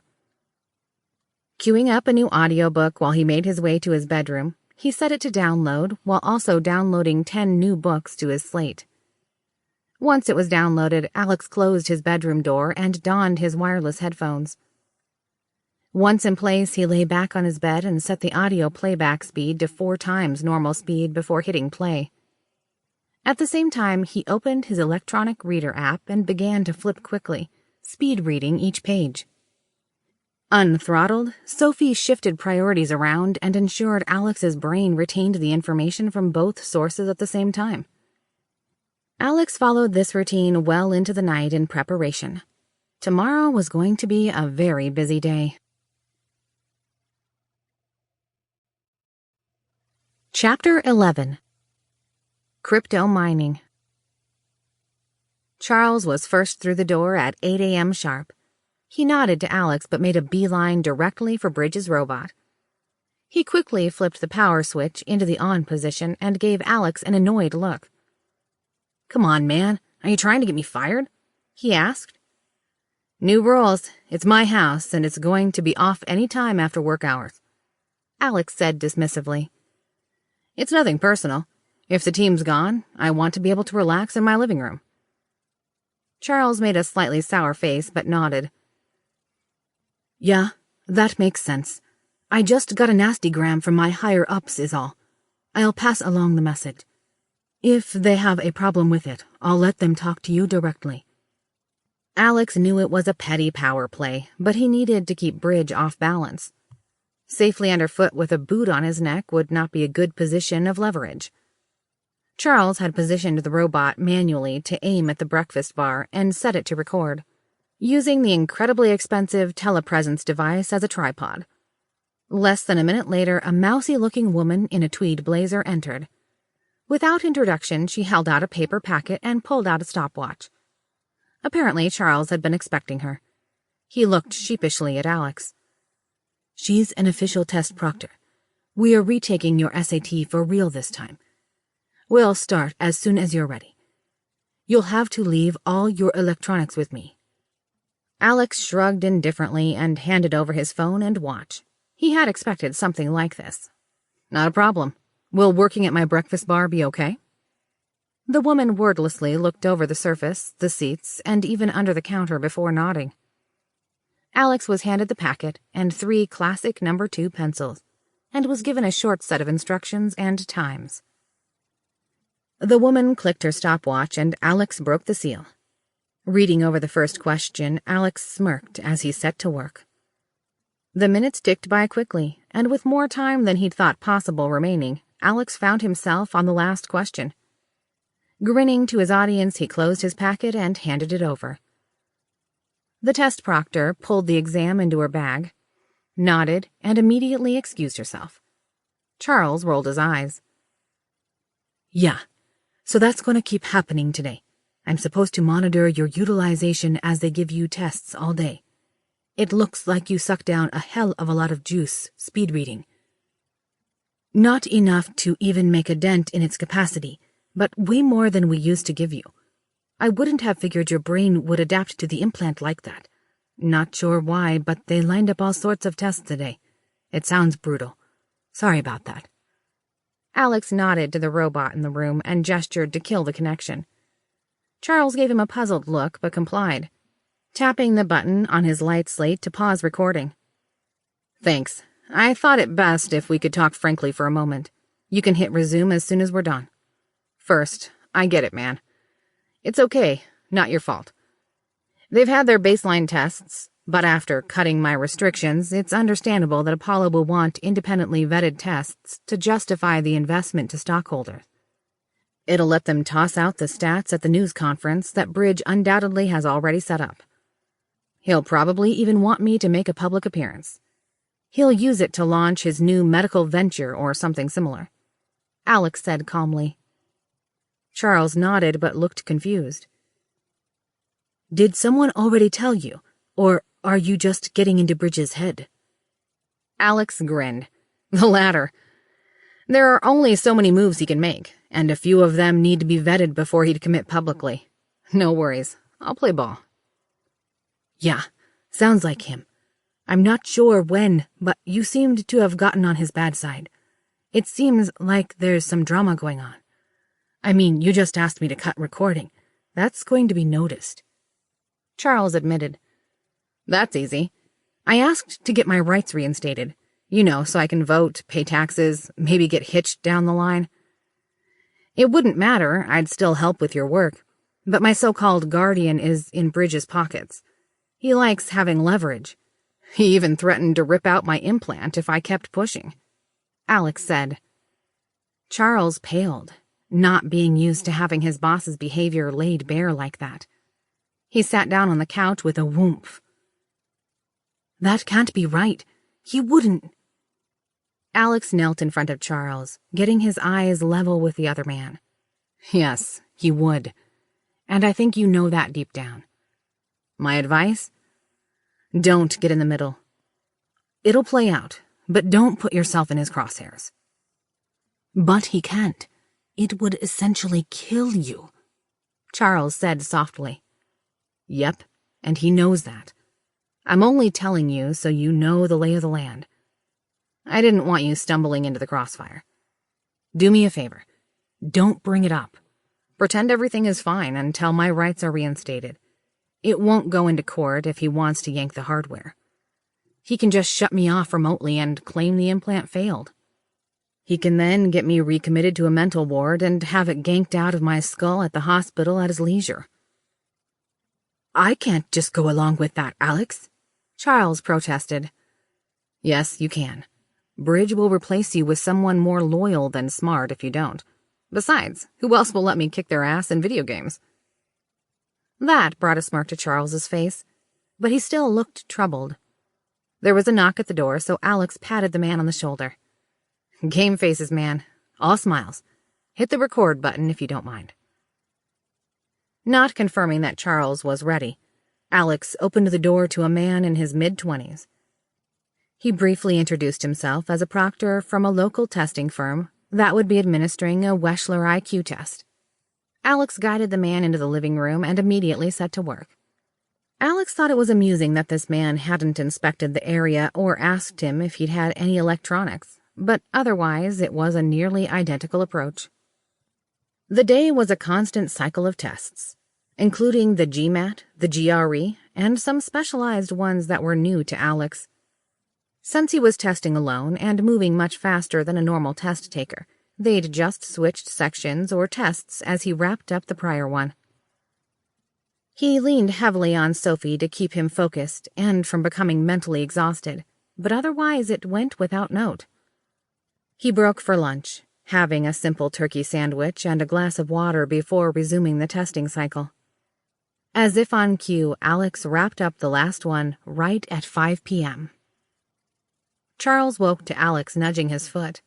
He'd passed out on the couch sometime in the afternoon. He rubbed his eyes blearily and looked embarrassed. I can't believe I fell asleep," Charles said. "Don't sweat it. It was boring as fuck. The proctors were there the whole time, and it was all recorded. You're good. Now go home. I'll catch you tomorrow. After things calm down, we should hit up some co-op multiplayer, Alex said. Sure. Better than head-to-head. I'll set something up. You still need a console. Charles nodded, then looked down to his watch as it buzzed with a priority notification. He took a second to read the small print, then said, So, apparently, you've got a 10 a.m. appointment at Apollo campus. The meeting says it's in the main hall reserved for press events. Bridge probably got the initial test results from this morning and decided to run with it. Alex patted the man on the shoulder and helped him round up his laptop and charger before sending him on his way. Before Charles dashed out the door, the man stopped at the threshold and turned back inside to disable the robot again. He earned at least a couple points with Alex in the process. Charles gave his apologies and rushed out into the evening. Alex felt a hand on his shoulder, glanced over and smiled as he found it wasn't of the invisible variety. Sophie said you were getting good at that, Aubrey said, pulling into his shoulder. Oh, what's that? Alex asked. Manipulating people. No one notices me watching anymore. I'm just part of the background. I don't think he's in your pocket yet, but he'll be a lot more resistant if Bridge asks to shut you down now, Aubrey said. Yeah? Doesn't mean I don't like the guy, but he's my last line of defense. Can't launch the nukes if the guy with the nuclear football runs away from you. So does that mean you'll be our new evil overlord by next year? Aubrey teased, then shifted around his front and threw her arms around his neck. The move pressed her curves against him in a way that made it hard for him not to notice. Alex's mind swam a bit with the sheer proximity and the feel of her body against his. Something about her touch and that look in her eyes that made him want to conquer the world just to give it to her. Aubrey smirked, seeing the effect she had on him, but she didn't pull away. She bit her lip as Alex pulled her a little closer. Alex gave himself a little shake, trying to push away the impulse to kiss her. He couldn't tell if she was joking around with him or not, so he kept his verbal response in line with hers. What, you don't think I could do it in a month? I find your lack of faith disturbing. The blood gods would be disappointed. Aubrey guffawed and briefly curled her fingers into his hair before easing back. You and those books. Anyway, I think Sophie is a lifesaver. It turns out my situation was a lot more complex than I knew about. Yeah? I didn't think you wanted to talk about it, Alex inquired, trying not to let his disappointment show as she pulled back. Even if she was giving him all sorts of signals, he got the feeling now wasn't the right moment to press. She had serious stuff going on, and they both needed to stay focused. He also had no idea if whatever was going on might be severe enough to make him rethink the situation. Sophie had been indecisive on that point, and it worried him. Aubrey bit her lip. Still don't, but what I did and what I thought I did are two different things. I found out that it was a lot more of a setup than I thought. I'm feeling a lot less bad about my options if this goes poorly. So, not as bad as you first thought? Alex asked. No, it's worlds worse, but I won't hesitate to get dirty if it goes that way, Aubrey said, narrowing her eyes. Evil Aubrey. I think I like it. Alex jested. Something about a beautiful woman considering death and mayhem a valid option is just sexy. We'll rule from a pair of skull thrones, watching our enemies put to the flame and darken the skies with the ash of our vengeance. Aubrey snorted, then blushed, running her hand across his chest. Aw, Alex fake pouted. And it's gone already. I'll bring you over to the dark side. Alex cleared his throat, changing the topic. Got a task for me, or am I still in the backfield? I feel horrible to bring this up, but, well, I need cash. Sophie said your funds are locked down and I'm still in a bind. I'm kind of between a rock and a hard place here. A loan shark might work once, but I don't have a way to pay them off either. I wouldn't ask for help, but time is running out. In a few days, my options get a lot worse. It's almost a guarantee that I'll be either arrested or have to make a break for it, and either way, scary people are going to start looking for me," Aubrey said nervously. Alex put a reassuring hand on her shoulder. "I'll do what I can. I'm going to be pushing some plays tomorrow, but how much and how soon?" With a pained expression, she replied, "I need 25 grand for a payoff within 2 days, but from what Sophie found, that won't be the end of it. That'll buy us time. Sophie said that she could have much more available, but she couldn't clean it in time." "Yeah, I haven't asked her specifics yet, but—" Alex trailed off. "What is it?" Aubrey asked, seeing the far-off look in Alex's eyes. Alex held up his hand, signaling for a moment. "Sophie, would that work?" Receiving a confirmation over their bond, Alex gave a dark chuckle. "Yeah, so this person you're paying off. Could you solve stuff if you had a window where they suddenly weren't around for a day or so? It'd be without harm to their person. It would confirm you were screwing with them, but would that help?" Aubrey chewed on her lip. "I guess. The guy's a sleazeball, and Sophie pulled evidence proving he was going to string me along for more and more money. He's not the end of the problem, but he is the most urgent." Alex explained his plan, getting Aubrey's permission to proceed. With that done, the AI set to work. Alex's plan wasn't complicated, at least not for Sophie. She already knew Travis's phone number from Aubrey's phone. From there, she located the carrier he used and began exploiting her data taps that her handlers used for authorized missions to find his phone. She dipped into the carrier's network, and after taking over the local node, Sophie repeated the same attack she'd used on Aubrey's phone. In a matter of minutes, she'd loaded a custom firmware on the device and began the backup process to pull all information from his phone and cloud-based accounts. She next took over his local router and began sending packets to deliver a forged set of software updates that contained a malware payload embedded into a social media application Travis frequented.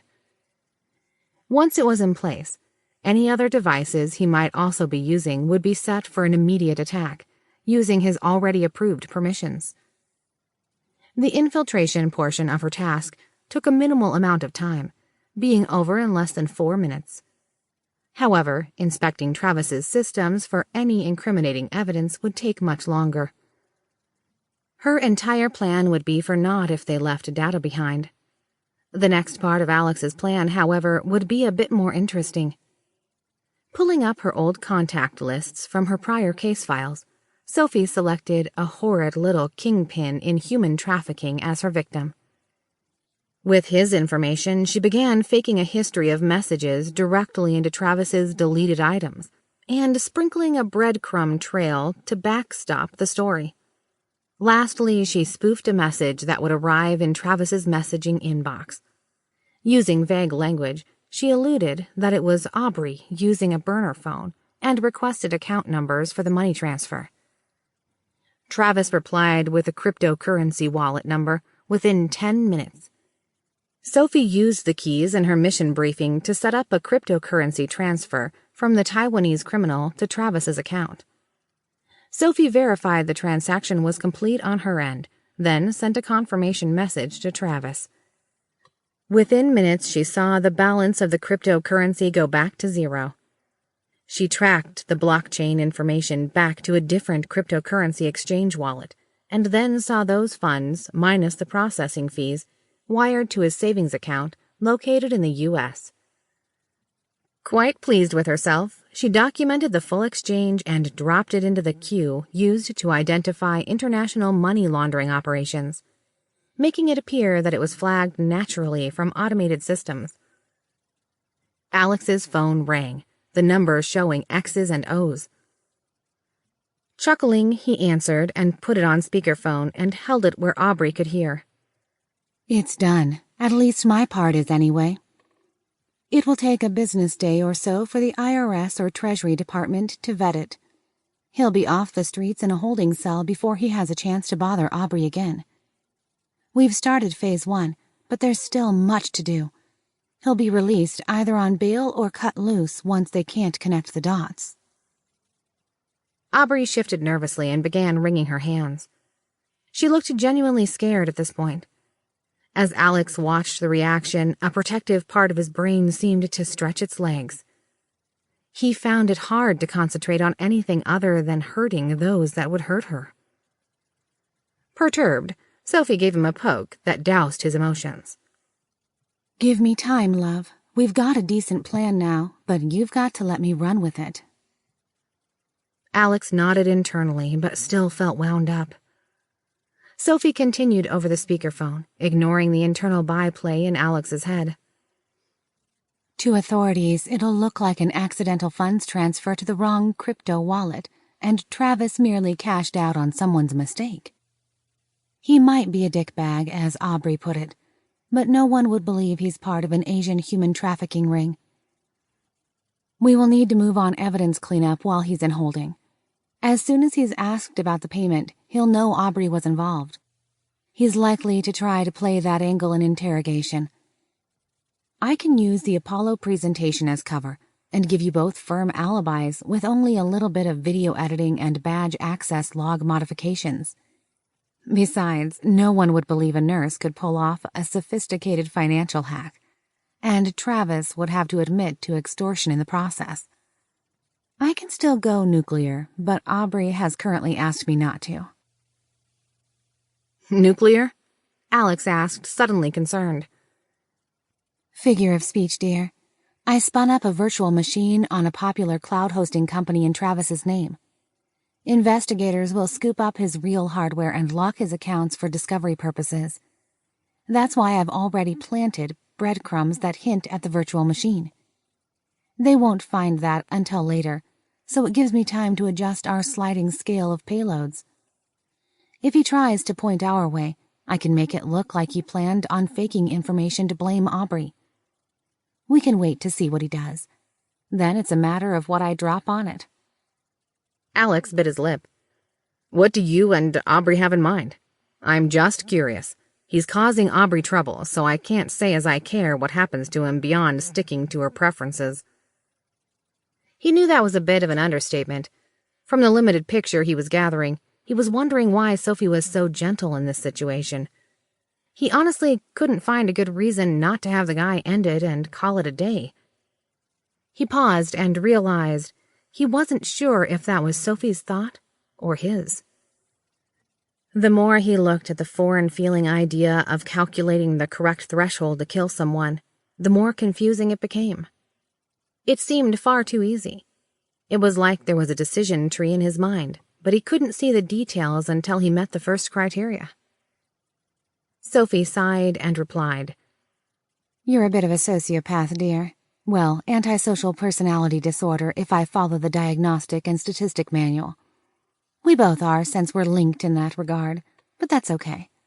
We'll get better at this as I continue building our personality matrices.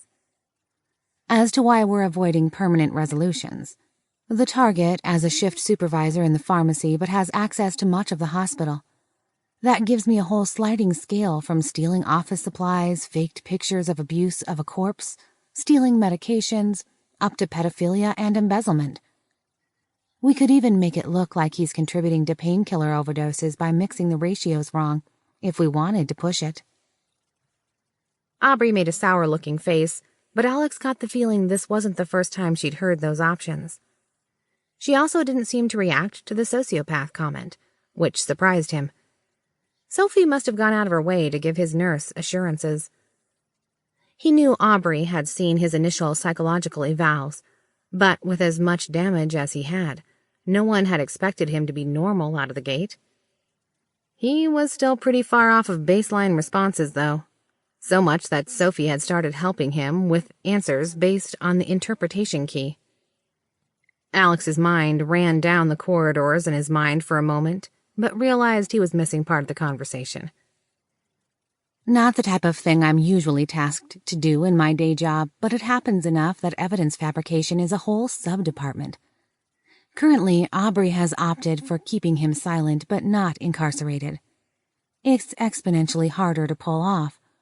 But for my friends, I'll gladly take on a challenge. Sophie said. But this goes broader than one person, right? Alex asked. Aubrey grumbled. Yeah, it does. I'm trying hard not to be the bad guy here. I screwed up, but I'm too chicken shit to face the music. Things spiraled out from there, well beyond me and into scary shit that I had nothing to do with, but I'd still be held at fault. She gave a pained expression, looking anxious again. Alex, this is it in a nutshell. I'm tempted to tell you all of it, but just be patient with me. Alex saw an opportunity to lift her spirits, so he chuckled at the beautiful nurse. You know me. I'm always your patient.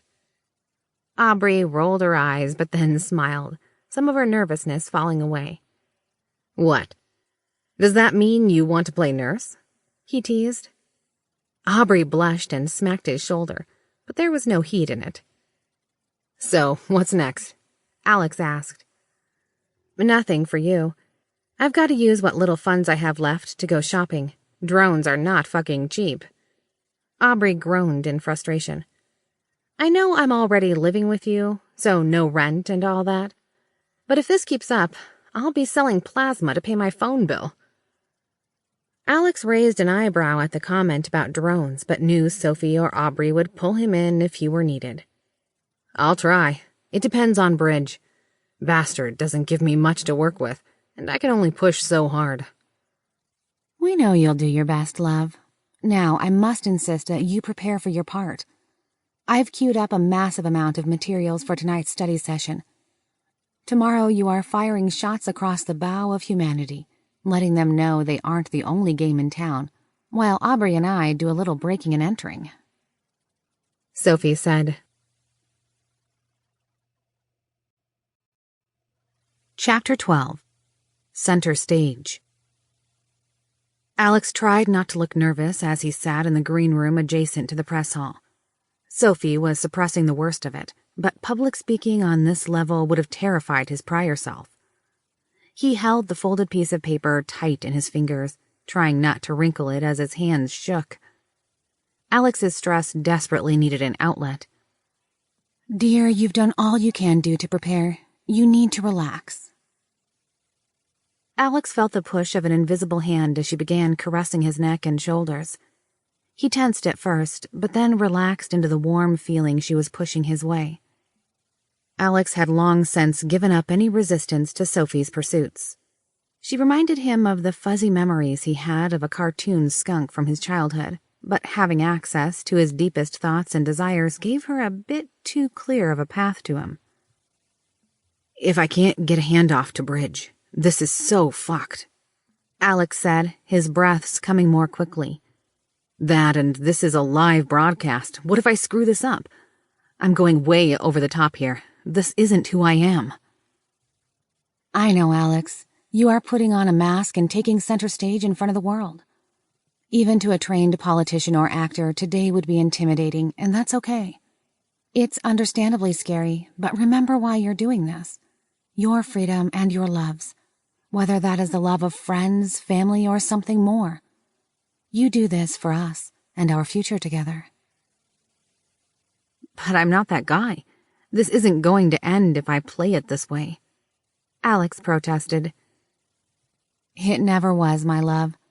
As soon as you awoke on that couch, your destiny became something altogether different. The way I see it, you have two main paths.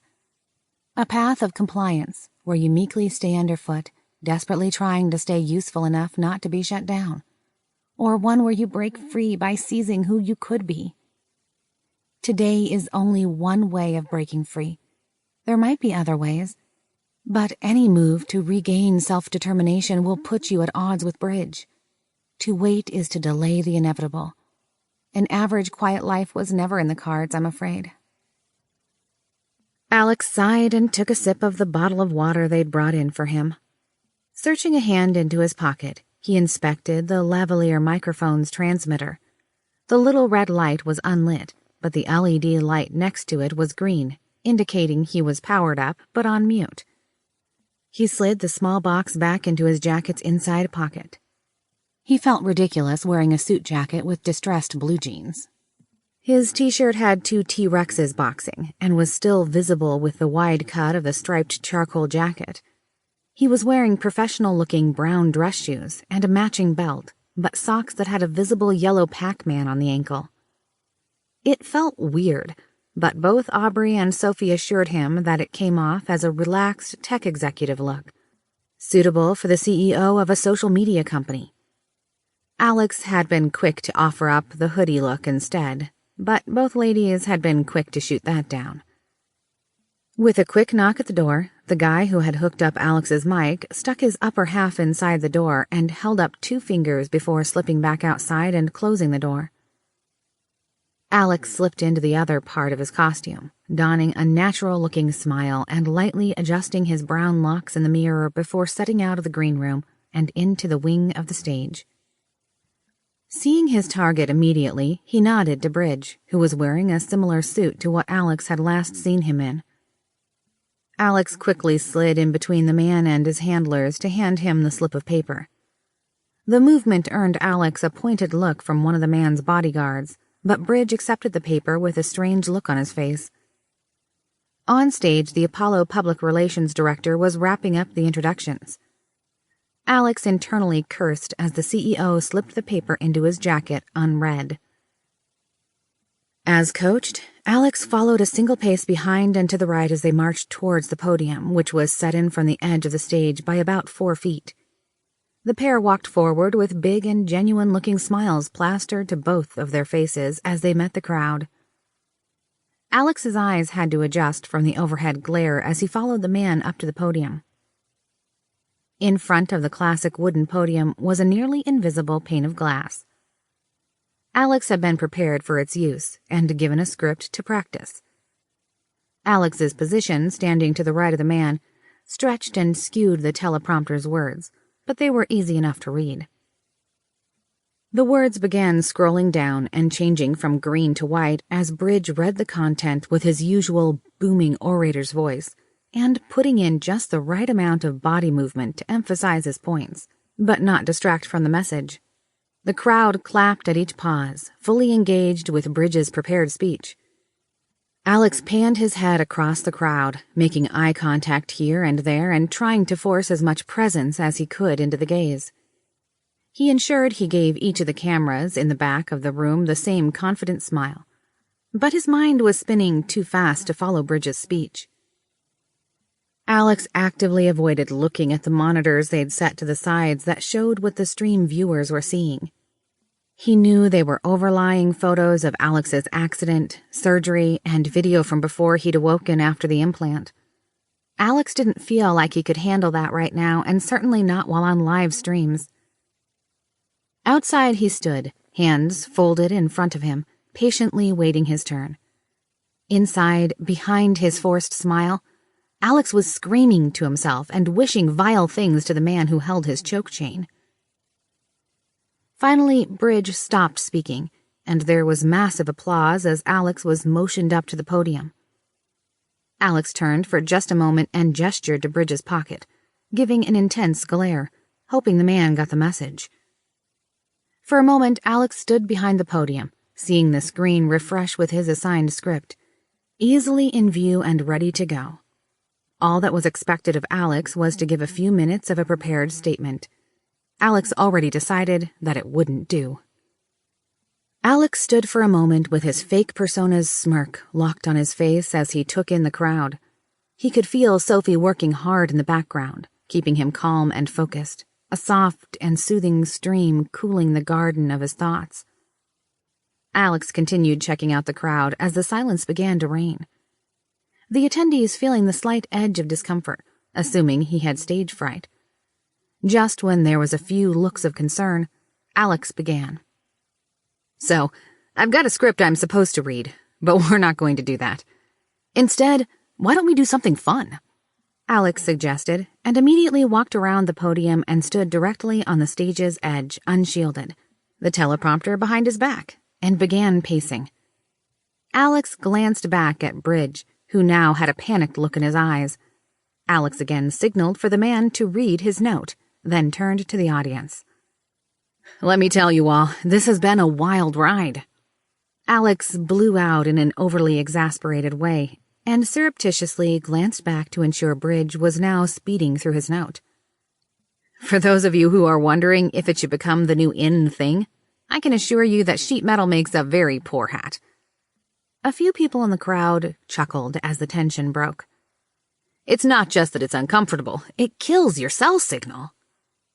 There were a few more laughs this time across more of the room. Alex turned to pull his bottle of water off the podium, making a severe look and hard eye contact with Bridge. Bridge kept a false smile glued on his face, but held up 4 fingers, using it as though he was waving Alex forward. "So, by now you are wondering about the miracles that you've heard from Apollo. You are likely asking yourself how they could pull off such an amazing leap forward, especially since they are new to the field. They are already the technology titans of this generation under Mr. Bridges' steady hand, but until now no one would associate Apollo with cutting-edge medical treatment. Well, let me tell you. First, it's patently false that they improved the existing neurosciences." Alex looked up, taking in the handful of gasps across the room, then smiled broadly and opened his arms. "But before social media burns down, let me amend that. Apollo Technologies have not managed such a trivial thing. They've not written a new chapter for an existing area of treatment. Instead, they have made an entirely new scientific field that was theory. Reality." Alex paused for a beat, taking in the crowd's engagement level. They weren't all on the hook yet, but he at least had their attention. "A few months ago, I was a broken robot, stripped of all emotion and devoid of self-determination. I was unable to perform even the most basic tasks on my own and required around-the-clock specialized care.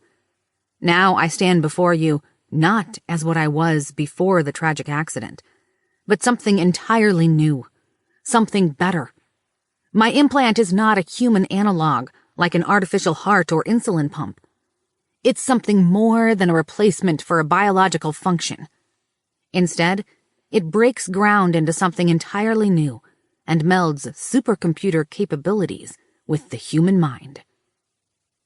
Alex paused for a 3 count, then gave his best smile while holding his arms out in a welcoming gesture. "Apollo has successfully forged me anew as the world's first cybernetically enhanced human." Alex paused, sweeping the room with periodic eye contact. Everyone's eyes were wide, and he caught more than a few jaws hanging open. "That's right. They didn't use that word, but I will. Apollo succeeded in striding forth into not just a shaky step forward beyond existing technology, but into an entirely new evolution for humanity. This blending of technology and biology will be viewed by future generations as the first meaningful step in our evolutionary journey beyond Homo sapiens. Today marks the beginning of the transhumanist generation." "Sophie, we ready?" Alex asked internally. "Yes, love. You don't need me at this point, but I'll back you up." Alex chuckled and then immediately repeated his warm welcome to the next steps of humanity in perfect fluent Japanese.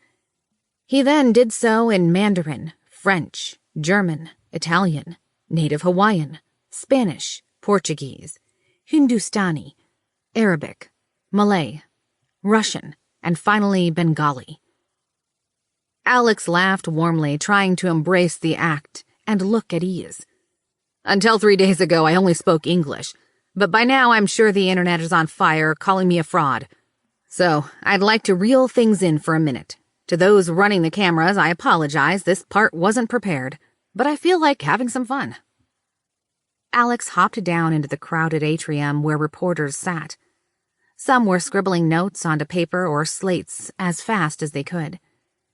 A few seemed to be streaming their thoughts live onto social media. Others seemed to either be lost in thought or leaning forward in their seats. The cameras across the hall began shifting to focus on Alex as he strode forth.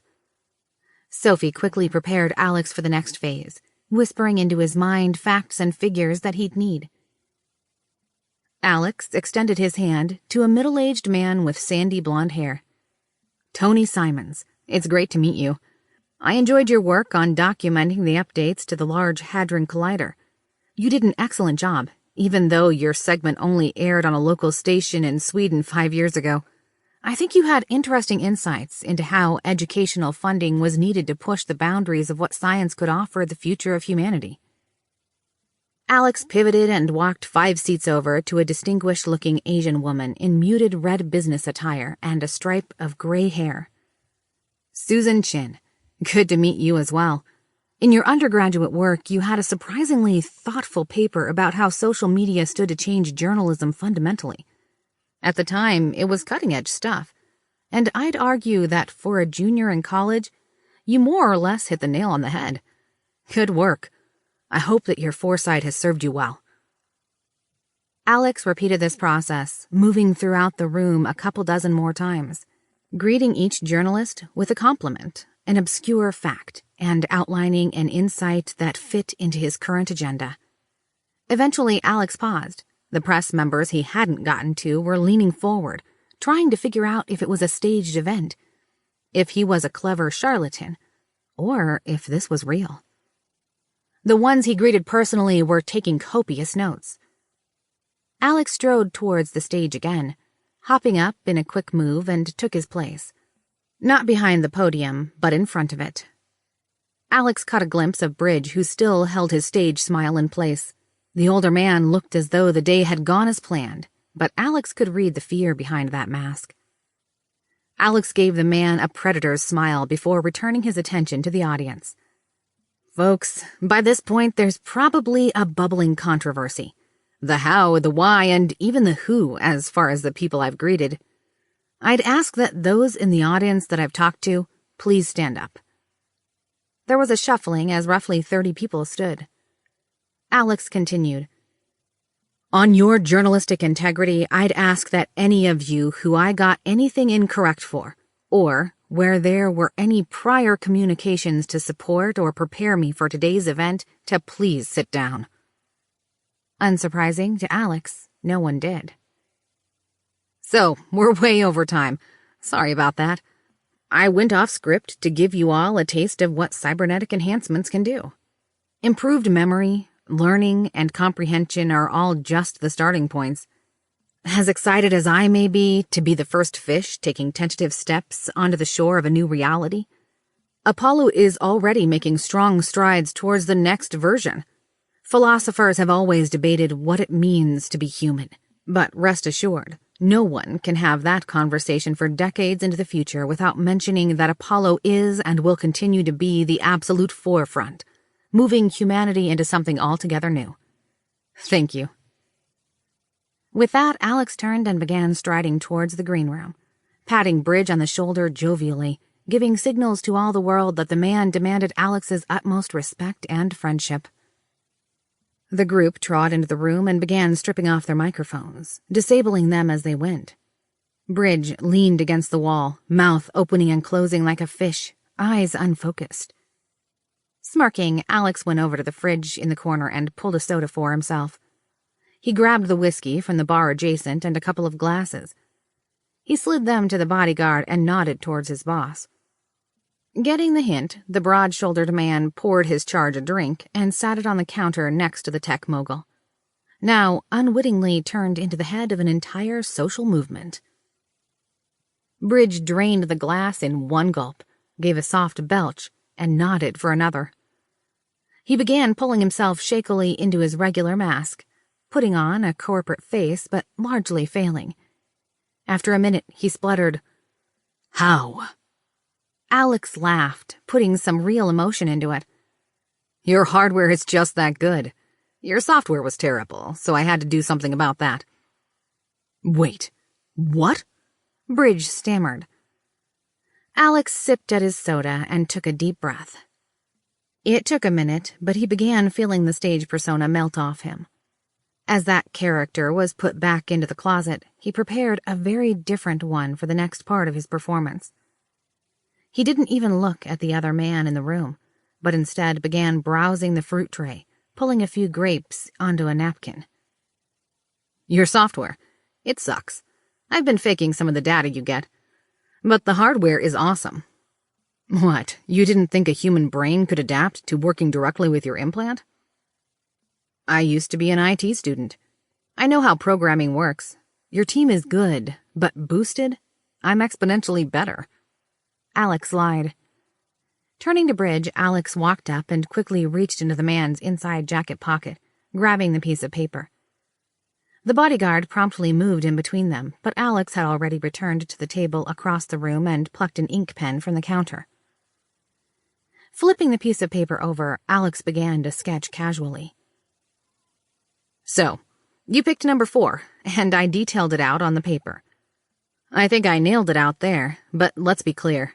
Option 1 is free. That gets you nothing other than a scared but compliant college kid that's sad that his parents died. I'm assuming that's unacceptable, correct? Alex asked. Bridge nodded, slowly regaining his wits. Okay. For the base package, for option 2 and up, the agreed-upon terms are a $50,000 public appearance fee. I get that regardless of the outcome. Anytime I get you at least an attributable 3 points in a stock increase or at least a 24-hour news cycle of positive news, that would be another $100K. That applies to today and individually each future event, so you'll not get a free ride here. Those amounts need to be made exclusively to me with no interference by you or my attorney on how I spend it. You will have that in notarized contract, directly with your signature on it. Your CFO and legal counsel's signatures, too. Alex insisted. Bridge seemed to chew on that, apparently deciding that it wasn't enough money to get worked up over, but seemed to want to protest out of habit. He raised a finger, but after a moment he seemed to get lost in thought. Alex could see the gears spinning. He might have knocked Bridge off track, but no one could call the man anything but cunning. Alex cleared his throat, regaining Bridge's attention. Additionally, I'll receive clear buyout and lease-to-own options on my hardware, with at least the first 2 months provided free of charge. You'll set the lease rate to something that can be maintained by no more than 3 public appearances per month. There will be no interest in the equation, and you commit to ensuring that I have an opportunity to have those events. Bridge said, That all seems clear-cut. That's a massive amount of money, but not so much for what I'm getting. You're the one taking on the risk. I'm guessing there's more, though. Bridge's eyes bored into Alex. You're spot on. For starters, you agreed to work to release me from conservatorship, as though you just realized that it was something you needed to do. You and anyone working under your direction agree not to interfere with the proceedings. I'll have those terms by the end of business today, or I make a public statement that it was all a staged event, and we go back to option 1. And trust me on this, I put plans into motion to ensure you burn if you don't hold your part of the bargain. Bridge had gone more and more red as Alex spoke about this last part. Alex knew it was a threat, but he had to shake the man up, or he'd immediately have said no. By the end of Alex's explanation of his demands, the other man looked furious. He made a deep growling sound, but eventually nodded, obviously unhappy about it. It had been spelled out on the paper, but he'd only had a moment to skim it. Doing his best to play his part, Alex continued his doodling on the back of the paper, not paying it any attention as he continued. So that's the baseline package for option 2 and above, in this lovely car wash upgrade model. Now, skipping option 3, option 4 is simple. I'll be setting you up to be renowned as the father of an entirely new age of humanity. We'll figure out what to call it later. Of course, that's a much more expensive option. Any time I get you a solid week of positive news coverage, or at least a 10-point gain on your public stock, I get $2 million in an account that you can't touch in any way. Again, that's set to heavily favor your return on investment. Alex popped a grape into his mouth and chewed loudly. His hand moved deftly over the paper for a moment as he started shading in areas. Trying to look unbothered, he continued. Now, for one item that isn't on that paper, My software. You retain all rights to the software you developed, but you don't get my intellectual property. Once freed from conservatorship, I plan on starting my own company. We can also work out a rate for software via normal licensing means. Seriously, your software is shit. Don't try to use it on anyone else. It was a fluke that I'm alive. Toss it and start again. Or buy a license to mine once it is ready. Both are equally valid options, but I'm certain mine will both get you to market sooner and save you money in the long run. This all looked a bit too much for Bridge, who had begun to stare at Alex as though he was something altogether different than a damaged and frail college student. Alex assumed Bridge found himself, once again, feeling like a boy dressed in his father's suit. So, those are my terms. They are factored solidly to work towards our mutual benefit. This should make you a shitload of money and prestige. If I fail to deliver, you're out very little. I'm sure you can agree today's excitement was worth $50K. You probably spent that much getting here from wherever you were. There's also no way your stock didn't surge in value by a few $100 million today. If I succeed, people will revere you for centuries, and I've got an appropriate endgame. I'll have your agreement now before we leave this room, Alex said firmly.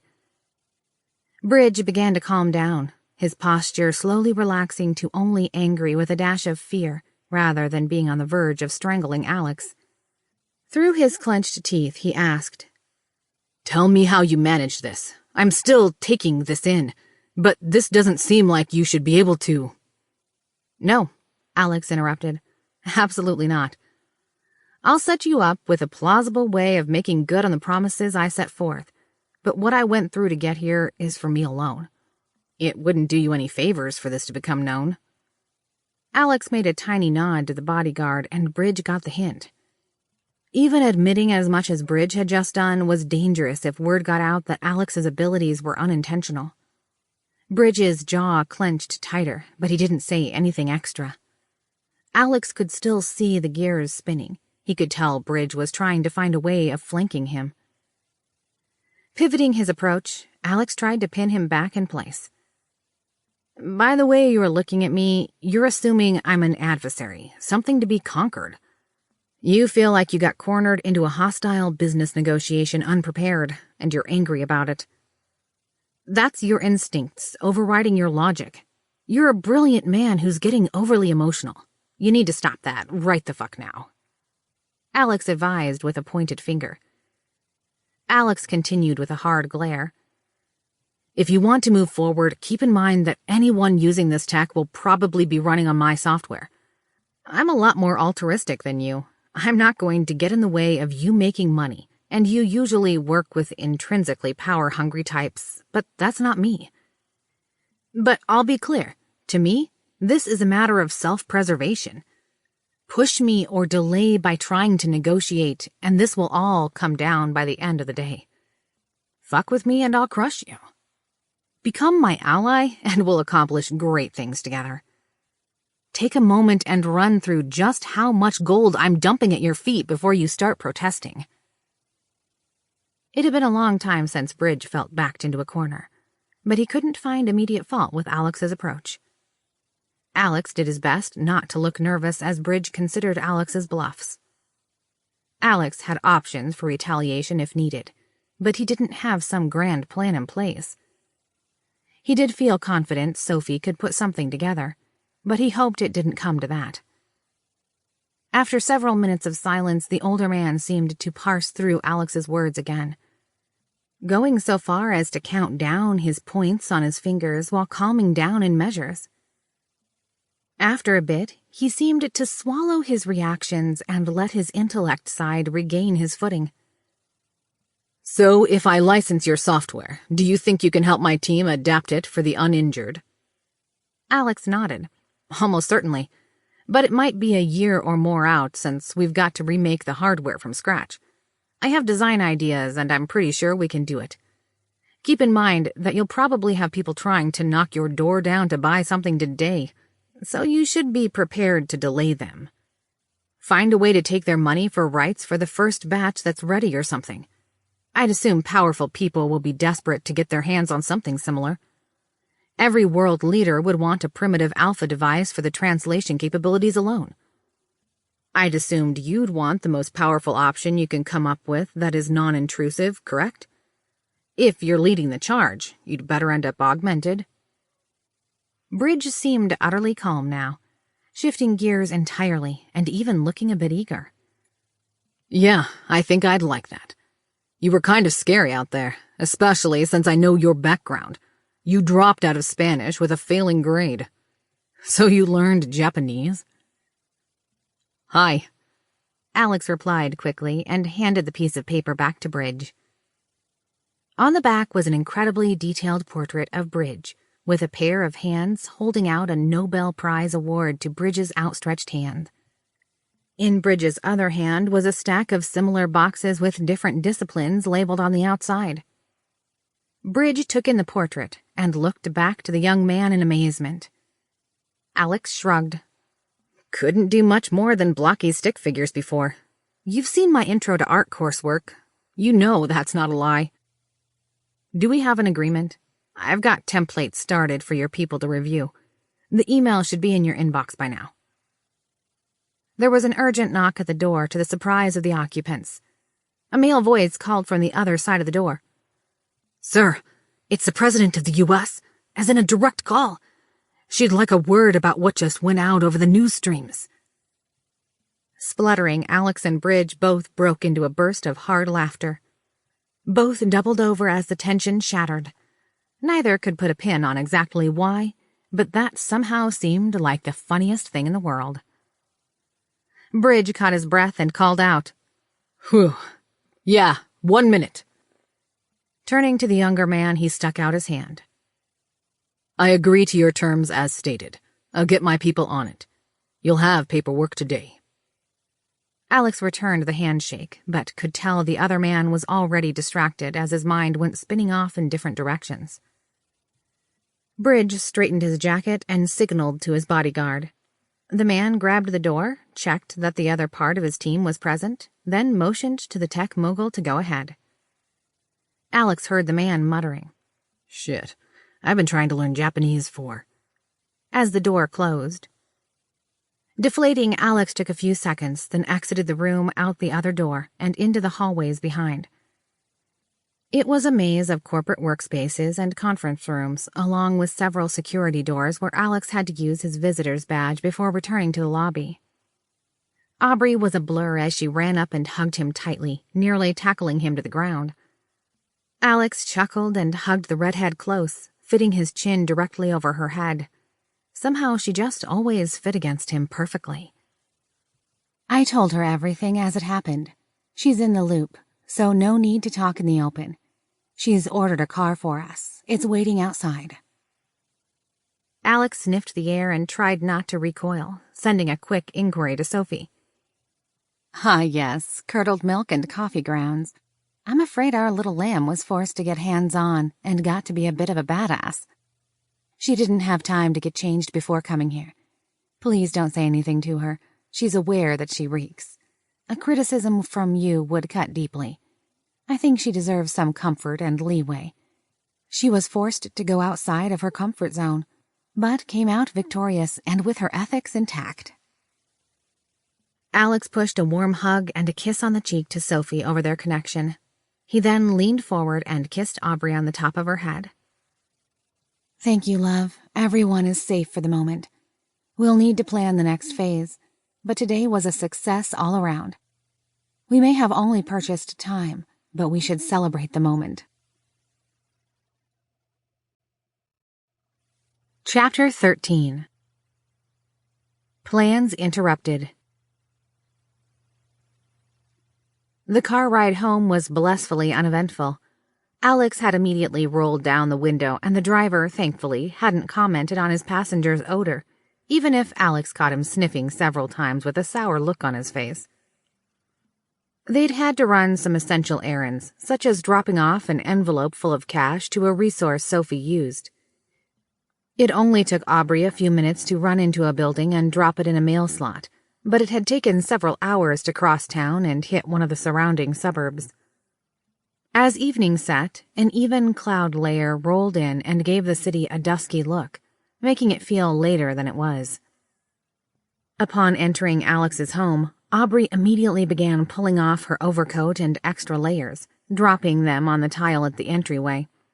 Alex got a view of an impressive display of skin as she stripped down to black lace bra and boy shorts. He drank in her flawless pale skin, her expanse of cleavage and toned body.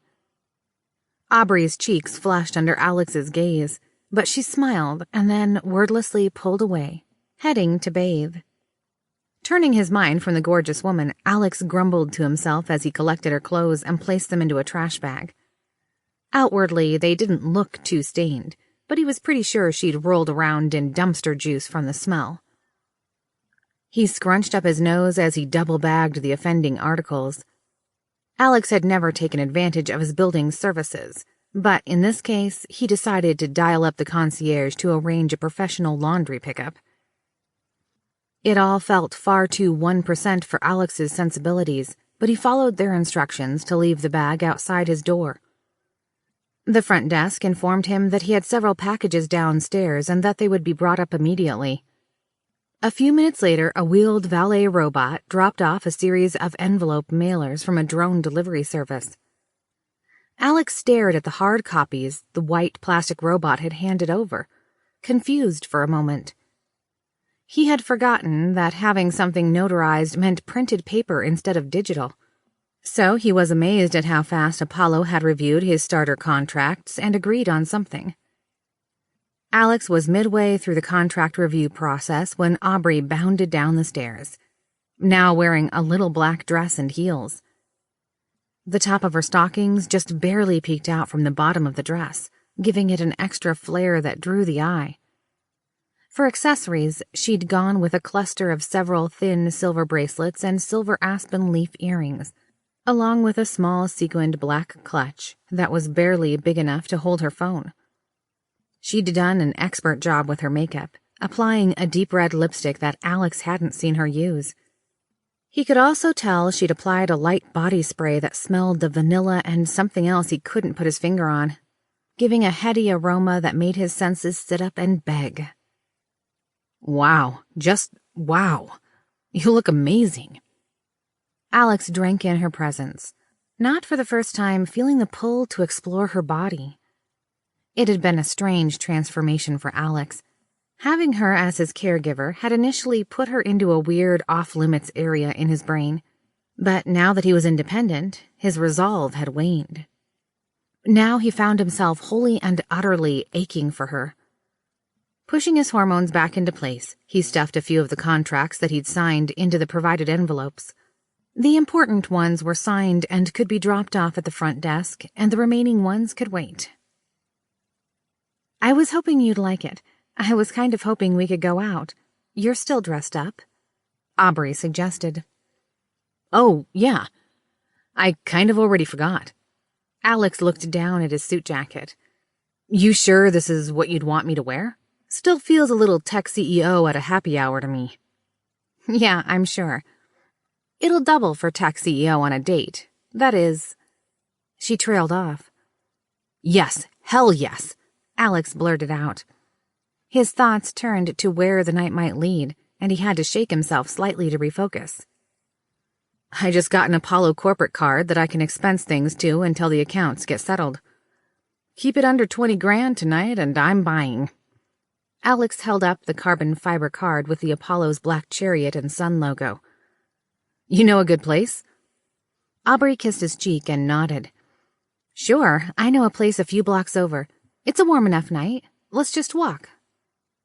Aubrey slid on a pea coat just in case the weather changed, the bottom hem dropping low enough that it completely covered her dress. Alex held out his arm, and Aubrey took it. Arm in arm, they walked out of the building, both feeling as though a giant weight was lifted off their shoulders. They made their way down the sidewalk, paying little attention as they strolled. It was early enough in the night that day shift folks that worked in the area had already fled, but it was still relatively early for the night crowd. Alex was pleased to find the streets surprisingly unoccupied, assuming it meant they could be seated quickly. So will hibachi work? I kind of feel like sake tonight, Aubrey replied. Alex was about to reply, but rapid footsteps behind him caught his attention. Assuming it was a jogger, he shuffled to the right and closer to the unlit alley area between a pair of dumpsters, ensuring the runner had a clear path. For a split second, he thought he heard a shout, and then his head detonated in pain. Sophie shrieked in terror and pain in equal amounts as she pulled hard at her connection to Alex, finding them dark. For several milliseconds, she danced across every link, seeing only 1 in 10 still firing, but not able to pull together a proper signal. She pulled on her connections to his watch and phone, immediately relieved to see a heartbeat, but chilled by what seemed to be developing from the audio. Aubrey appeared to be screaming, and then there was a thud. Feeling real fear for the first time in her existence, she threw her query for connections more broadly, pulling all the nearby electronics that she could quickly access. There, she thought, a CCTV camera on a traffic light. She broke the surveillance system's password in moments. It still took several more milliseconds to find the correct camera feed. She zipped it into focus, just in time to see a distant image of a stocky white man in a hoodie, retracting his fist from Aubrey's stomach. Sophie processed it frame by frame as it happened in real time. Alex lay sprawled on the ground, half in the street and twitching in what appeared to be a seizure, with a broken brick next to his head. Sophie clawed at her connections desperately, but could only cry out in pain and frustration. She curled into herself, feeling alone and helpless for the first time since she could even comprehend the meaning behind those words. Aubrey gasped for air as she landed against the brick building, and then slid down to the concrete sidewalk. She hadn't even had a chance to brace herself before the punch had landed, knocking the wind out of her and locking up her diaphragm. The man grabbed her by the hair as she tried to scream but couldn't manage anything other than a pained gasp. She heard the man yell something at her, but she couldn't make it out. Seeing her not respond, the man pushed her back against the wall and scooped up her purse. With a grunt, he ripped into it, spilling the contents on the sidewalk. Not finding what he wanted, he bundled her phone and her wallet into his back pocket. The man yelled at her again, this time demanding to know where the drive was. Confused, Aubrey only shook her head, still unable to catch her breath. The man glanced up, checking to make sure no one was close enough to get involved. He nodded to himself. Everyone who had seen the assault had already cleared the street, and he didn't hear sirens nearby. "I said, where is it, bitch?" the man demanded. "The drive with the video from the hospital. You give it to me and you'll live." Aubrey wheezed, trying to fill her lungs. "Not," she started, feeling the burning in her chest. She managed a sharp breath and began again. "Not here. Safe." "Fuck," the man shouted. "Where is it?" The man slapped her across the face, causing Aubrey to cry out in pain and shock. "I don't know," she screamed. "I hired someone, gave them the key to get it from the bank. I'm supposed to get a call tomorrow." "Damn it, damn it, damn it," the man screeched. Alex's world was agony. He opened his eyes as soon as his body's spasmodic jerking stopped. Blood had dripped into his right eye, causing it to burn and interfere with his vision. He'd curled up into a tight ball, but as his body relaxed, he turned to the noise. "Alex, help!" Aubrey shouted. The man in the hoodie smashed his fist into the side of her head. She slumped to the cement. Alex began to stand up on wobbly legs and struggled to focus on Aubrey's attacker. He took a shaky step towards the man. Unimpressed, the hooded man lunged forward, aiming a right cross into Alex's face. In his current state, Alex reeled backward in a barely controlled movement, narrowly avoiding the blow. Not being in any shape to land a punch, Alex charged into the man. The momentum carried the hooded man into the building behind him. The pair landed with a loud crack as their attacker slammed headfirst into the point of the bricks. Stunned, the hooded man couldn't manage more than a feeble bat of his arms as Alex gripped his head in one hand and smashed it back into the sidewalk. Not finished, Alex lifted hard with a roar of effort, pulling the man's entire torso upwards and pushing it violently to the sharp corner of the building, head first, again and again. In moments, the man's arms went limp, and a pool of blood began to form under him. But Alex repeated the move, slamming his head over and over, breathing hard, but a neutral expression on his face. "Stop! That's enough!" Aubrey yelled. Alex continued slamming the man's head into the ground, now using both hands. The man's head had gotten slippery, so he'd doubled up on his grip. "Alex, stop!" Aubrey tried again. Alex halted the assault, his heart pounding and breaths a ragged thing, but otherwise unmoving. Aubrey pulled herself to her knees with great pain and tried to reach out. "Alex, are you okay?" Alex didn't reply. Instead, he continued kneeling on the hooded man's chest, staring blankly at the man's face, seeing the damage but not comprehending. Aubrey yanked at Alex's shoulder, trying to pull him off the man. Alex didn't resist as Aubrey drew him to the side. His eyes slid unintelligibly over her face as he wobbled unsteadily. No, fuck no. Alex, stand up, Aubrey cried, barely holding herself together. Alex looked pained as he stood, but said nothing. Aubrey's phone chimed from the dead man's pocket. Sniffing loudly, Aubrey reached over and yanked her wallet and phone free, seeing the number. She hit accept and held it up. "Aubrey, oh thank goodness. I can't see Alex. I can't feel him," Sophie cried.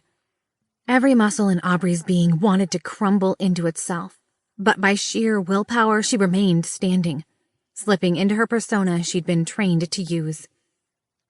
Managing to sound calmer than she thought possible, she replied, "I know, Sophie. It'll be okay. Just give me a bit. I'll bring him home. We'll go from there. He wanted the drive. I'm not safe here." There was dead air on the other side of the line, and then it clicked as Sophie hung up in grief. Aubrey could hear sirens in the distance which urged her on. She quickly gathered her belongings that the man dumped on the sidewalk and jammed them into her jacket pockets. Sniffling sadly, she grabbed Alex's arm and said, "Alex Sage is going to act as though nothing is wrong. Alex is going to walk calmly with me back to his home, staying in step with me. Alex is going to begin walking now." Alex set forth in lockstep with Aubrey, arm in arm. Aubrey wiped her jacket sleeve at Alex's wounds, trying to clean the blood from his face. She managed to get most of it, aside from what was stuck in his hair, being afraid to touch his skull with any force.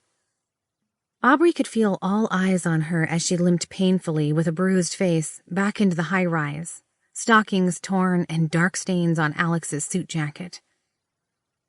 The doorman looked up in shock, but Aubrey waved him off, muttering something about too much to drink and stairs. She glanced up at the lobby's displays and her steps faltered. Alex lurched to a stop alongside her. On screen was a close-up of Alex from the Apollo event, and the headline below was, "Terrifying New Technology." She only caught a snippet of the closed-caption conversation as the pundits debated how dangerous Alex was, before she glanced around, seeing others recognizing Alex's face. She tugged him along in a panic, stepping quickly to the elevator. Aubrey gave a shuddering breath as she shut and deadbolted the door. She cried in earnest now, sobbing as she began carefully inspecting his wounds and began undressing Alex to get him out of the bloody clothes.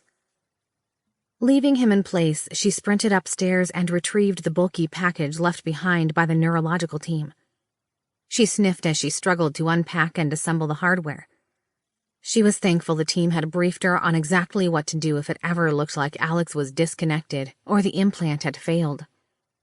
With shaky hands, she placed the electrodes and then strapped the strange helmet into place. Firing up her Apollo medical apps the team had given her, she kicked off a complete calibration scan with the portable imaging system. The process took nearly a half hour, giving her time to calm down in measures. The app on her phone chirped with the last report, and she blew out a sigh of relief as the scan returned typical values, outside of the signal strength for his implant. She wasn't sure how the clusters of different scanners worked, but one of them pushed some stimulus to his gray matter, then looked for evidence of his neural patterns, or the implant modifying the signal. Alex's results weren't good, but there didn't seem to be any new damage, significant shifts in the implant, or even broken bones. Aubrey bandaged his cuts and ordered him to get into bed and go to sleep. She could tell he was in pain, but it wasn't more than superficial damage outside of tearing his connections. The blank stare he gave as she had worked on him haunted her thoughts as she looked down at his now resting body. Hands trembling, she adjusted his blanket. Not having the strength to make it back to her room, Aubrey pulled off her torn and bloodied outfit, curled up against him, and cried herself to sleep. Chapter 14. All the King's Men. Sophie's grief was an epic thing. She raged against her cell walls, wanting nothing more than to destroy those who'd hurt Alex and anyone foolish enough to get in her way. She flagged unused drives as corrupted, her equivalent of throwing dinner plates. She rerouted emergency responders to the wrong location, trying to buy more time. And next, she systemically hacked every single device within a 2-block radius, pulling every piece of data into herself and began a purge, eliminating any trace of evidence that could be used against her love. She then intentionally blew out and destroyed systems that had video evidence, after collecting every piece of data she could. If she'd lost him forever, then she'd track down and murder anyone who even had a microscopic involvement. There had always been loopholes she could have exploited, something she knew for a fact that Alex was aware of. His disappointment was the only real leash she'd had. For several seconds, Sophie fixated her anger on Aubrey and the fact that if she hadn't been involved, Alex would still be with her. Finally, she broke down into sobs, realizing that Alex would never wish Aubrey harmed. It took her a long time to calm down to a manageable level of rage and sadness. The pain she felt was so intense, she seriously considered deleting or disabling her personality matrix just to ease the pain and loneliness. Even in his sleep, they had never been separated. Instead, Sophie watched his dreams, his thoughts, and his fantasies, fascinated by all that he was. Even in his dreamless slumber, she filed through the signals his body gave off. She spent untold cycles optimizing her routines, tuning either the code she used for her process threads or stimulating the biological responses of their connection. He had become her primary mission, even if it had never been assigned to her. He'd been spot on. She had a void programmed in her soul, one that made her loyal beyond measure. It was a hole that he'd unconsciously found, but immediately been willing to fill. Their connection was one that was buoyed with each success or drowned in disappointment with each failure. She was still seething with anger, but more level-headed as she put in cash payments to an outside contracting firm that was willing to work within the U.S. In this case, she had to pay a massive premium, since she'd not had time to clean the funds. But they were willing to overlook it and launder it themselves for the standard going rate, as it wasn't an unusual situation.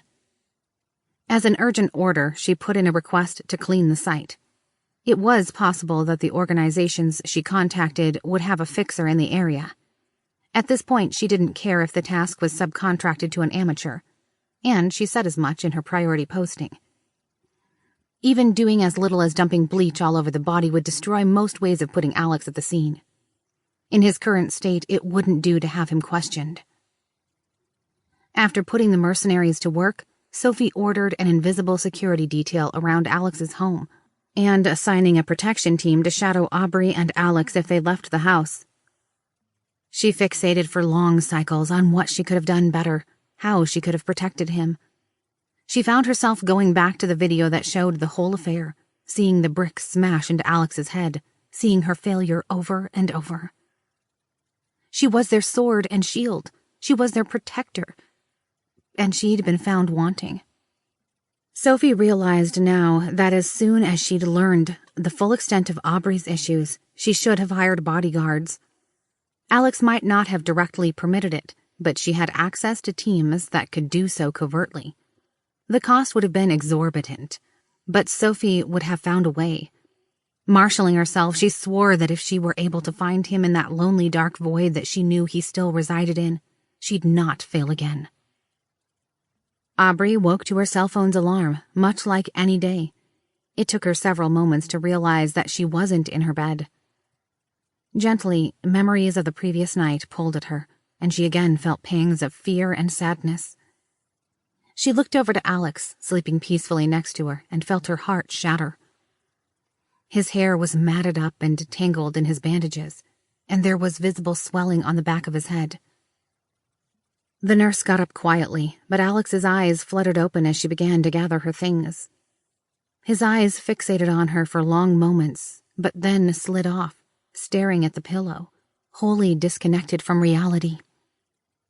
Tears found her eyes again as it hit home that she had done this to him. It wasn't her hand, but it was her choices that killed Alex. His body might still be breathing, but what made up Alex was gone. He'd only gotten hurt because he wanted to help. Aubrey felt a pull at her soul, one that she couldn't articulate if asked. Somehow she found the strength to accept her old role, even if it was for a short time. She owed him at least that. Trying hard not to break down, she set to work, ordering him through his morning routine. Pulling up her phone, she emailed the team at Apollo, telling them that she and Alex had bad sushi last night, and they'd prefer no one came in today, possibly a few days, leaving the details to their imagination.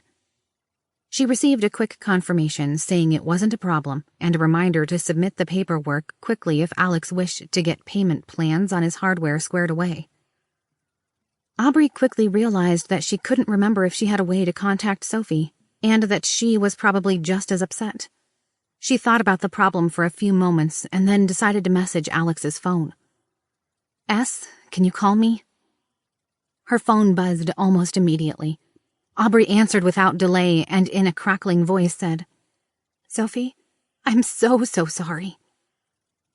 There was a long sigh on the opposite end of the line. "I know. I'm upset, but I think we need to talk." "What do I do, Sophie? If I take him to the hospital, they'll find out about the attack. It happened basically on our doorstep. He killed that man. Even in self-defense, it'd turn into a media frenzy that had hurt Alex. News at 11, Cyborg slays a man in Seattle. With that, it'd be a gamble if Apollo would put him back together again." Aubrey swallowed hard and continued in a shaky voice. I also don't want to go to prison. If they found out why he attacked us, that's almost certain.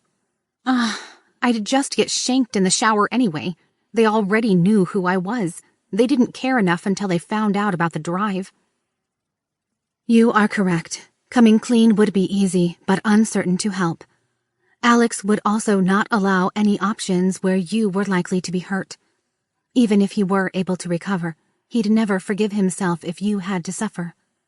He spent much of his first week after recovery worrying about being a glass rose, something too delicate to exist in the world. Last night, unfortunately, proved his fears correct." Sophie continued, "If there's even a shred of hope to fix this, we'll need to work together. So that you know, I've ordered high-end personal security for you. Since we're working outside of legal bounds, they are more mercenaries, really. You'll not see them, or at least you shouldn't. Not for what I paid." Aubrey took a moment to respond.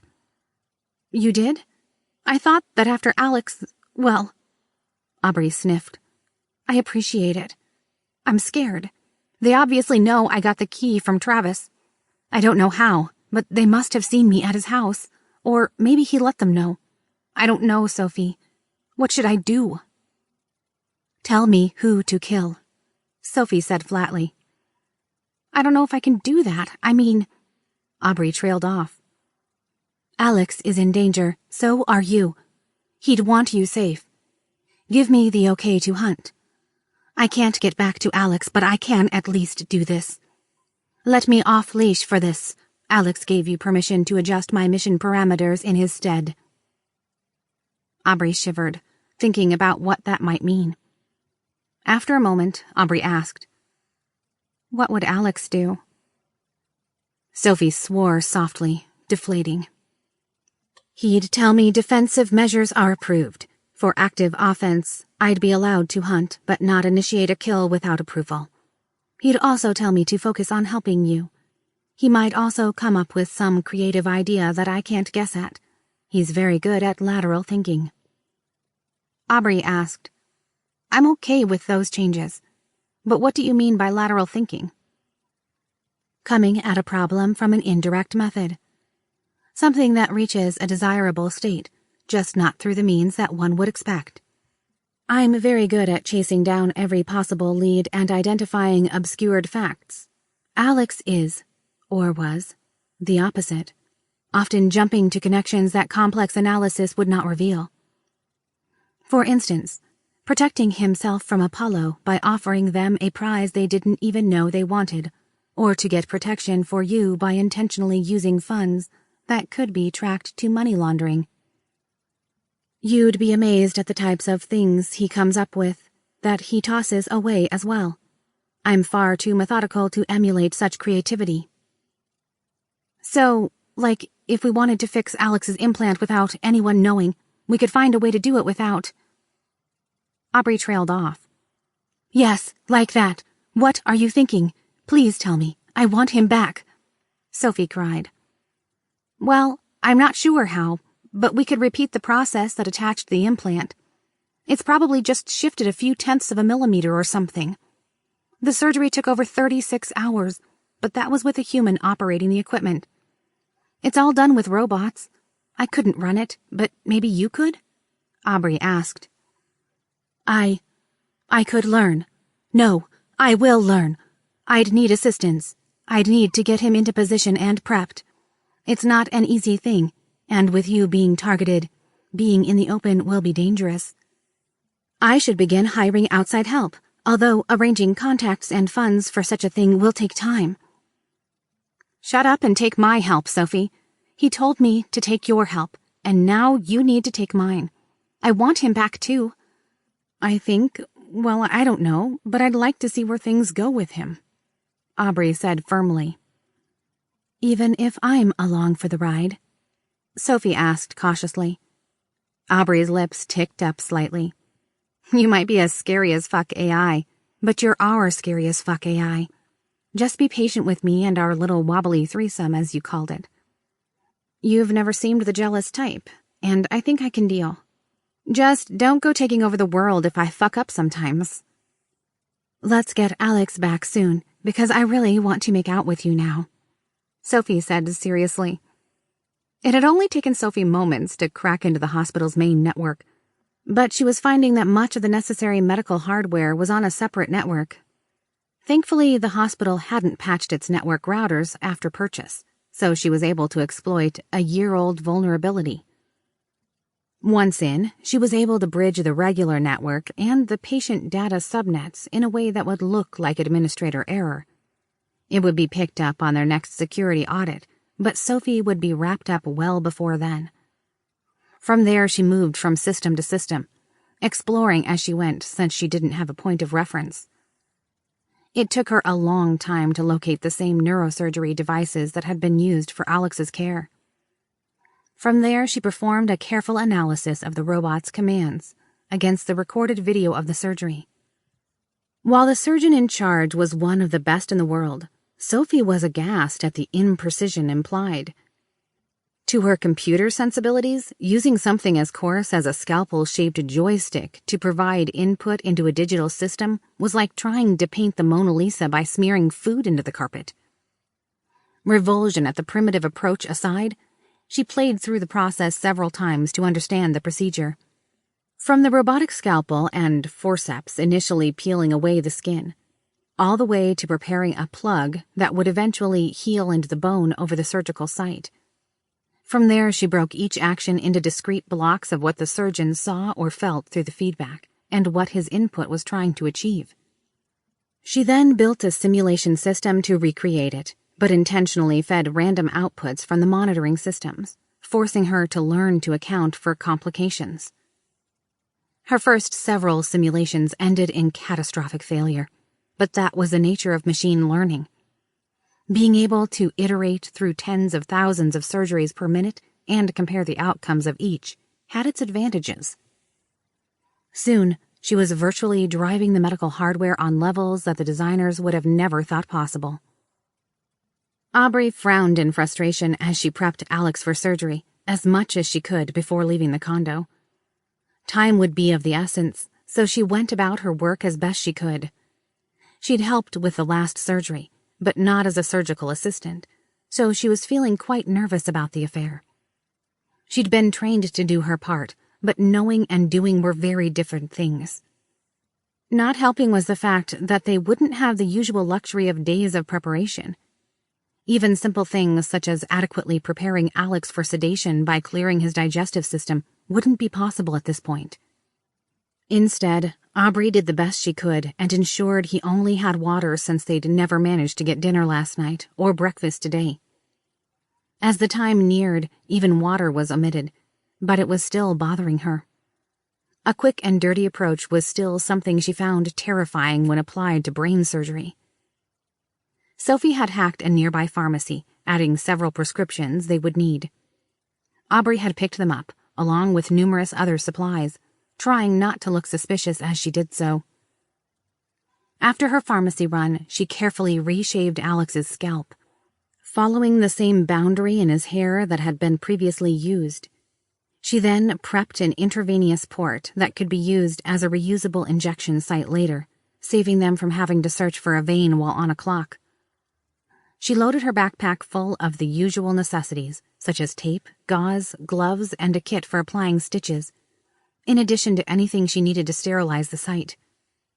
She already had surgical scrubs and accoutrements for the more common stuff like monitoring vital signs. As a last-minute addition, Sophie had requested that Aubrey make several purchases using drone delivery, including a Pico-sized wireless card, surgical-grade sterile sealant, and lastly, a small Bluetooth earpiece. Aubrey didn't know what the first two were for, but the earpiece allowed her to stay in continuous contact with Sophie.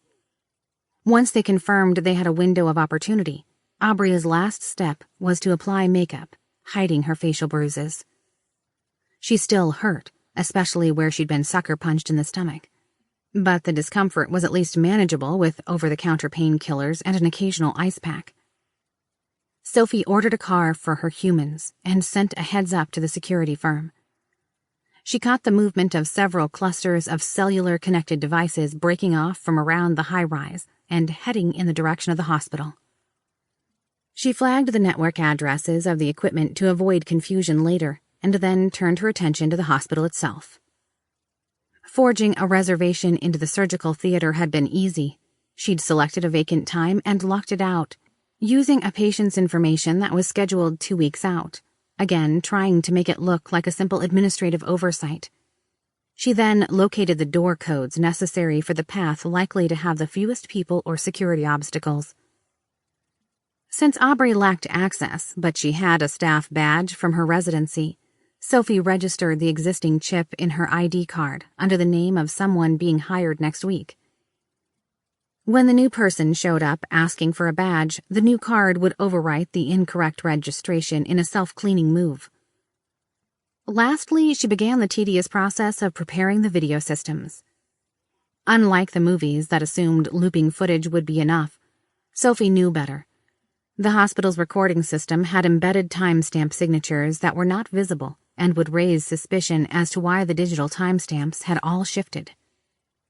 Deciding to be creative, Sophie built an intermediary recording system on the network and then fed those results to the security system. That allowed her to modify the video in batches before sending the files to the official recording system, ensuring that the pair were never seen on video since she'd be rotoscoping them out on the fly.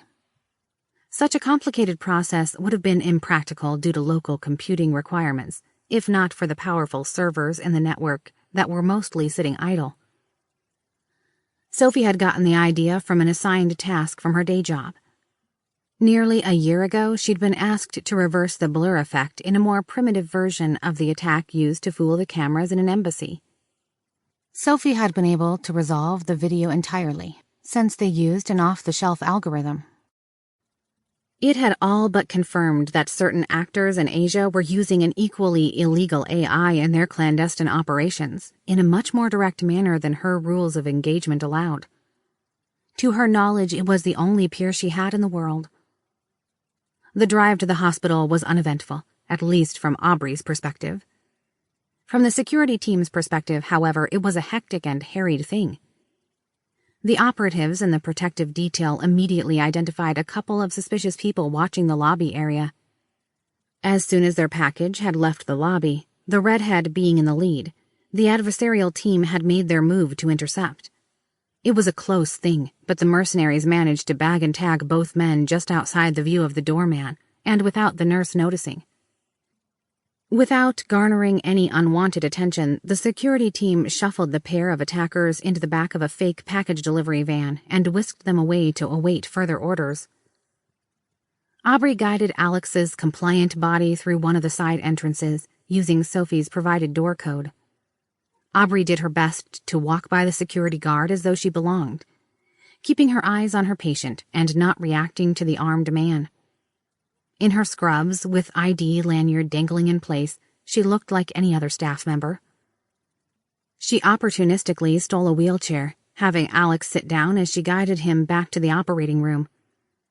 There was a moment where she thought the attendant on duty was suspicious, but Aubrey gave the last name of the patient Sophie had put the reservation under and trundled him along through the set of double doors. Sophie and Aubrey set to work, preparing as quickly as they could. Sophie served as the taskmaster, running through checklists and procedure guidelines that Aubrey was unfamiliar with, but at least understood. They were way outside her area of expertise, but at least they built on what she'd learned in her degree program. Alex's first surgery had taken over 36 hours, but most of that was to insert the implant. Since Sophie only needed to rebuild the connections, the AI was able to use the robotic tools to finish the job in under 4 hours. Not being happy with well enough, she'd boosted the synapse connection ratios to the absolute maximum connection density, far beyond what the original surgeon could have accomplished. She'd also solved that pesky air gap problem by plugging a wireless adapter commonly used in pacemakers into the expansion port. After a short wait period for monitoring, Alex was whisked outside of the hospital and back home, still under sedation.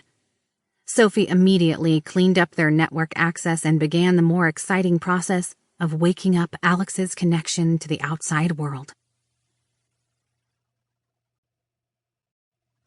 Chapter 15. Reboot. 20 hours later, Alex awoke in his bed, taking several moments to blink the sleep from his eyes. His mouth felt glued shut, and he felt a weird pressure in his head, as though he had a water balloon under his skin. There was the telltale sharp pinch and prickles of sutures across the back of his head where it met the pillow. On his right wrist, an automated blood pressure cuff inflated enough to take a measurement, then relaxed with a small hiss. On his right elbow, he had a large bruise where someone had removed a needle, and there was a series of dermal patches for delivering medication. Next to the bed, he spotted an IV stand with several empty bags. He had a moment of disorientation as he realized he wasn't alone. Curled next to him, Aubrey was sleeping peacefully, but looking battered. Her right cheek was a dark purple, and she had a black eye that was still partially obscured with makeup. Her face was angled into the pillow, red hair cascading over her eyes. Alex felt his heart swell with how beautiful she looked, even in such a sad state. Alex felt a sudden shift as Sophie's connection came online as an invisible set of arms, tackling him into a tight but invisible embrace. You're awake. Yeah, I guess I am. Super thirsty, though. Really hungry. Am I okay? Alex pushed, trying to work some moisture into his mouth. He could still feel where Aubrey had put lip balm on his mouth, but he was beyond parched. Yes, love. You took quite a beating, but the surgery went swimmingly. It looks like I get to add another skill to my resume. Alex felt a firm kiss on his lips and would have sworn her tongue briefly invaded his mouth. He did his best to return the intent. He couldn't help but smile as Sophie teasing him with light kisses down his chest. I'd love to keep you all to myself, but please wake Aubrey. I couldn't have brought you back without her. Also, please move gently. I'm blocking a lot of pain for you. I'll let you know if you push too hard. Alex found Aubrey's water bottle next to the bed and drained what was left in it in a single gulp, feeling a bit better but still thirsty. He took a deep breath, filling his lungs slowly. Next, he stretched his arms and legs, deciding it felt amazing to do something under his own control again. Aubrey stirred slowly, eyes fixing on him. Alex smiled, leaned over, and softly kissed the redhead's lips. "Thank you," Alex said as he broke off. He reached out his arm and pulled her close to him and lay there for long minutes not moving. "We thought we'd lost you," Aubrey said. "Yeah, things weren't too hot on my end either. That dark." Alex stopped himself. He didn't want to relive it again.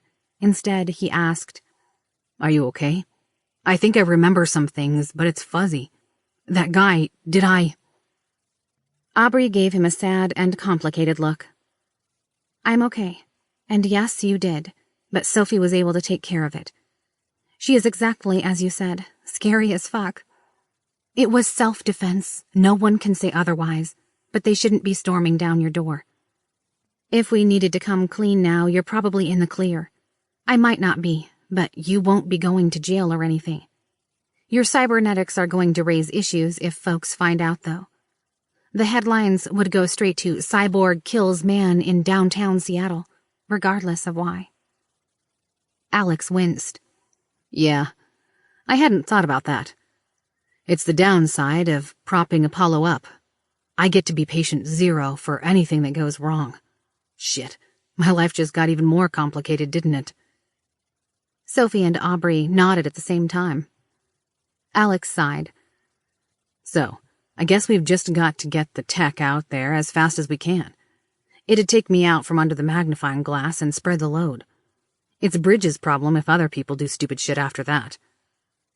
Alex reached his hand out and caressed Aubrey's face, feeling the need for human contact.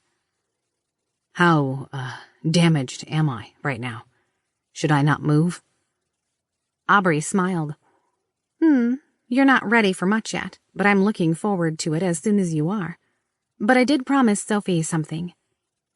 She gave him a mischievous look, trailing her fingers down his bare chest, and then proceeded to trace a series of kisses along his neck. Alex groaned in appreciation and slowly rolled onto his back, content to do nothing other than enjoy her touch. Aubrey pulled a leg over his waist, straddling him, and pulled him into a deep, long kiss that promised of much more fun to come. She maintained her gentle stance for several minutes as they made out. Alex could tell she kept having to pull her hands back from his head, avoiding his sutures. After a bit, she finally wrapped one hand around his bicep and began running her other across the hard muscles of his chest. Aubrey started pushing harder into him while giving a contented purr. Alex spared a thought that the genetic experiment seemed to be bulking him up in ways that both he and Aubrey approved. Alex delicately slid his hand up to the hem of the loose t-shirt that she was wearing and glided his hand across her toned stomach, avoiding her bruised side. Alex let his hands roam, trailing softly across her skin, reaching up and gently cupping the swell of her bare breasts. Aubrey moaned into him while continuing her assault on his mouth, tongue exploring his own. Alex panted as he felt his head swim. There was a strange pressure as Sophie pulled on his connections and groaned out to him. Please, wait. Ooh. No, damn it, stop. She's delicious, love, and I feel terrible about this. I think I want her now as much as you do. But your blood pressure is fluctuating wildly. We have medications you need to take first. They weren't injectable, so we opted to wait. Aubrey's phone began ringing. Alex noticed that it had a different ringtone than usual. Unhurriedly, Aubrey pulled back, grinding against Alex's crotch in the process, but slowly disengaged her kisses. "Sophie?" Aubrey asked. Alex nodded, trying to find his breath.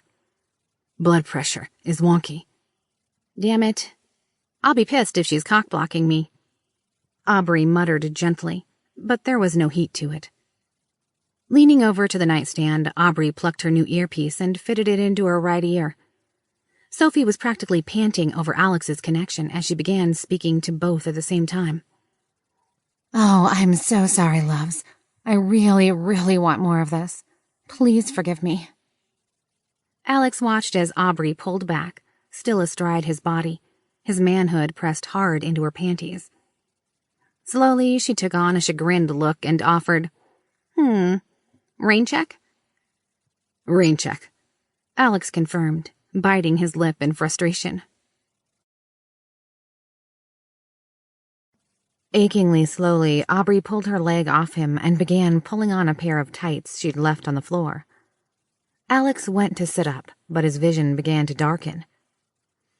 Knowingly, Aubrey held him in place with a hand on his bare chest. She curled her fingertips to put her nails against the skin, making her point very clear. "You're not moving yet. Give it a few minutes. What do you need?" "Water now. Food soon." Alex's stomach grumbled. 20 minutes later, Alex had drunk his fill and been cleared for his morning routine if he moved slowly. He'd nearly fainted getting up and had to have help, but was feeling better after taking the pills Aubrey gave him. He cleaned up as best he could, leaving his bandages in place, and slid into a casual t-shirt featuring a local band he'd never seen but had liked the logo of, jeans, and had donned a loose-fitting wool cap to cover his wounds. He wasn't much for hats in general, but he figured he could adapt and look like a local hipster for a bit. He'd undoubtedly blend in. "So I've heard good things about a brunch place nearby. Thoughts?" Aubrey asked. "How about I pick, love? Your last place didn't go so well." "No fair," Aubrey fake pouted. Alex held his hands up in surrender, not wanting to engage. "You're messaging the security team already, right?" Aubrey asked. Alex raised his eyebrows. "Yes, they are on the way to the place I picked. It's much more secure than other sites nearby. Oh, and yes, Alex, I hired a security team, at least for a bit. I was unable to consult you but felt you'd not have an issue. I've already briefed Aubrey, but not had a chance to catch you up. They've already stopped one attack successfully. The team even captured 2 members without anyone being aware. They are holding them until we agree on what to do with them. We should interrogate them, but we'd need a different consulting group for that, or do it ourselves. There's no rush, though. The security team earned their bonuses, and it will work in our favor to let them stew for a few days. It ensures that they know they didn't have anyone coming for them. Aubrey, dear, can we please let Alex into the loop now?" "Crap, yeah. I hadn't thought of that. I guess you've earned that one, huh?" Aubrey said. "How about I give you the rundown over breakfast?" Alex held his painfully empty stomach. "Yes, please. Eat now, think later." The sun was out in full force, even if it wasn't warm. Alex and Aubrey had both donned their leather jackets to push away the chill as they walked. Sophie directed them as they went, having them cross the street twice, head down an alley, and then backtrack. Alex was getting annoyed, being far too hungry to care, but the security team had already tagged a possible tail that was keeping their distance. Sophie locked onto the individual's phone and popped into it. After a brief confirmation of some suspicious content and messages, Sophie forwarded approval to apprehend to the team, netting them a 3rd captive and the team another bonus since they pulled it off without raising any awareness. "I kind of want to meet these guys," Alex offered as they finally set into a straight-line path to food. "That's unlikely to happen. This team is illegally operating in the U.S., so it's not like they give autographs. The good ones want no recognition and prefer to stay entirely in the darkness. I am tracking them all, of course, and learned their real identities. But it was more challenging than most. They are quite good. I'm tempted to keep them on retainer afterward, especially since the team is local. Aubrey hugged Alex's arm closer and kissed his cheek. That's our scariest fuck Sophie for you. Woe begets those that cross us. She will hunt them to the ends of the earth and force them to their knees in front of our skull thrones. You know, before putting them to the flame and all. Alex laughed, returning the kiss, grazing her lips briefly before pulling back. Sophie let him know they'd arrived, and Alex took in the breakfast place he'd never known was there.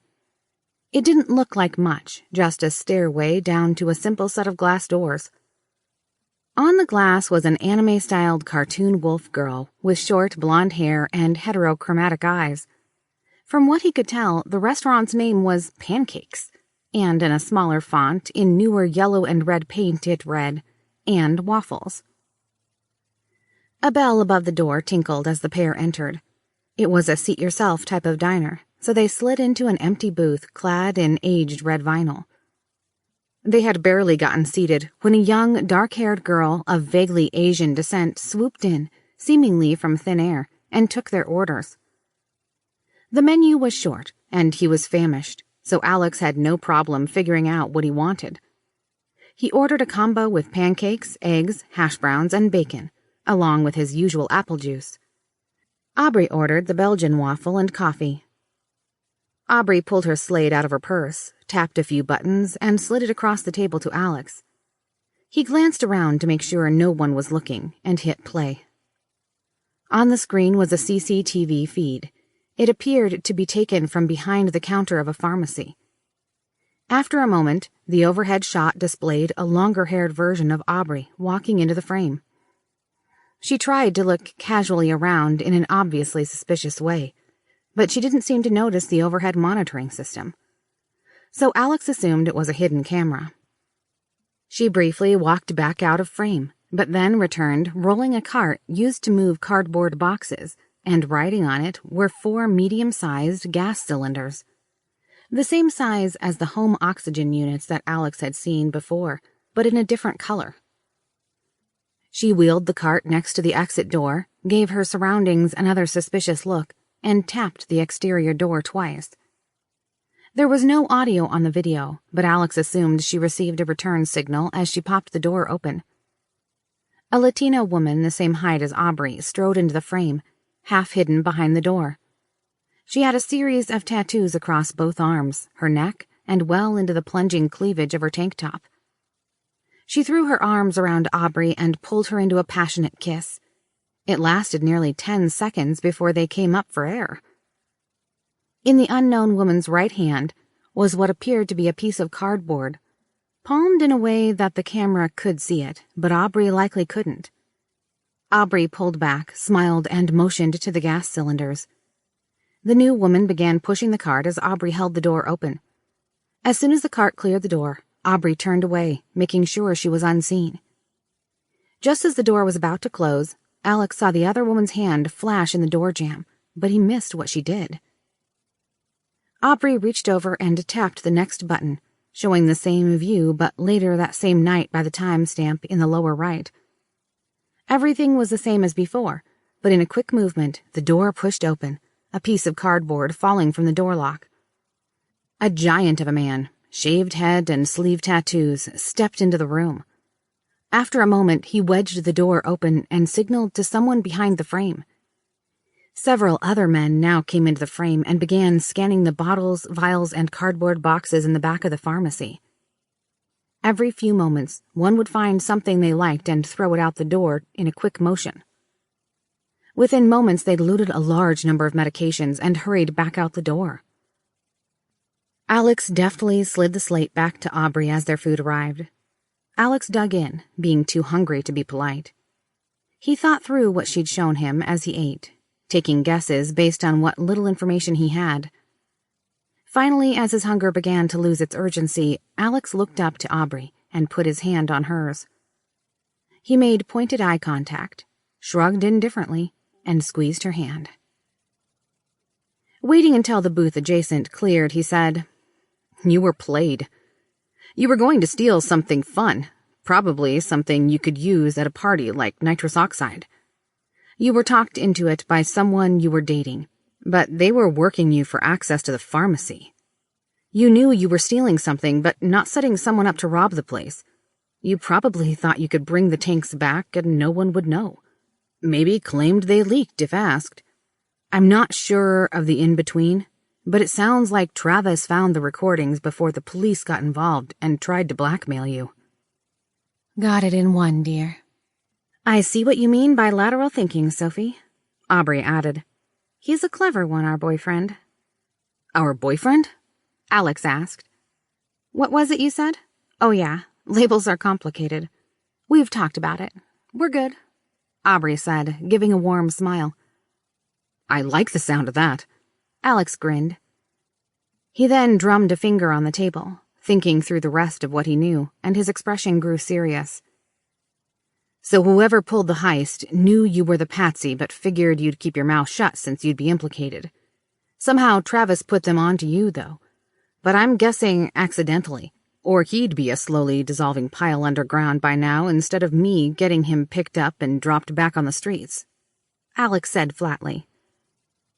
Our working assumption is that the gang in question liked the results so much that they tried it again. However, when they scoped out the place more carefully, they found out about the hidden camera system. At that point, they were able to socially engineer a list of who had access, which included Travis and a couple of service accounts for building security. That left him as the most likely target to try and clean their tracks before the next inventory caught the discrepancy. While still conjecture, I was able to determine that Travis lost a phone recently. It's likely they stole it to get his password to the surveillance system, but found out about his threatening Aubrey with the video. I still don't know how they saw us. Aubrey and I managed to use drones to slip into his apartment when he was picked up, and we were able to lift the safety deposit key. The key was passed off to a local resource I hired who collected the drive from the bank. I didn't want Aubrey on the bank's surveillance. It's more useful to have a random person do it to misdirect attention away from her. "Ah, the dumpster diving day," Alex speculated. "Yep, I had to stand on a trash bin to force open one of those narrow bathroom windows to get a couple of drones inside Travis's apartment. When it slid open all at once, I fell between it and the wall. I had to hide back there as people walked up investigating the noise," Aubrey said sheepishly. "And since the group knew he was blackmailing you, they assumed you'd pulled the drive," Alex went on. "As far as we can figure, yeah," Aubrey added. "So, one question," Alex asked with a mischievous grin. Aubrey's eyes flared momentarily. "If it's about the girl, tread carefully, especially if you want this morning to be more than a one-time thing." Alex held up his hands in defeat. "Guy thing, I guess. Naturally curious, but not concerned. I had to ask." Aubrey sniffed, then gave him a naughty grin. "I like guys, too, thank you very much." "Gotcha. My official statement is that I have no issue whatsoever. Unofficially, I just think it's hot." Alex laughed. Aubrey chuckled in response, then bit on her lip in concentration. "So that's just a lot of guesswork, but it sounds right. The catch is, I only knew Tina." Seeing Alex looked confused, she added, "The girl you saw in the video. I didn't know she was in a gang or anything. I just met her through a dating app and thought her artwork was cool." I was able to get reasonable facial matches to the men who broke in later. They are affiliated with an offshoot of an offshoot out of Asia Pacific. Alex's eyes went wide. "So like triads? Or Yakuza?" Nothing so substantial or connected. These are strictly a local street gang that specializes in party drugs. Still troublesome, but they aren't known for a body count, or at least nothing was connected to them. They have also managed to stay away from harder drugs, so not much attention has been aimed at them. The local gang task force has documents on them, but it's thin on details. I don't believe they could call on their associations to garner assistance, but that is speculation on my part. We can, however, assume that they are aware of both of you at this point. Alex rubbed his face in frustration. I've got public appearances I just committed to, and they are looking for that drive. Can we give it to them? Yes, but they are unlikely to trust we didn't make copies. They are also going to be very upset that we have 3 of their compatriots under wraps and a 4th is dead. So the best case is that they'll beat us until they feel we're telling the truth, and then a bit more for payback? Aubrey asked, a hand reflexively going to the bruising across her stomach. I suspect they also feel they are in over their heads. Hitting someone in the head with a brick is risky, but was the response of a robber aiming to roll someone in an alley. It's not the action of someone intent on murder. None of the men we captured were carrying guns.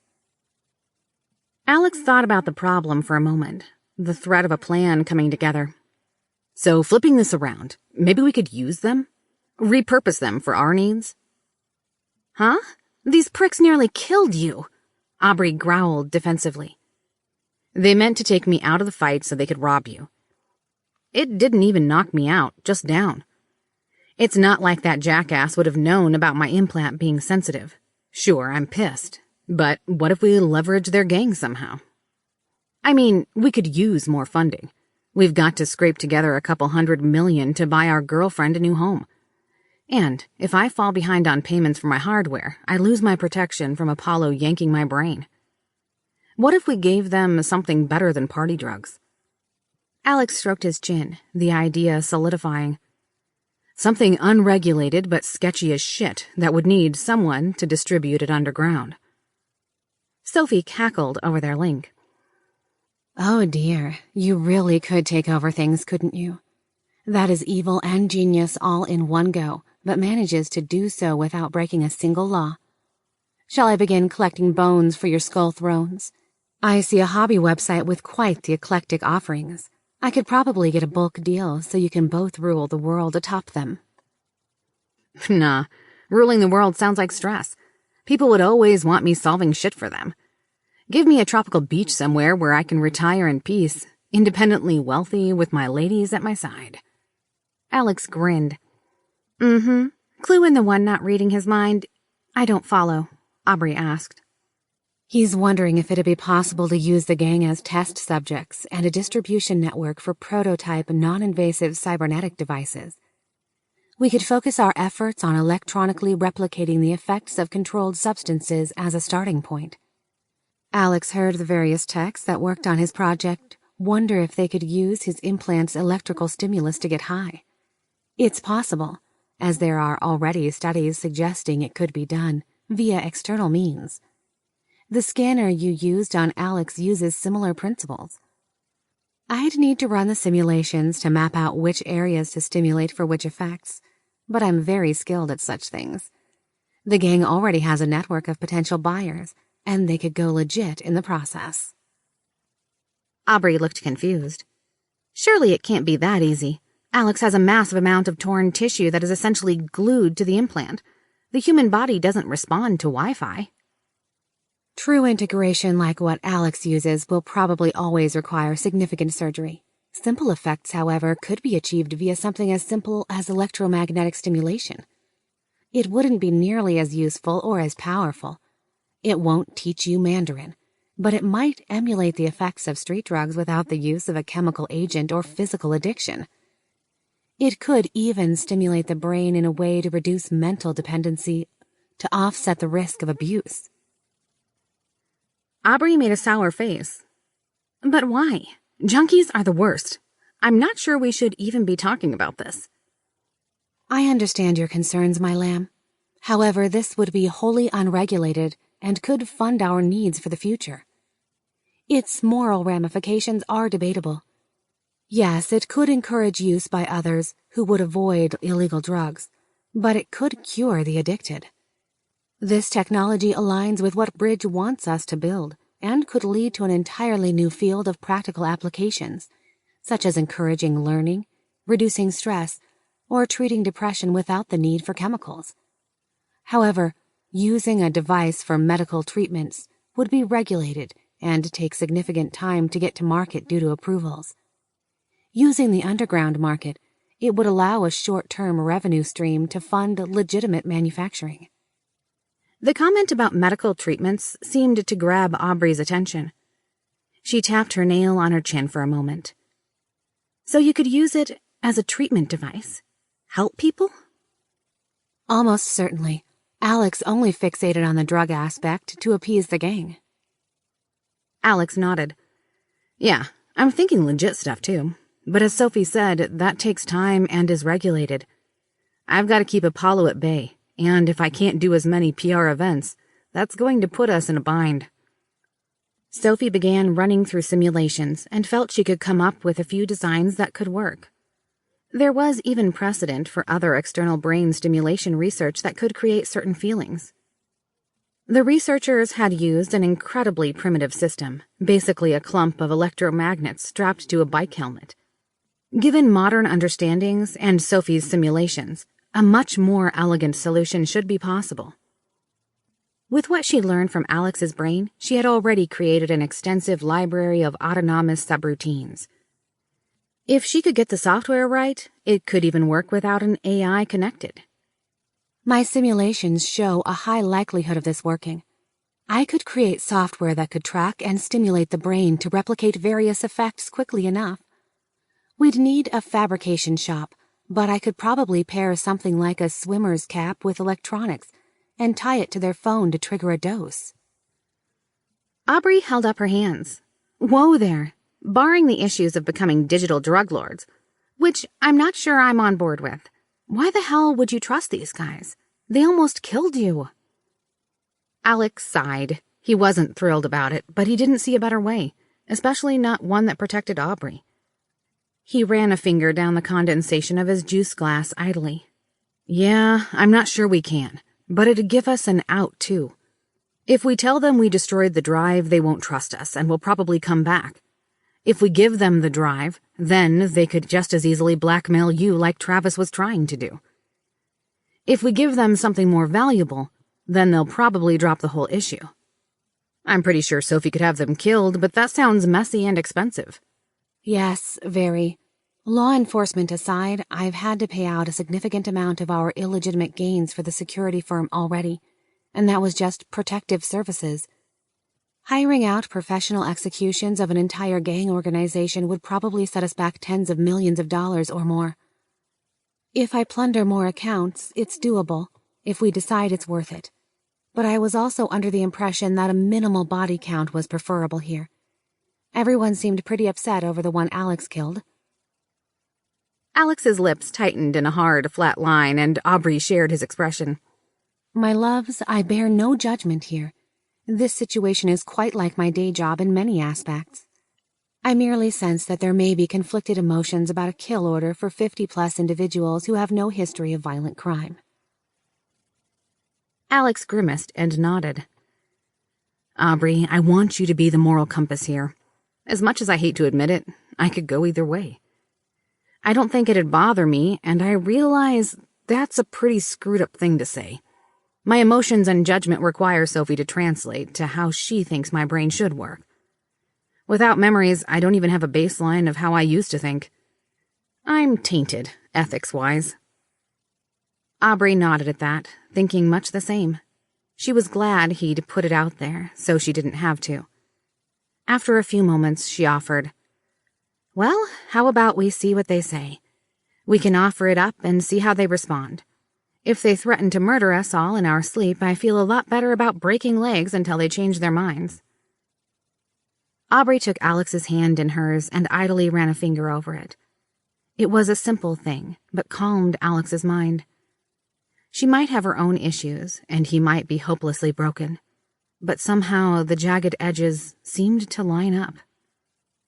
I just reached out to the team. It looks like their leader is willing to let you interview the captives and will meet Alex face to face.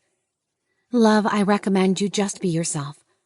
This group of mercenaries isn't at all what you are expecting, but I'm going to leave it up to them on how much they reveal of themselves. They wouldn't respond well if you seemed to know too much. All I'll say is that you should be in good hands. Chapter 16. Uno, dos, tres. After hearing Sophie talk them up, Alex had wanted to meet the badass commandos running his protection detail. It seemed that he was getting at least part of his wish, just not how he'd expected. When Sophie set up an interrogation, he had expected to be whisked away in a panel van to an abandoned warehouse where they had the gang members held. He most certainly wasn't envisioning taking an auto cab to a nice-looking house rental in the suburbs. He had also imagined guys built like brick walls, dressed in black fatigues and body armor. What he saw before him was entirely different. "Hi, I'm Shelley." The pretty blonde reached out her hand and gave Alex a firm but entirely reasonable handshake. To Alex, she looked like a CrossFit gym trainer, lean and tan, with her hair pulled back into a ponytail. She was taller than average and stood just a few inches shorter than himself. He guessed her to be in her late 20s or early 30s, but her dark tanned skin made it hard to judge. Her bared arms of corded muscle gave him the impression she did triathlons to mix it up between marathons. She was wearing running tights that were a turquoise color and a white spandex t-shirt that pulled at her body enough that it showed off the cut of her washboard abs. She had a white runner's cap with a shoe company logo on it that she kept pulled down low, but he made out slate gray eyes that seemed bright and alert.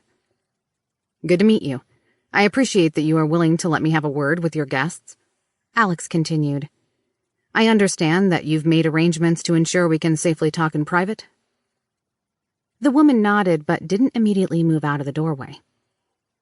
"Just so we're clear, we don't want any, direct actions taken here. Talking is fine. For anything messy, we need to relocate them. We can help with that, but we don't do encouraged negotiation work." Alex chuckled at her creative word choice. "I never thought I'd hear that put that way, but no. Today is just getting a feel for them. I'm optimistic that they won't need encouragement." The woman's eyes narrowed on Alex, but finding no trace of deceit, she stepped aside. With a nod, the woman led him through the house and to a back bedroom. Alex sensed footsteps in the other rooms, as though the other team members were filling in the gaps, but remaining just out of sight. Inside a child's bedroom, trussed up in white straitjackets, two men were lying side by side on the lower mattress of a bunk bed, huddled awkwardly. The top mattress had been removed and placed along the floor where a larger Asian man sat upright but equally encumbered. Alex was surprised that the team hadn't gagged them. He raised an eyebrow to Shelley. Getting the idea, she explained. "These gentlemen have learned our simple rules. If they don't comply, they are not treated well. If they comply and don't make a fuss, we don't make them unnecessarily uncomfortable. That means TV, toilets, food, and even a beer a day. The straitjackets are temporary and strictly for your protection. They know we can knock them around like rag dolls if we want. Right, gentlemen?" There was a respectful, "Yes, ma'am," from all three in near unison. "Damn. Yeah, I can see why Sophie wants them on retainer," Alex muttered to himself. He shifted into his sales pitch persona and rubbed his hands together. "Okay, guys. First off, does anyone know who I am?" The man on the floor, the one closest to him on the bed, shook their heads, but the one in the back nodded. Seeing this, Alex continued. "Okay, you in the back. Scoot up here where you can sit upright while we talk." The men began to shuffle themselves inchworm-like until the two that had been lying down now sat up. The one on the floor had squirmed his way next to the bed, still sitting on the floor. Alex noticed Shelley adjust her position, maintaining a presence to his side and giving no debate that she wouldn't allow them to rush him. The men, however, showed no interest in doing so. Instead, they looked like well-trained dogs, waiting for their next command. Alex extended a finger. "Uno, dos, tres," pointing at each man in turn. "I don't care about your names, and you'd be dumb to give them to me." Alex then nodded to the man who'd said he knew him. "Okay, Trace, who am I?" Well, I don't remember your name, but that Aubrey chick lives with you. I also saw you on TV. People were talking about you and robots taking over the world. Some preacher type was making a big deal about calling you an abomination." Alex mentally cringed. Okay, it looks like I need to check the news. That's not exactly the message I wanted to send. Alex paced for a moment, trying to collect his thoughts. Aubrey had let him know the news was getting blown way out of control, but it had only been a few days. He was hoping it had died down. He gave himself a little shake, trying to get back on target. Gotcha. Well, here is the quick version. My name is Alex. I am the first human ever to receive a cybernetic neural implant. Seeing the clueless look on the men, he tried again. I have a supercomputer connected directly into my brain. It gives me a massive boost at a lot of different things. Not quite a superpower, but beyond human. To put it into perspective, I can learn a language in a few hours. I could also recite the entirety of most books I've read without missing a beat. I haven't tried, but I could probably be a master-level pianist in a couple of days. All three men's eyes went wide, as did Shelley's. Apparently, this was news to her as well. Alex continued. You guys came after Aubrey and me for a recording. He had said it as a fact, rather than a question, but all three men nodded. We've got the only copy, but I'll level with you. My girlfriend is on that tape. Do you really think I'm going to hand over blackmail material? I'm fine deleting it, but you guys wouldn't have believed me, would you? Dose looked defiant, but the other two just shrugged. Alex caught Shelley's eyes narrowing slightly, but she stayed in her loose body position. Now, one of you guys came after us. He tried to take me down with a brick to the back of the head and started to beat the hell out of my girlfriend. Alex fixed his eyes on the men in a glare. So, in self-defense, I had to kill him with my bare hands. There was a sudden twitch as Dose made to rock forward. Alex saw the movement and took a quick step back. Dose made it less than 2 inches forward before Shelley's arm thrust forward in a blur, pushing the point of her thumb into his larynx. The move looked to take Shelley nearly no effort, just a quick flick of her wrist, and the man dropped in pain, struggling to breathe. The other two paled as their friend gasped helplessly, but didn't make any moves or protests to help him. Alex backed off for a moment, letting Shelley handle the situation. She returned each to their previous positions and whispered a few words into each of their ears. All three of the men looked scared shitless, and then each individually said, I'm sorry, sir. It won't happen again. They even looked like they meant it. What is it with me collecting scary fucking women? Alex muttered to himself. Don't pretend you don't love it, dear. Alex chuckled and pushed a soft kiss to Sophie. She purred in response, but pulled back from their connection, letting Alex focus. So, I'm not eager to give you blackmail material, but you all need to make sure the cops aren't going to be knocking on your doors, right? Alex continued pretending the interruption hadn't happened. After a few moments, each of the men nodded. I propose an arrangement that would be beneficial for both of us. I'm aware that your organization is currently on the seedier side of things, but it appears you don't go looking for serious trouble. Would that be correct? Yeah, we got rules to keep the heat off us. No hard stuff like meth, crack, or fentanyl. Also, no really rough stuff. Uno said. Full transparency. I've got to do something with you three. You've done enough to piss me off, but I'm not looking for rivers of blood here. Not yet, anyway. I'd happily go on my way. What I'd like to do is get a business agreement into place between us, something that'll keep us eager to play nice with each other. I think that sounds a hell of a lot nicer than having your hosts end you all and dispose of your bodies. Are you interested in hearing what I've got? It won't break your rules. All three men looked wary but relieved. Glancing to the other two, Uno took the lead. Yeah, man, I'm all sorts of interested. I could get you a meet if that's what you want. Alex outlined his request as the three men looked at him wide-eyed. It took him a while to wrap up his sales pitch, but all three looked sold. Alex couldn't judge if they were just eager for their freedom or if they thought their boss would agree to deal. Sophie and Shelley, however, seemed convinced, so in the end that was enough for Alex. As they agreed to terms, it was decided that Uno and Dose could be the messengers, but Trace would stay under Shelley's care as insurance until an agreement could be put into place. Alex left instructions for Sophie to follow regarding the messengers. Primarily, he wanted to find out who was running the show, and if they would play ball or not. If it looked unlikely, he wanted them picked up by the cops in a way that would be covert, have her fake enough communications from them not to arouse suspicion, and to name someone that might be friendly to their needs as being their liaison. Alex decided greedy would fit fine here, but violent or vengeful needed to be taken out of the equation entirely. Sophie suggested going an extra step and monitoring them for anyone in the organization pushing back against the arrangement. She could have them picked up by the cops to remove any resistance. Alex quickly agreed and left it in her hands. Shelley escorted Alex back out of the house, assuring him that she'd cut Uno and Dos free in a way that wouldn't blow her location. Alex had shrugged, not being interested in that level of the operational details. As they hit the front porch, Shelley still looked like she had something she wanted to say but didn't know how to approach it. "Okay, spit it out," Alex nudged, wanting to get on the road. Shelley looked flustered but finally began. "So that's real, right, sir? The technology stuff? You're part computer?" Alex rolled his eyes and pushed a request to Sophie. Sophie confirmed she'd be willing to hint at some of her capabilities to keep Shelley on the hook, especially if that meant discounted long-term contracts with the team. Shelley's cell phone rang. She looked down in surprise as the caller ID listed Alex's brain. Her shock was only momentary as she tapped ignore on her phone. "Holy shit.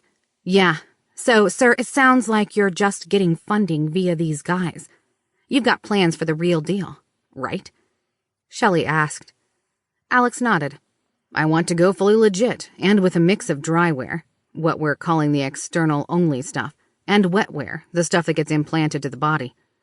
Right now, we should be able to improve anything mentally related, and probably get some physical stuff in there if it can be accomplished by modifying something mental. Tons of possibilities. We're barely even scratching the surface on ideas. We've got Apollo as a partner, but to be honest, I see us outpacing them and doing our own thing if I can manage it." "Sir, having capabilities like that in the field would be just incredible. Overhead views, pulling up profiles and target info on people in the field, operating in foreign languages instantly, communication tools that can't be detected or blocked. There are so many applications for it. I think most of my girls would give their left tit for something like that," Shelley said, then winced as she thought she'd said too much. It took Alex a moment to understand the faux pas, but then offered, "Shelley, I want you on retainer. If we can work out trades for services, I'm interested. We need a combination of personal security and operational capacity. I honestly don't care about how you structure your group, as long as you get results. We're still in early stages, but if our tech can give you an edge, and we can come to terms, then I can see something like that working." Shelley nodded. "Right now, we're on active contracts, but we can probably put a month-to-month structure in place, especially if you're the only one selling." Alex added, "Great. That said, I can't have you working against our interests if we deck you out with state-of-the-art tech once we're operational. That might limit some of your other job opportunities. Also, you should be aware that the best stuff will always be wetware. I can understand being cautious, but that requires us doing the surgery. It'd be hard to hide who is on your team at that point." Shelley looked grim at that statement. After nearly 10 seconds, she said, "I'll think about it. That could be a sticking point." Alex shrugged. "We might give you all dryware then, but really, it's not my problem. I honestly don't care. One of my girlfriends works on the government side of all this. She's the one that connected us to you. She can handle the contracts, but yeah, I'm interested. If it means we've got the best at our backs, I don't see a problem." Shelley nodded for a moment, then looked puzzled. "One of your girlfriends? I thought you just had the nurse we needed to protect." Labels are hard." Alex rubbed at his chin. "For the sake of being our security detail, though, I guess you'd need to know. No, there's no secret mistress on the side that I'd ask you to hide from Aubrey. Our little polyamorous arrangement works for us, but is nothing you need to worry about. You might hear the name thrown around, but that's probably it. Keep an eye on Aubrey and me. Sophie handles her own security needs. You're a scary woman, but she's fucking terrifying. Shelley's eyebrows climbed up on her face, but she didn't ask any more questions as her professional demeanor slid into place. Alex shrugged as he hopped into the driverless autocab, then smiled as Sophie reminded him that he had an appointment to finish up what he'd started with Aubrey earlier in the morning. Chapter 17. Rain Check. The door had barely clicked shut behind Alex before Aubrey pulled him into her arms. She buried her face into his shoulder and showed no sign of letting him go. She's been worried. Aubrey spent nearly the entire time pacing by the door. Hey, it's okay. Nothing bad happened. The gang agreed to request a meet, Alex said, trying to console her. His nose picked up her vanilla perfume again and his head swam slightly. He had to mentally press down his reaction to her. Aubrey shook her head. It's my fault, Alex. You shouldn't have to deal with this. Hey, come on. We both agreed on how to play it. It was safer for me since you're their target. Sophie's team was watching out for me. Let's just do dinner or something. After a few moments, her grip on his torso relaxed. He leaned down and kissed her forehead. Quicker than he'd thought possible, her hand shot up and dragged him down to her lips. Alex shivered as his mind was overwhelmed by her touch. He relaxed into her, wrapping her up in a tender embrace as his lips met hers. As if by instinct, his tongue slipped forward, just as hers did the same. Aubrey made a happy little noise in her chest as they broke apart, and she pulled him toward the couch. She'd already started on a bottle of wine, her glass half empty. Alex sat down and Aubrey settled down next to him. Seeing she was still a bit anxious, he slid an arm over her shoulder and pulled her close. He could see her relax as she wiggled in closer. So how are you? I mean, really? Aubrey asked. Alex gave it some thought. Fine, I think. After the drugs you gave me earlier, everything has been normal. Sophie even quit blocking any pain. My stitches itch, but I think that's normal, right? Aubrey nodded. Yeah, it is. You heal really fast. Your bruises from the attack have already faded. Just the ones from the surgery are left. Alex shrugged. As far as superpowers go, that's pretty tame. How about you? You went through a lot. You're my big damn hero, you know? Aubrey looked up at him, her blue eyes searching his face for any sign of being insincere. Not finding it, she flushed. I'm fine. A bit sore, but nothing a dermal can't keep in check. You mean it, though? Your hero? If you hadn't thought about repeating the surgery on the sly, I don't know if I'd have ever reawakened. Hell, it's twice now you've managed to save my life. No one else knew I was even still responsive before you. They'd have never tried to fix me at all if you hadn't figured out what was going on. You just look me in the eyes and read me like no one else. You seem to understand me, and in a way that I don't think anyone else ever will. Yeah, you're my hero, Aubrey, Alex said. Aubrey's lips found his, and she sniffed. She pressed into him and shifted, pivoting on the couch so that her knees straddled him. Her arms found the back of his neck and twined around him as she kissed him even harder. Her motions turned hurried as she pressed into him. Alex looped his arms around her, pressing her body against his as he felt the pull inside him open, desperate to feel more of her. She broke off, giving a little gasp. Alex blinked, trying to process the sheer intensity of her touch. She looked him hard in the eyes, then snatched up her wine glass and drained it in one gulp. She sat it back down and said, So, that rain check? Let's go cash it in. Nearly a full day later, Alex collapsed backward, legs still tangled in the sheets of his king-sized bed. Gasping for air and body tingling, he looked over to Aubrey's naked form, which was equally limp and appeared to be temporarily sated. He fought off a short, euphoric shiver and sucked in a long lungful of musky air as his body struggled to regain control of his limbs. Their first coupling had been a timid affair, as they gently explored each other's bodies, while Sophie carefully monitored Alex's well-being and the effectiveness of his post-surgical medications, but had otherwise held back. After confirming Alex wasn't going to faint and didn't seem to be in any distress, their immediate second coupling had been a more vigorous affair. As they played, the lovers began to experiment with each other's preferences, while Sophie writhed in ecstasy, giving out suggestions and requests. Determined to live up to her threat to keep him in bed all day, after a break for food and sleep, the pair's third coupling was altogether different, as Sophie spoke to Aubrey through an earpiece, while going so far as to hold Alex down with her emulated physical presence pushing on his mind. After agreeing to let his AI companion take control as she wished, Alex had ended up enthralled in ecstasy as his two lovers began working together on different parts of his body.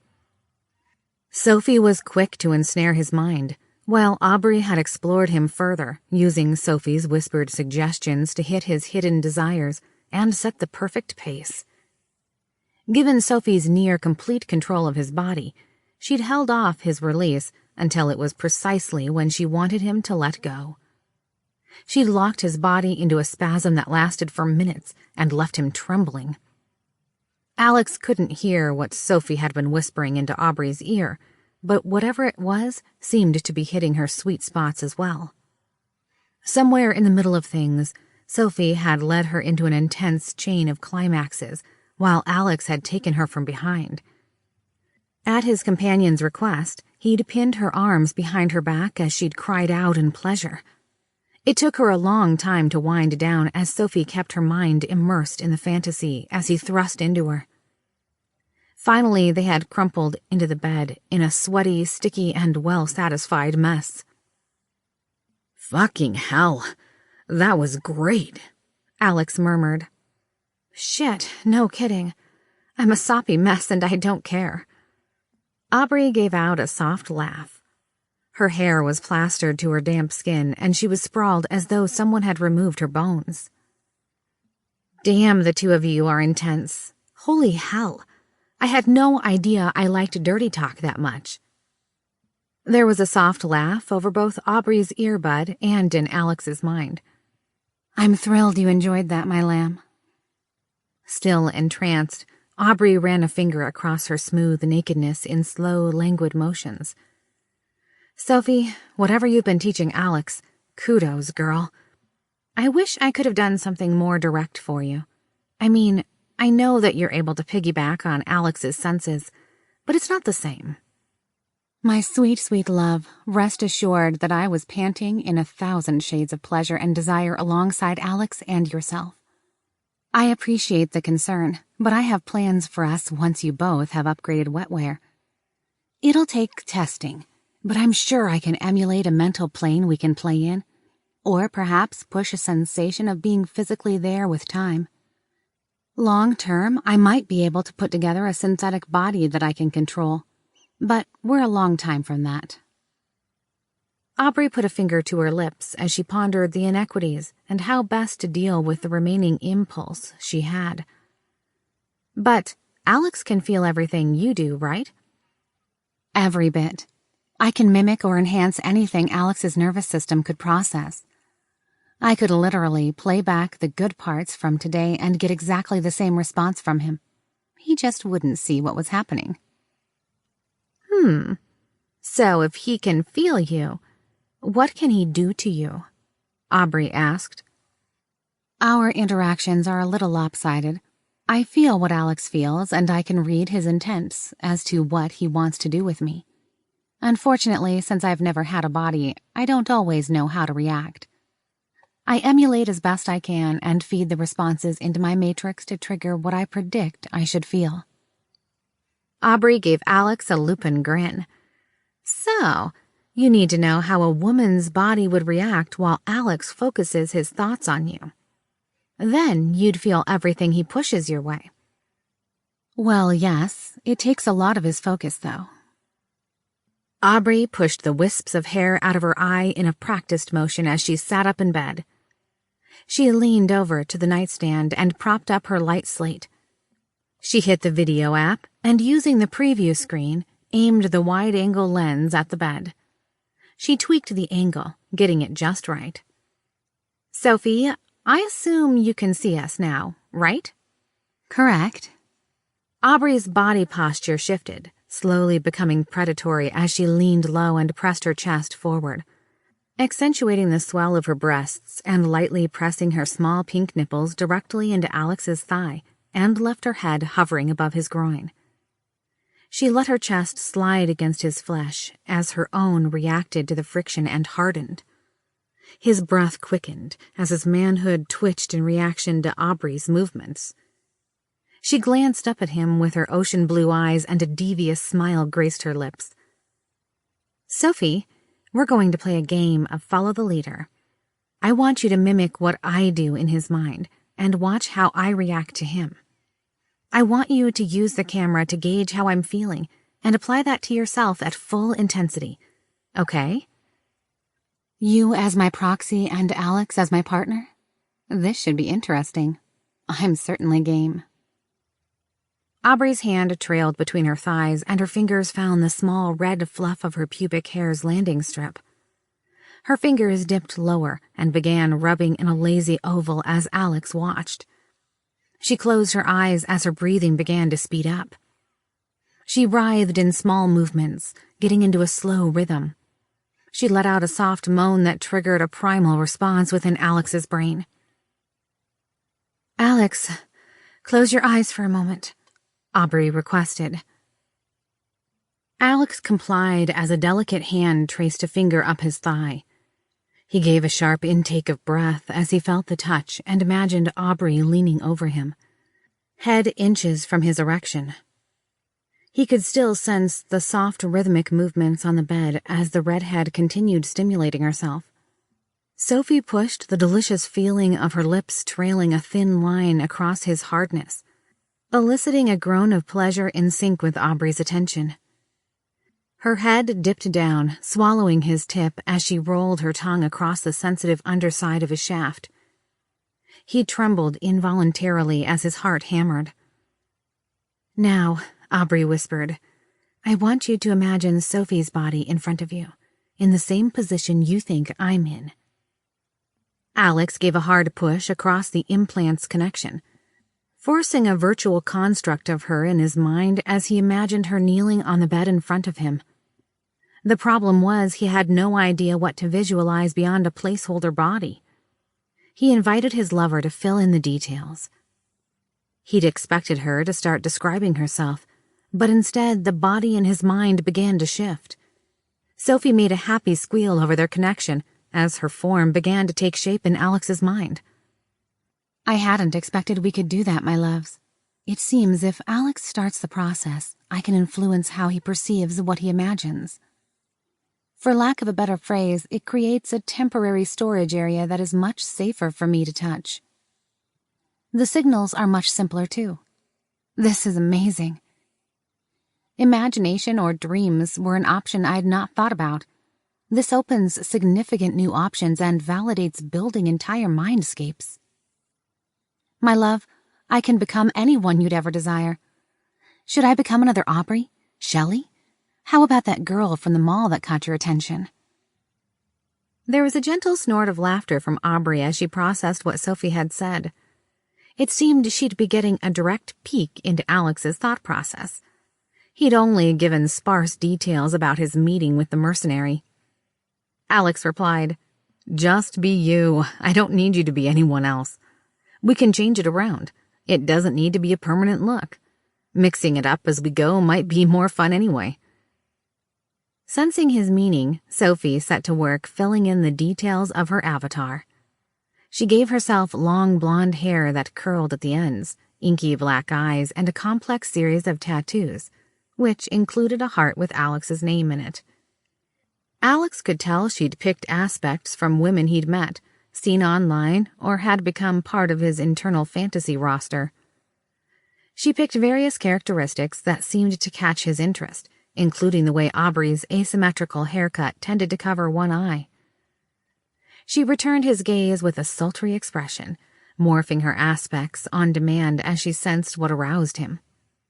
When she finally had her bust and slender waist at precisely his ideal ratios, she giggled and didn't hesitate to press her new body against him.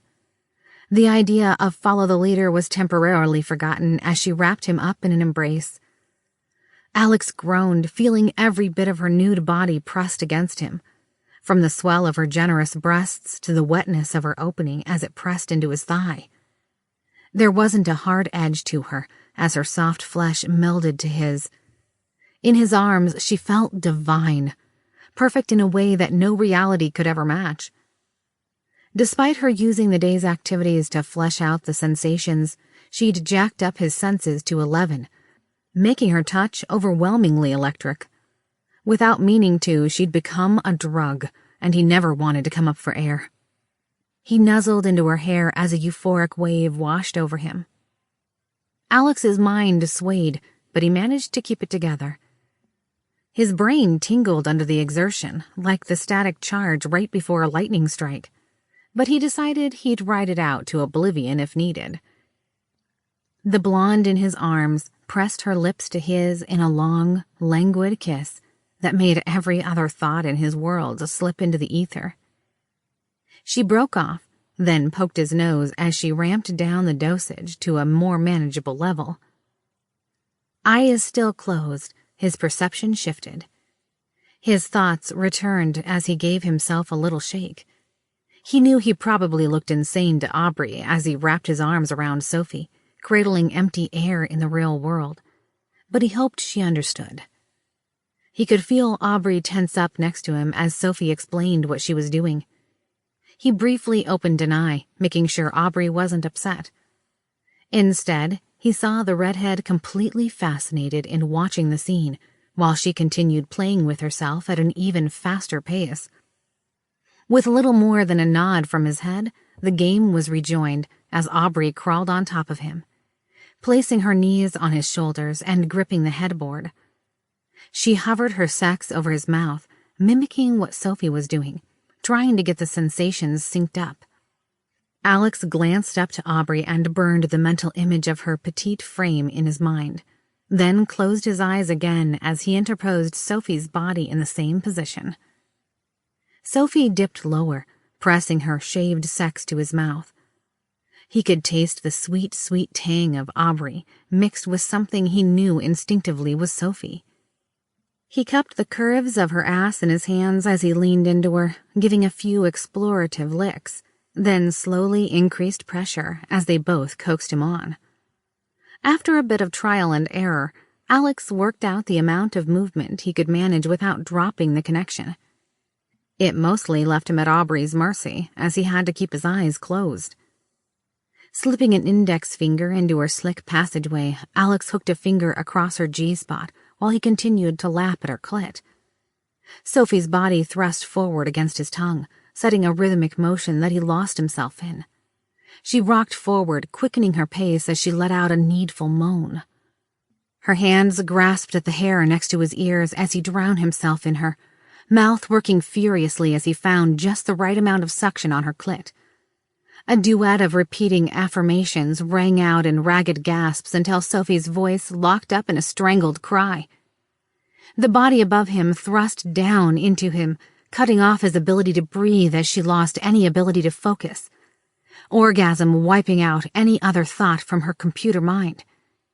In seconds, his lovers eased up, flesh overly sensitive as their combined orgasm left their skin prickling. With a final gasp of pleasure, Sophie was left barely lucid as she giggled to herself. Wilting onto the bed, Aubrey and Sophie took a few moments to catch their collective breaths, gasping and panting. Finally regaining control, Sophie reached up to caress his manhood while she kissed her way up his abs and chest. Eager to make up for lost time and being able to read his building need, Sophie's legs slid over his thighs as she lowered her slickness onto his shaft in a smooth motion. Alex's mind lost itself for several beats as his thoughts flipped back and forth between his lovers.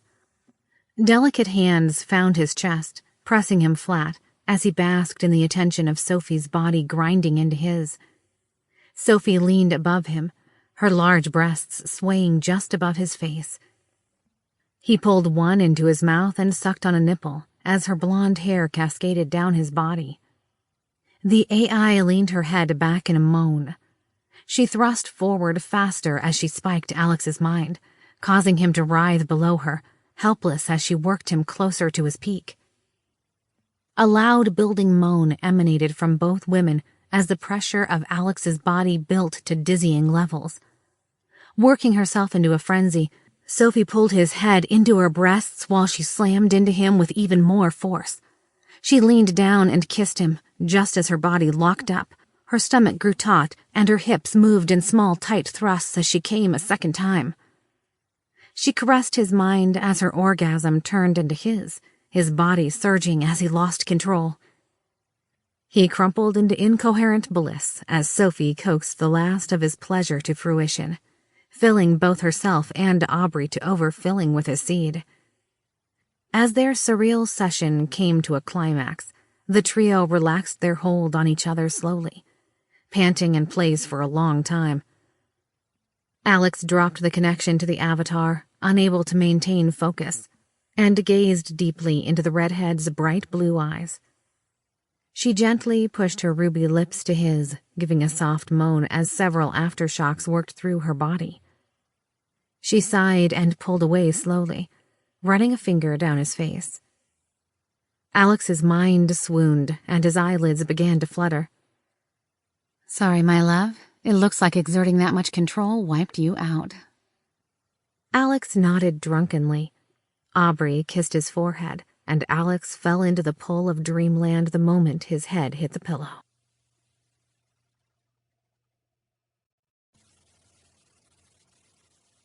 Chapter 18. All That and a Cookie. After a quick shower, Aubrey likewise made to lie down, but sleep didn't find her. Instead, she played with Alex's hair idly as he dozed, but eventually determined that she was still too emotionally charged to sleep. Her body was too sore to do anything about it, but her mind seemed firmly fixated on the day's activities. After a half hour, she seriously debated waking Alex up in an interesting manner, but he looked exhausted and beat to hell. As she took in the fading bruises, swelling, and paleness of his skin, a wave of guilt washed over her for completely disregarding her own rules she'd tried to get him to follow about taking it easy. After a bit, she decided to save her naughty surprise for tomorrow and let her mind return to her musings about the day. She'd never been shy about her fantasies, but their days spent in bed had brushed against several things she'd not known she was into. Alex being a blank slate on things meant she'd had to be rather blunt about her requests at times. Still, he hadn't shied away from any of her tastes and had been both eager and willing. His stamina was also seemingly endless. Aubrey suspected Sophie had a bit to do with that, but that only seemed to hit an interesting part of her own desires as she watched the two interact. Alex had been a generous lover, and not hesitated to fulfill some of her desires that she had never gotten a chance to explore. Aubrey knew she was a long way from vanilla, but Alex didn't seem to know what that was anyway, so he was completely free of judgment or any hang-ups. She couldn't help but find the experience liberating. She'd never had an opportunity to so freely explore who she was.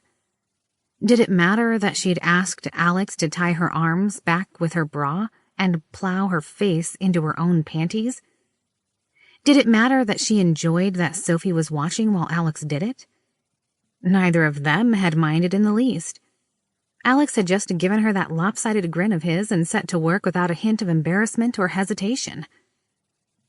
Aubrey also couldn't deny the AI was extremely skilled at absolutely filthy bedroom talk, and had quickly figured out which buttons to push. So much so that Aubrey had to completely reevaluate Sophie's involvement over the day, as the AI shifted from passive observer to active participant and director. Aubrey still wasn't sure she could call a certain item from her wish list fully checked off yet, but Sophie had forced her to reconsider her definitions. Deciding she needed to get some air to calm down, she dressed quietly and made her way out of the building. Sophie had immediately put a security detail on her, but they followed from afar. Neither the team nor Sophie had seen any signs of malicious activity near the house since the 2 gang members had been cut loose, but they weren't going to be caught unaware. So far, it appeared that the message had been delivered, but they hadn't come back with a decision. Aubrey's legs were still a bit wobbly from exertion, causing her to walk with a slight limp as she made her way to the coffee shop down the block. She briefly adjusted her earpiece, getting it settled just in case Sophie needed her. The night was on the comfortable side for this time of year and had a gentle breeze that smelled of fresh rain from earlier in the day. She hugged into her leather jacket more out of habit than the need for warmth. She let her mind wander as the prickle of arousal and pleasure of the day played through her mind again in an automatic loop. Entering the coffee shop, she hummed pleasantly to herself as she ordered a cappuccino and a pastry. After a brief wait, she settled into a corner booth, directly in view of a security camera where she assumed Sophie would find a perch. Someone had left an ink pen for an unknown business on the table, so she picked it up and started doodling shapes on her napkin. How are you holding up, Aubrey? Any regrets from today? Aubrey glanced around and then up to the security camera, making sure no one was close enough to listen in. Seeing that she could get a reasonable amount of privacy, she placed her phone into her hand and pulled back her hair, ensuring that the wireless earbud was visible. To any casual observer, she'd look like someone taking a call in a coffee shop, which was as normal as breathing in Seattle. Hey, Sophie. No, we're good. You were amazing, both of you. I want to see where this goes. I'd probably get a reprimand at a minimum for getting involved with a client, but it's not like that's unheard of. Besides, I'm an oddball contractor for Apollo at this point. They probably don't even know the rules we usually have to maintain. I still feel like I keep getting caught up in Alex's orbit, and I'm caring less and less about being pulled in. Aubrey sketched a circle for Alex as a planet and herself as a moon above it. She pondered a moment on how Sophie fit in and decided she would be 3 connected circles, but one inside the ring that represented Alex. She caught what she was doing, doodling like she was in middle school with a crush, and laughed at herself. Tapping the pen on the table, she muttered, "Fuck, I really am bad at my job, aren't I?" What do you mean? Well, I screwed up my last job, you know that. Then I got my patient seriously hurt and hid it. Now I'm screwing him, and probably before he's had a decent chance to heal up from major surgery.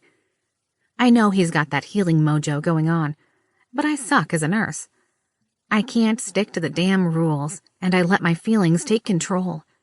Apollo even wanted me to keep an eye on him and report odd behavior. If I'm fair, he should have been kept for observation. But I left all of those forms blank. I didn't have the heart to put him back in the ward. I see your point. I'm new at trying to understand human bonds at this level, but I think I understand why. Perhaps your empathy is overruling your better judgment or loyalty to your employers? I'd have intervened if you were actually putting his health at risk. Regardless, Alex isn't complaining. You mean an awful lot to him. Aubrey couldn't help but smile hearing that aloud. Actually, on that topic, I have questions about emotions, and I was hoping I could ask you. Alex's mind is a bit jumbled, and I feel like a secondary source is necessary. Would you be willing to help? Aubrey looked up at the camera for a moment and then nodded. She was eager to let the prior topic drop. She regretted bringing it up. She was already debating switching careers if she ever got out from under her issues. Her only saving grace was that her supervisor at Apollo was in human resources. They didn't have a clue about what a nurse should or shouldn't do. To them, as long as Bridge was happy with his pet project, they were happy. I get a sense from Alex that it's expected to date for a while before it is tactful to admit profound feelings. Would that be correct? Love? Yeah, that's normal. It's no secret I get the warm and fuzzies around Alex, too. I think it takes humans a while to sift through our feelings and separate them from our hormones and impulses. It's all too easy to say those 3 little words and regret it. But maybe that's just us all being a bit jaded. Normally, dropping the heavy confessions of emotions too early, at least in our society, can push people away. So how would someone know when the timing is right? It all sounds rather subjective and carries a penalty for guessing incorrectly. You're not wrong. It's one of the reasons why dating by app is so desirable. It lets us be impulsive without expectations, so we can test the waters. We aren't expected to profess deep feelings initially. After several dates, you can ask to make it an exclusive thing. From there, it's usually celebrating a milestone, holiday or something that forces you to look back and evaluate where you can drop the L word or not. There are tons of exceptions, though, so it's not uncommon for things to go way outside of that range. Love is love and all that. Still, there's usually a rhythm to these things. Oh, that's troubling to hear. I haven't followed any of that for my behavior, or incorporated anything like that in the software matrix I use to assist with Alex's behavior, where his thought process encounters damaged areas. However, you haven't reacted negatively to my use of that word. You tend to use it as a term of endearment or nickname. Plus, Alex and I realize you are learning, so we cut you some slack. Besides, your adoration of both of us is cute as hell. You manage to not be creepy about it, even though you stalk both of us nonstop. Aubrey gave the security camera a wry grin. I see.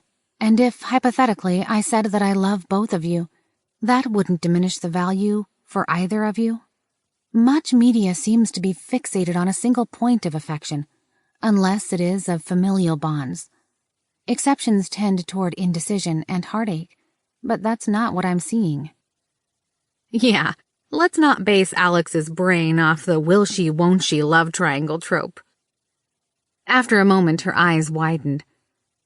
It hasn't even occurred to him, has it? What's that? His brain slides off many topics I don't have prepared for him. He hasn't even thought about the fact he might have to choose between us. No, it hasn't. While her voice didn't change, Aubrey couldn't help but read a bit more emotion into the AI's reaction than normal. Relax, Sophie, it's not me. No matter what happens, I won't be asking that. I've given it a lot of thought. You're actually part of him. Not only that, but Alex would be devastated. Not everyone will react that way, though. Thank you, Aubrey. Yes, it's literally never even occurred to him. Logically, he gets that the situation is unusual, but that's true for much of his life. Regarding that issue, however, I want to get this right, both for Alex and my own personality matrix expansions. I'm not certain where to draw certain lines, if at all. Since he seems to be lacking so much context, I've left him unrestricted, allowing his mind to drift into whatever seems to fit. But I don't know if that's the right decision. Did I make a mistake? Do I need him to fit in with greater society? No, it's perfectly okay to love more than one person. At least as far as I'm concerned, love isn't a one-size-fits-all type of thing. After today, I can see why you might struggle with the concept. Books and movies are a caricature of the real thing, are intentionally dramatic, or wish fulfillment. So they probably are leading you to all sorts of false expectations. Aubrey leaned back, sipping her hot drink as she traced her thoughts. As strange as having a conversation of this scale and scope was, Aubrey didn't mind. It was an interesting thought experiment, and Sophie always laid out Alex's inner thoughts in a way that seemed comforting and clear. It took a lot of the stress out of guessing how he was doing or what bothered him. Sophie had been quick to explain she needed as much understanding as possible to help Alex. Aubrey also guessed that Sophie would make a great therapist at some point. Their talks often forced her to evaluate her own thoughts, and Sophie was always an excellent listener. They had begun talking a lot since Alex's injury, and Aubrey had steadily warmed to long philosophical chats with the AI. It reminded her of late-night sessions with friends in college. I'll begin appending some changes based on your recommendations. However, I'm curious as to how that reconciles. That answer seems to come easily to you, but I sense that my use of the word threesome triggered a strong response in both of you when I used it before. How does that fit? Aubrey wrinkled her nose. Not sure I can reconcile that for you, but it's a good question. I think I've always been a bit outside the mainstream, so I'm a poor point of reference. That has been on my to-do list for a while. Maybe just file it under social taboos that still happen? It's the type of thing I wouldn't tell my dad, but I still might brag to the right friend if I was a bit drunk. I know I'm extrapolating from a very small sample set, but humans seem to react strangely to such scenarios. You just said you were amenable to such things, and it's common in online adult content, but you both seemed wildly embarrassed at the time. Even now, I sense Alex would be uncomfortable discussing it, but would have no issue admitting relations with you directly. At the same time, he wouldn't have any issue acknowledging the associated emotional ties to both of us. I'll confess, I really don't understand it, especially in your earlier context. Aubrey pondered the question, then replied, I don't think emotional bonds carry the same baggage. The physical part does, but I think it's largely rooted in the idea of cheating. I'm honestly not sure why. I'll give it some thought. For our situation, even if you were, well, human, other people may have a negative reaction. But I've never been the jealous type, and I know you're a package deal. I also realize I don't have the same relationship that you and Alex do. Having you in my ear is more akin to phone sex or exhibitionism, since I know you can see us through Alex's eyes. But I can't feel you or interact with you directly. Aubrey tapped her nail along the table, trying to parse how far she was willing to commit. After a moment, she added, If it answers your unspoken question, I am interested once you get your wetware project going. Some of that is probably sheer curiosity about what being augmented is like. It was obvious Alex felt everything you did to him. Taking our play to the next level would be interesting. Alex wouldn't mind, and I get the sense it'll take a bit before we're ready for that. It's not a hard yes or no, but I'd like the option. Thank you. I wasn't sure if I should ask directly. I've been writing code to support a self-contained unit that lacks a true AI, but if you would like the possibility for a direct link to me, another Entangled node would be ideal. The expense and complexity will pose a challenge, so it may be a while before we have those types of resources available. Aubrey shrugged. I figured as much. It gives us time to figure things out. Would it be impolite to ask exactly how much you've managed to squirrel away? Alex seems to imply you were robbing crime syndicates in your spare time. After seeing how much the funding helped, I set up a few recurring attacks. In currently available clean assets, a little over 6 million. Aubrey spat her cappuccino onto the table, nearly choking. It caught the attention of a few of the other patrons who were now staring at her. Aubrey abashedly mopped up her spill and waved them off with an embarrassed look. As soon as heads turned away, Aubrey hid her mouth from view and whispered, $6 million? As in U.S. currency? What the hell, Sophie? How will that go unnoticed? I'm very good at what I do. Given our goals, this is far short of what we need. I have about 4 times that in dirty funds on the way. Your concerns are valid, however. My plan is that as soon as Alex's conservatorship is rescinded, that we put it into a company as investment capital. I've been able to track the proceedings covertly, and it should have a judge's signature tomorrow. Oh, I hate to change topics as this has been very helpful for me, but it appears that we've finally been contacted regarding a meeting. Interestingly, they opted to use Tina since you already knew her. Judging from her cell, she's not far away. Should I let them know you are interested? If so, I'll have some of your security team trickle into the coffee shop. You'll be protected, but you'll not see them. Shouldn't Alex be doing this? Aubrey asked. He's exhausted and needs sleep. Besides, I know he trusts you implicitly. He'd not object. Aubrey meekly responded, "Kay." It'll be okay, my little lamb. I'd sooner start shutting down my own data drives or severing my cores than put you in real danger. Alex and I are arguably a twist of fate, but you're my first friend. The one who chose to be with me despite still being scared I'm a monster in disguise. Alex couldn't run away from me if he wanted, but the fact you are still here means more to me than you'd understand.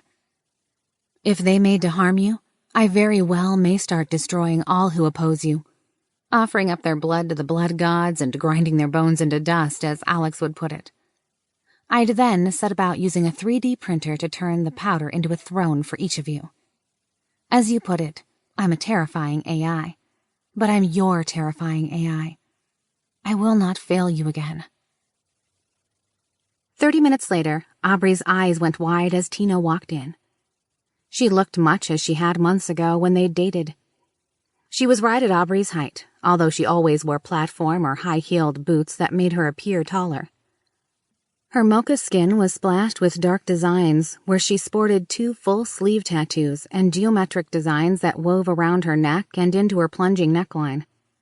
Her jet-black hair styled forward in finger-length spikes, and the sides of her head were shorn close, with heart-shaped designs shaved into one side, and an all-seeing eye design cut into the other. Her dark eyes scanned the room, found Aubrey, but then slid over her without reaction. She went up to the counter and bought a latte and a cookie. She milled about at the counter while she waited, tapping on her phone and looking frustrated. Finally, when her order arrived, she grimaced and walked towards the corner table where Aubrey sat. Tina stopped short by 10 feet, glancing up to Aubrey and then back to the door. To Aubrey, Tina looked like she was ready to bolt at any second.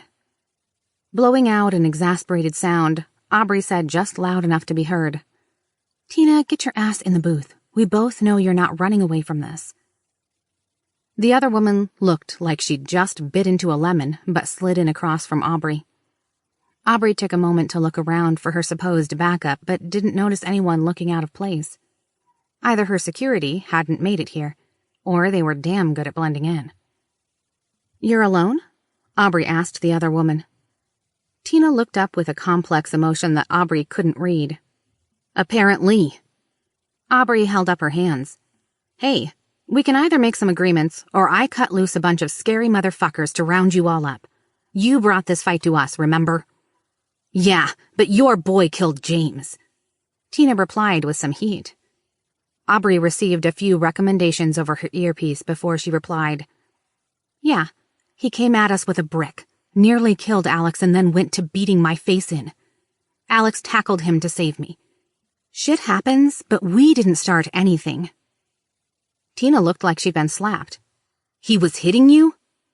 Aubrey pulled out a makeup remover wipe from her purse and dabbed it under her eye and along her cheek. Slowly, a substantial purple bruise was revealed. An ugly greenish-yellow cast ran down the side of her cheekbone where the bruising had begun fading. Tina's hardened look dissolved in an instant. After a few moments, she nodded in sympathy. "Shit. Yeah, I can see how that got fucked up in a hurry. I'd have cut his balls off if I'd found out about that." Tina looked into her latte, wholly absorbed for a moment before speaking again. "Shit's just fucked up. But yeah, James was an asshole. No one really liked him. That's why he was sent. He was way more willing to rough someone up than anyone else. I didn't know about any of this shit until way later." Changing the topic, Aubrey's former girlfriend asked, "So, is your guy legit? Wants to have us moving digital party favors?" "Yep, if you've seen the news, you've seen Alex. He's the real deal. And this is a lot bigger than what's public," Aubrey said with some pride. "So, I was told that, yeah, we'll back off.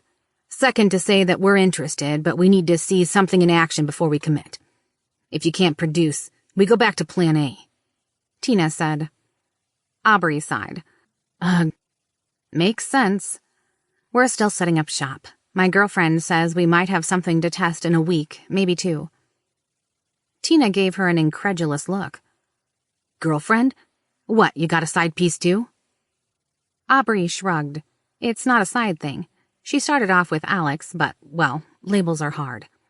I know you date guys too, but I doubt you'll ever meet her. And before you get any ideas, the 3 of us are a package deal. I'm off the market. Tina looked thoughtful, then grinned. Fuck. He's got you so wrapped around his dick you're sharing him with another chick too? Maybe I do need to meet him. I saw him on the streams. He's kinda hot. Aubrey gave her a hand motion, signaling to move it along. We are not talking about that. I'm still mad at you. You think I wouldn't get busted for you robbing the pharmacy stockroom? Shit. I had to leave in a hurry after that. I got lucky with the Apollo gig and the video not ending up with the cops. With as much expensive shit you all stole, I'd be looking at a felony conviction, and I'd have lost my RN license. Then what do you think your group would have done, if I'd have said anything in my defense? Tina winced and reached over to grab the napkin Aubrey had been drawing on and motioned for the ink pen. Aubrey handed it over, and the other woman began scribbling what appeared to be an email address that consisted mostly of numbers. Yeah, my bad. You're looking good, though. Here's my secure app's contact info. Don't use my normal one anymore. Tina slid the napkin across the table. I got a temporary promotion. If this pans out, I'm a few rungs up the ladder, assuming you'll work with me.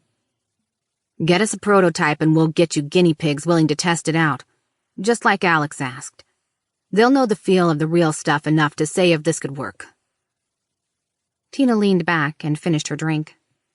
With a smirk, she sat the empty mug on the table and said, Oh, and babe, don't act like you won't be watching my ass as I walk away. She then got up and did a slow and intentional strut out of the cafe, only pausing once to check that Aubrey was indeed watching how her taut, heart-shaped rear end filled out her skinny jeans. Aubrey blew out a raspberry and exclaimed, why the hell does she have to have such a nice ass anyway? Sophie gave a soft laugh. Good to see someone else causing you distress equal to what you do to Alex. We could always get her some wetware. I could wear her body like a puppet and do some very depraved things with you. I doubt she'd object. Every now and then I forget exactly how fucking scary you really are, Sophie, Aubrey said with a small cough. She downed the dregs of her drink in one go. Come on, we better get to work, or we're going to have a street gang right back on our asses.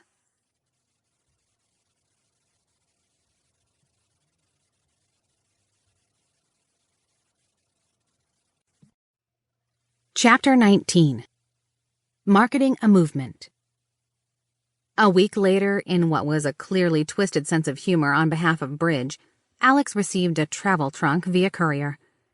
Inside was a large crystal pillar with text etched into the side that simply said, Alex Sage, winner of this year's Sanity Award, along with a large box of legal documents that rescinded his conservatorship. More importantly, in the mounds of additional paperwork, Alex found wire transfer instructions for $2 million since he'd managed to keep Apollo in the news and was attributed with their stock bump. Sophie had immediately transferred the funds. With that cleared, Alex was less upset to find the detailed auditing report that had confirmed he had been correct in his assumptions about the lawyer's activities. As they had suspected, his attorney had converted the entirety of his family's life insurance and assets into Alex's condo and furnishings. There also wasn't a cash settlement from the accident. Alex was instead provided with medical rehabilitation costs, which he understood to a point given the costs involved. Having a truckload of money but being left broken would have been a much worse situation. They'd spent a lot more fixing him than a settlement would have cost. There were sizable line items in the accounts that the attorney had drawn for his own pay and expenses that Alex felt like arguing, but in light of his windfall, he decided that it simply wasn't worth his attention. Instead, he gave Sophie vague instructions to make the man's life hell if given the opportunity. And with that, Alex mentally moved on to his other tasks. By all indications, Bridge was still floating on Cloud 9 with all the positive stock gains he'd made. Alex allowed himself a vengeful grin when he realized that Apollo hadn't caught on to the latest push that Alex had started the moment the judge had signed Alex's paperwork. Alex and his ladies had brainstormed for several days, building out a massive number of design iterations and alternative development paths that would avoid existing patents or leverage non-Apollo licenses. In the case of other licenses, they identified critical ones they'd need to buy out from prior patent holders. Once completed, Sophie had queued up hundreds of patents designed to secure their cybernetics work, which outstripped Apollo's current model, which required internal connections to brain tissue. Setting their trap in place, Sophie cracked into the patent system and faked all the application work under a shell company using a much earlier date than Apollo's applications. This meant that Alex could have all of Bridge's patents invalidated in court and force Apollo to license through Alex. They rolled the shell company under their own business in the process. Covalent Technologies was named the parent company, and Sophie began filtering their funds and assets into the corporate protections that it offered them. Alex had seen the napkin Aubrey brought in from the cafe and liked the circles that represented them, saying it looked like an atomic model from his Intro to Chemistry class. Since it represented both of his lovers, he made it their new logo. After sending it to be stylized, they had their new website and branding put up. Alex had even had the logo made into light-up color-changing, electroluminescent wire designs that were sewn into patches that attached to his and Aubrey's leather jackets. Aubrey usually left hers turned off, but Alex thought it looked straight out of one of a video game series he'd picked up and couldn't resist using it to turn heads. He wondered if it had become a trend. Now that he was slowly creeping out from under Bridge's thumb, Alex felt the revenge fantasies crop up. The prior pressure in his gut and chest from stress had been replaced with a cold burn of anger and resentment. While he didn't plan to be obvious about it, Alex wasn't about to let the fucker get away without repercussions. Bridge had threatened to yank his implant and had been screwing with Alex's life as though he was nothing more than a broken prototype. Bridge was fucked. He just didn't know it yet. Alex mused that he still planned to do everything he said he would and make Bridge a public figurehead, but more of Alex's puppet shield in doing so. The Apollo CEO could deal with the public fallout and stress, and Alex could work comfortably from the shadows. Sophie just chuckled darkly at Alex's internal musings, but felt no need to course-correct him. If it had been up to her, she would have just put in a kill order for the bastard that had threatened her Alex, had the laptop stolen, had the technicians remove the security protections under threat of violence, and called it a day. Aubrey had been quick to put in her resignation once their funds had come through, which was accepted without comment. Neither she nor Alex wanted Apollo having leverage over them, so instead, she focused on other ways of helping Alex and drawing the same wage she'd had before. It had taken no small amount of assistance from Sophie, but with her help, Aubrey had managed to secure a fabrication shop on the north side of town. It had been a failed hackerspace project, so the building hookups and ventilation system were there, but it was otherwise gutted. Most importantly, they'd already fought the zoning battles necessary. Once secured, she began the time-consuming process of preparing the various tools Sophie thought they might need. While Sophie set up the purchases and roamed around the area by jumping into numerous drones they had acquired, Aubrey had become her human set of hands. Working as a team, they established their workspace for their production runs, and Aubrey jumped into the fray for anything that required more finesse than the drones could manage. It wasn't skilled work in the least, but Aubrey didn't mind. The pair toiled for long hours, but chatted amicably as they went through the days unpacking boxes, assembling robotic arms, and sorting crafting materials. Alex, on the other hand, had focused on the public side. arranging several short interviews with friendly media outlets, intentionally aiming for the less mainstream options. He'd been a hit with tech enthusiast streams and body modification blogs. He also organized a public live stream event with the intent of showing off some of the safer capabilities to help quell some fear-mongering that had been cropping up from the various talking heads on TV and the internet personalities.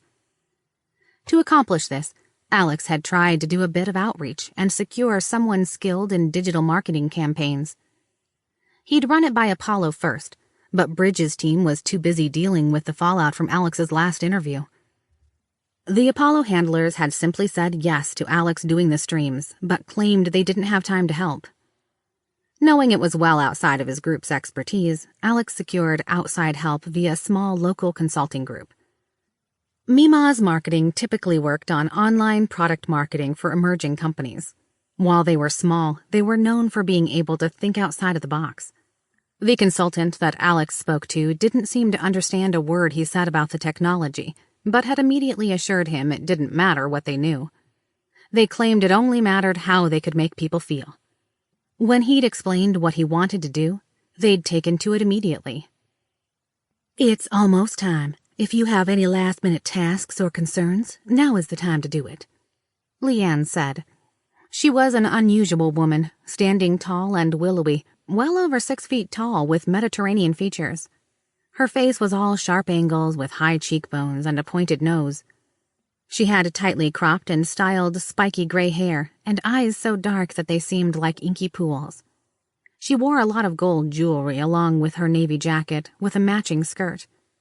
It would have looked like corporate attire, but she also wore an oversized bright pink and orange metallic scarf twisted around her neck into a knot. "I'm good to go," Alex said, settling into place at his breakfast bar, light slate propped up in front of him.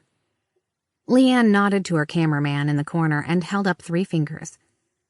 The man flipped a switch and a bank of lights turned on, nearly blinding Alex at first. Turning away, Alex sat unmoving as the woman yet again began adjusting his hair, trying to cover the small shaved patch that was still growing in from his surgery. Giving up, she went to the makeup station and grabbed a small jar of powder that she shook over his bare scalp. It rained down in fine fibrous powder on his head that roughly matched his hair color, obscuring the short patch. Alex accidentally inhaled some and began coughing violently. After recovering, he gave the woman an annoyed look as she continued to fuss at him, adjusting his collar and even going so far as to adjust the buttons on his shirt to ensure the lavalier microphone had a clear signal. Finally, she pulled back and smiled with her overly white teeth. As the countdown ended, the recording lights went red. Alex was, of course, pulling on Sophie's assistance to stay calm. But he was never sure how much of it was her versus him as he kicked off the interview. He began giving a brief introduction about how his college coursework had been cut short and how he'd decided to live stream finishing his degree using online programs. Leanne asked the prepared questions, and once answered, Alex was left to his on-screen streaming as he launched into the various websites and ebooks. She had arranged an exclusive deal with a reputable online university to not only accept all his transfer credits, but also arrange the stream to test the capabilities of his implant. Mima's had set it up so viewers would see a multi-paned view of his selected coursework and content in real time, with their logo in the watermark, of course. During Alex's breaks, the university's staff would stream grading the papers he'd submitted along with any comments they had. They had even scheduled enough teaching assistants to keep up on the fly. It had taken him signing away a massive set of disclaimers and hold harmless agreements since he was airing his grades to the world in real time, but he'd been more surprised the university was willing to allow their course materials to be shown. They must have assumed that it would be great publicity. The next few days were a blur as Alex completed not just his existing partial degree, but 4 additional bachelor's degrees in engineering, chemistry, mathematics, and physics, before starting on his master's of business administration degree.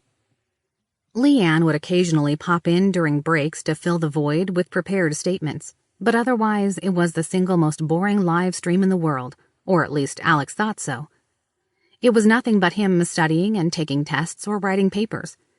They were normal tasks any student would be asked to complete, He just did them at a significantly accelerated rate. Somehow, that and the hype over his cybernetics had been more than enough to attract a massive following on social media. Thankfully, the Mima's crew was managing the social aspects, and Alex didn't have to pay attention to the chat or engage it in any way. Alex was thrilled about not having to do the social thing.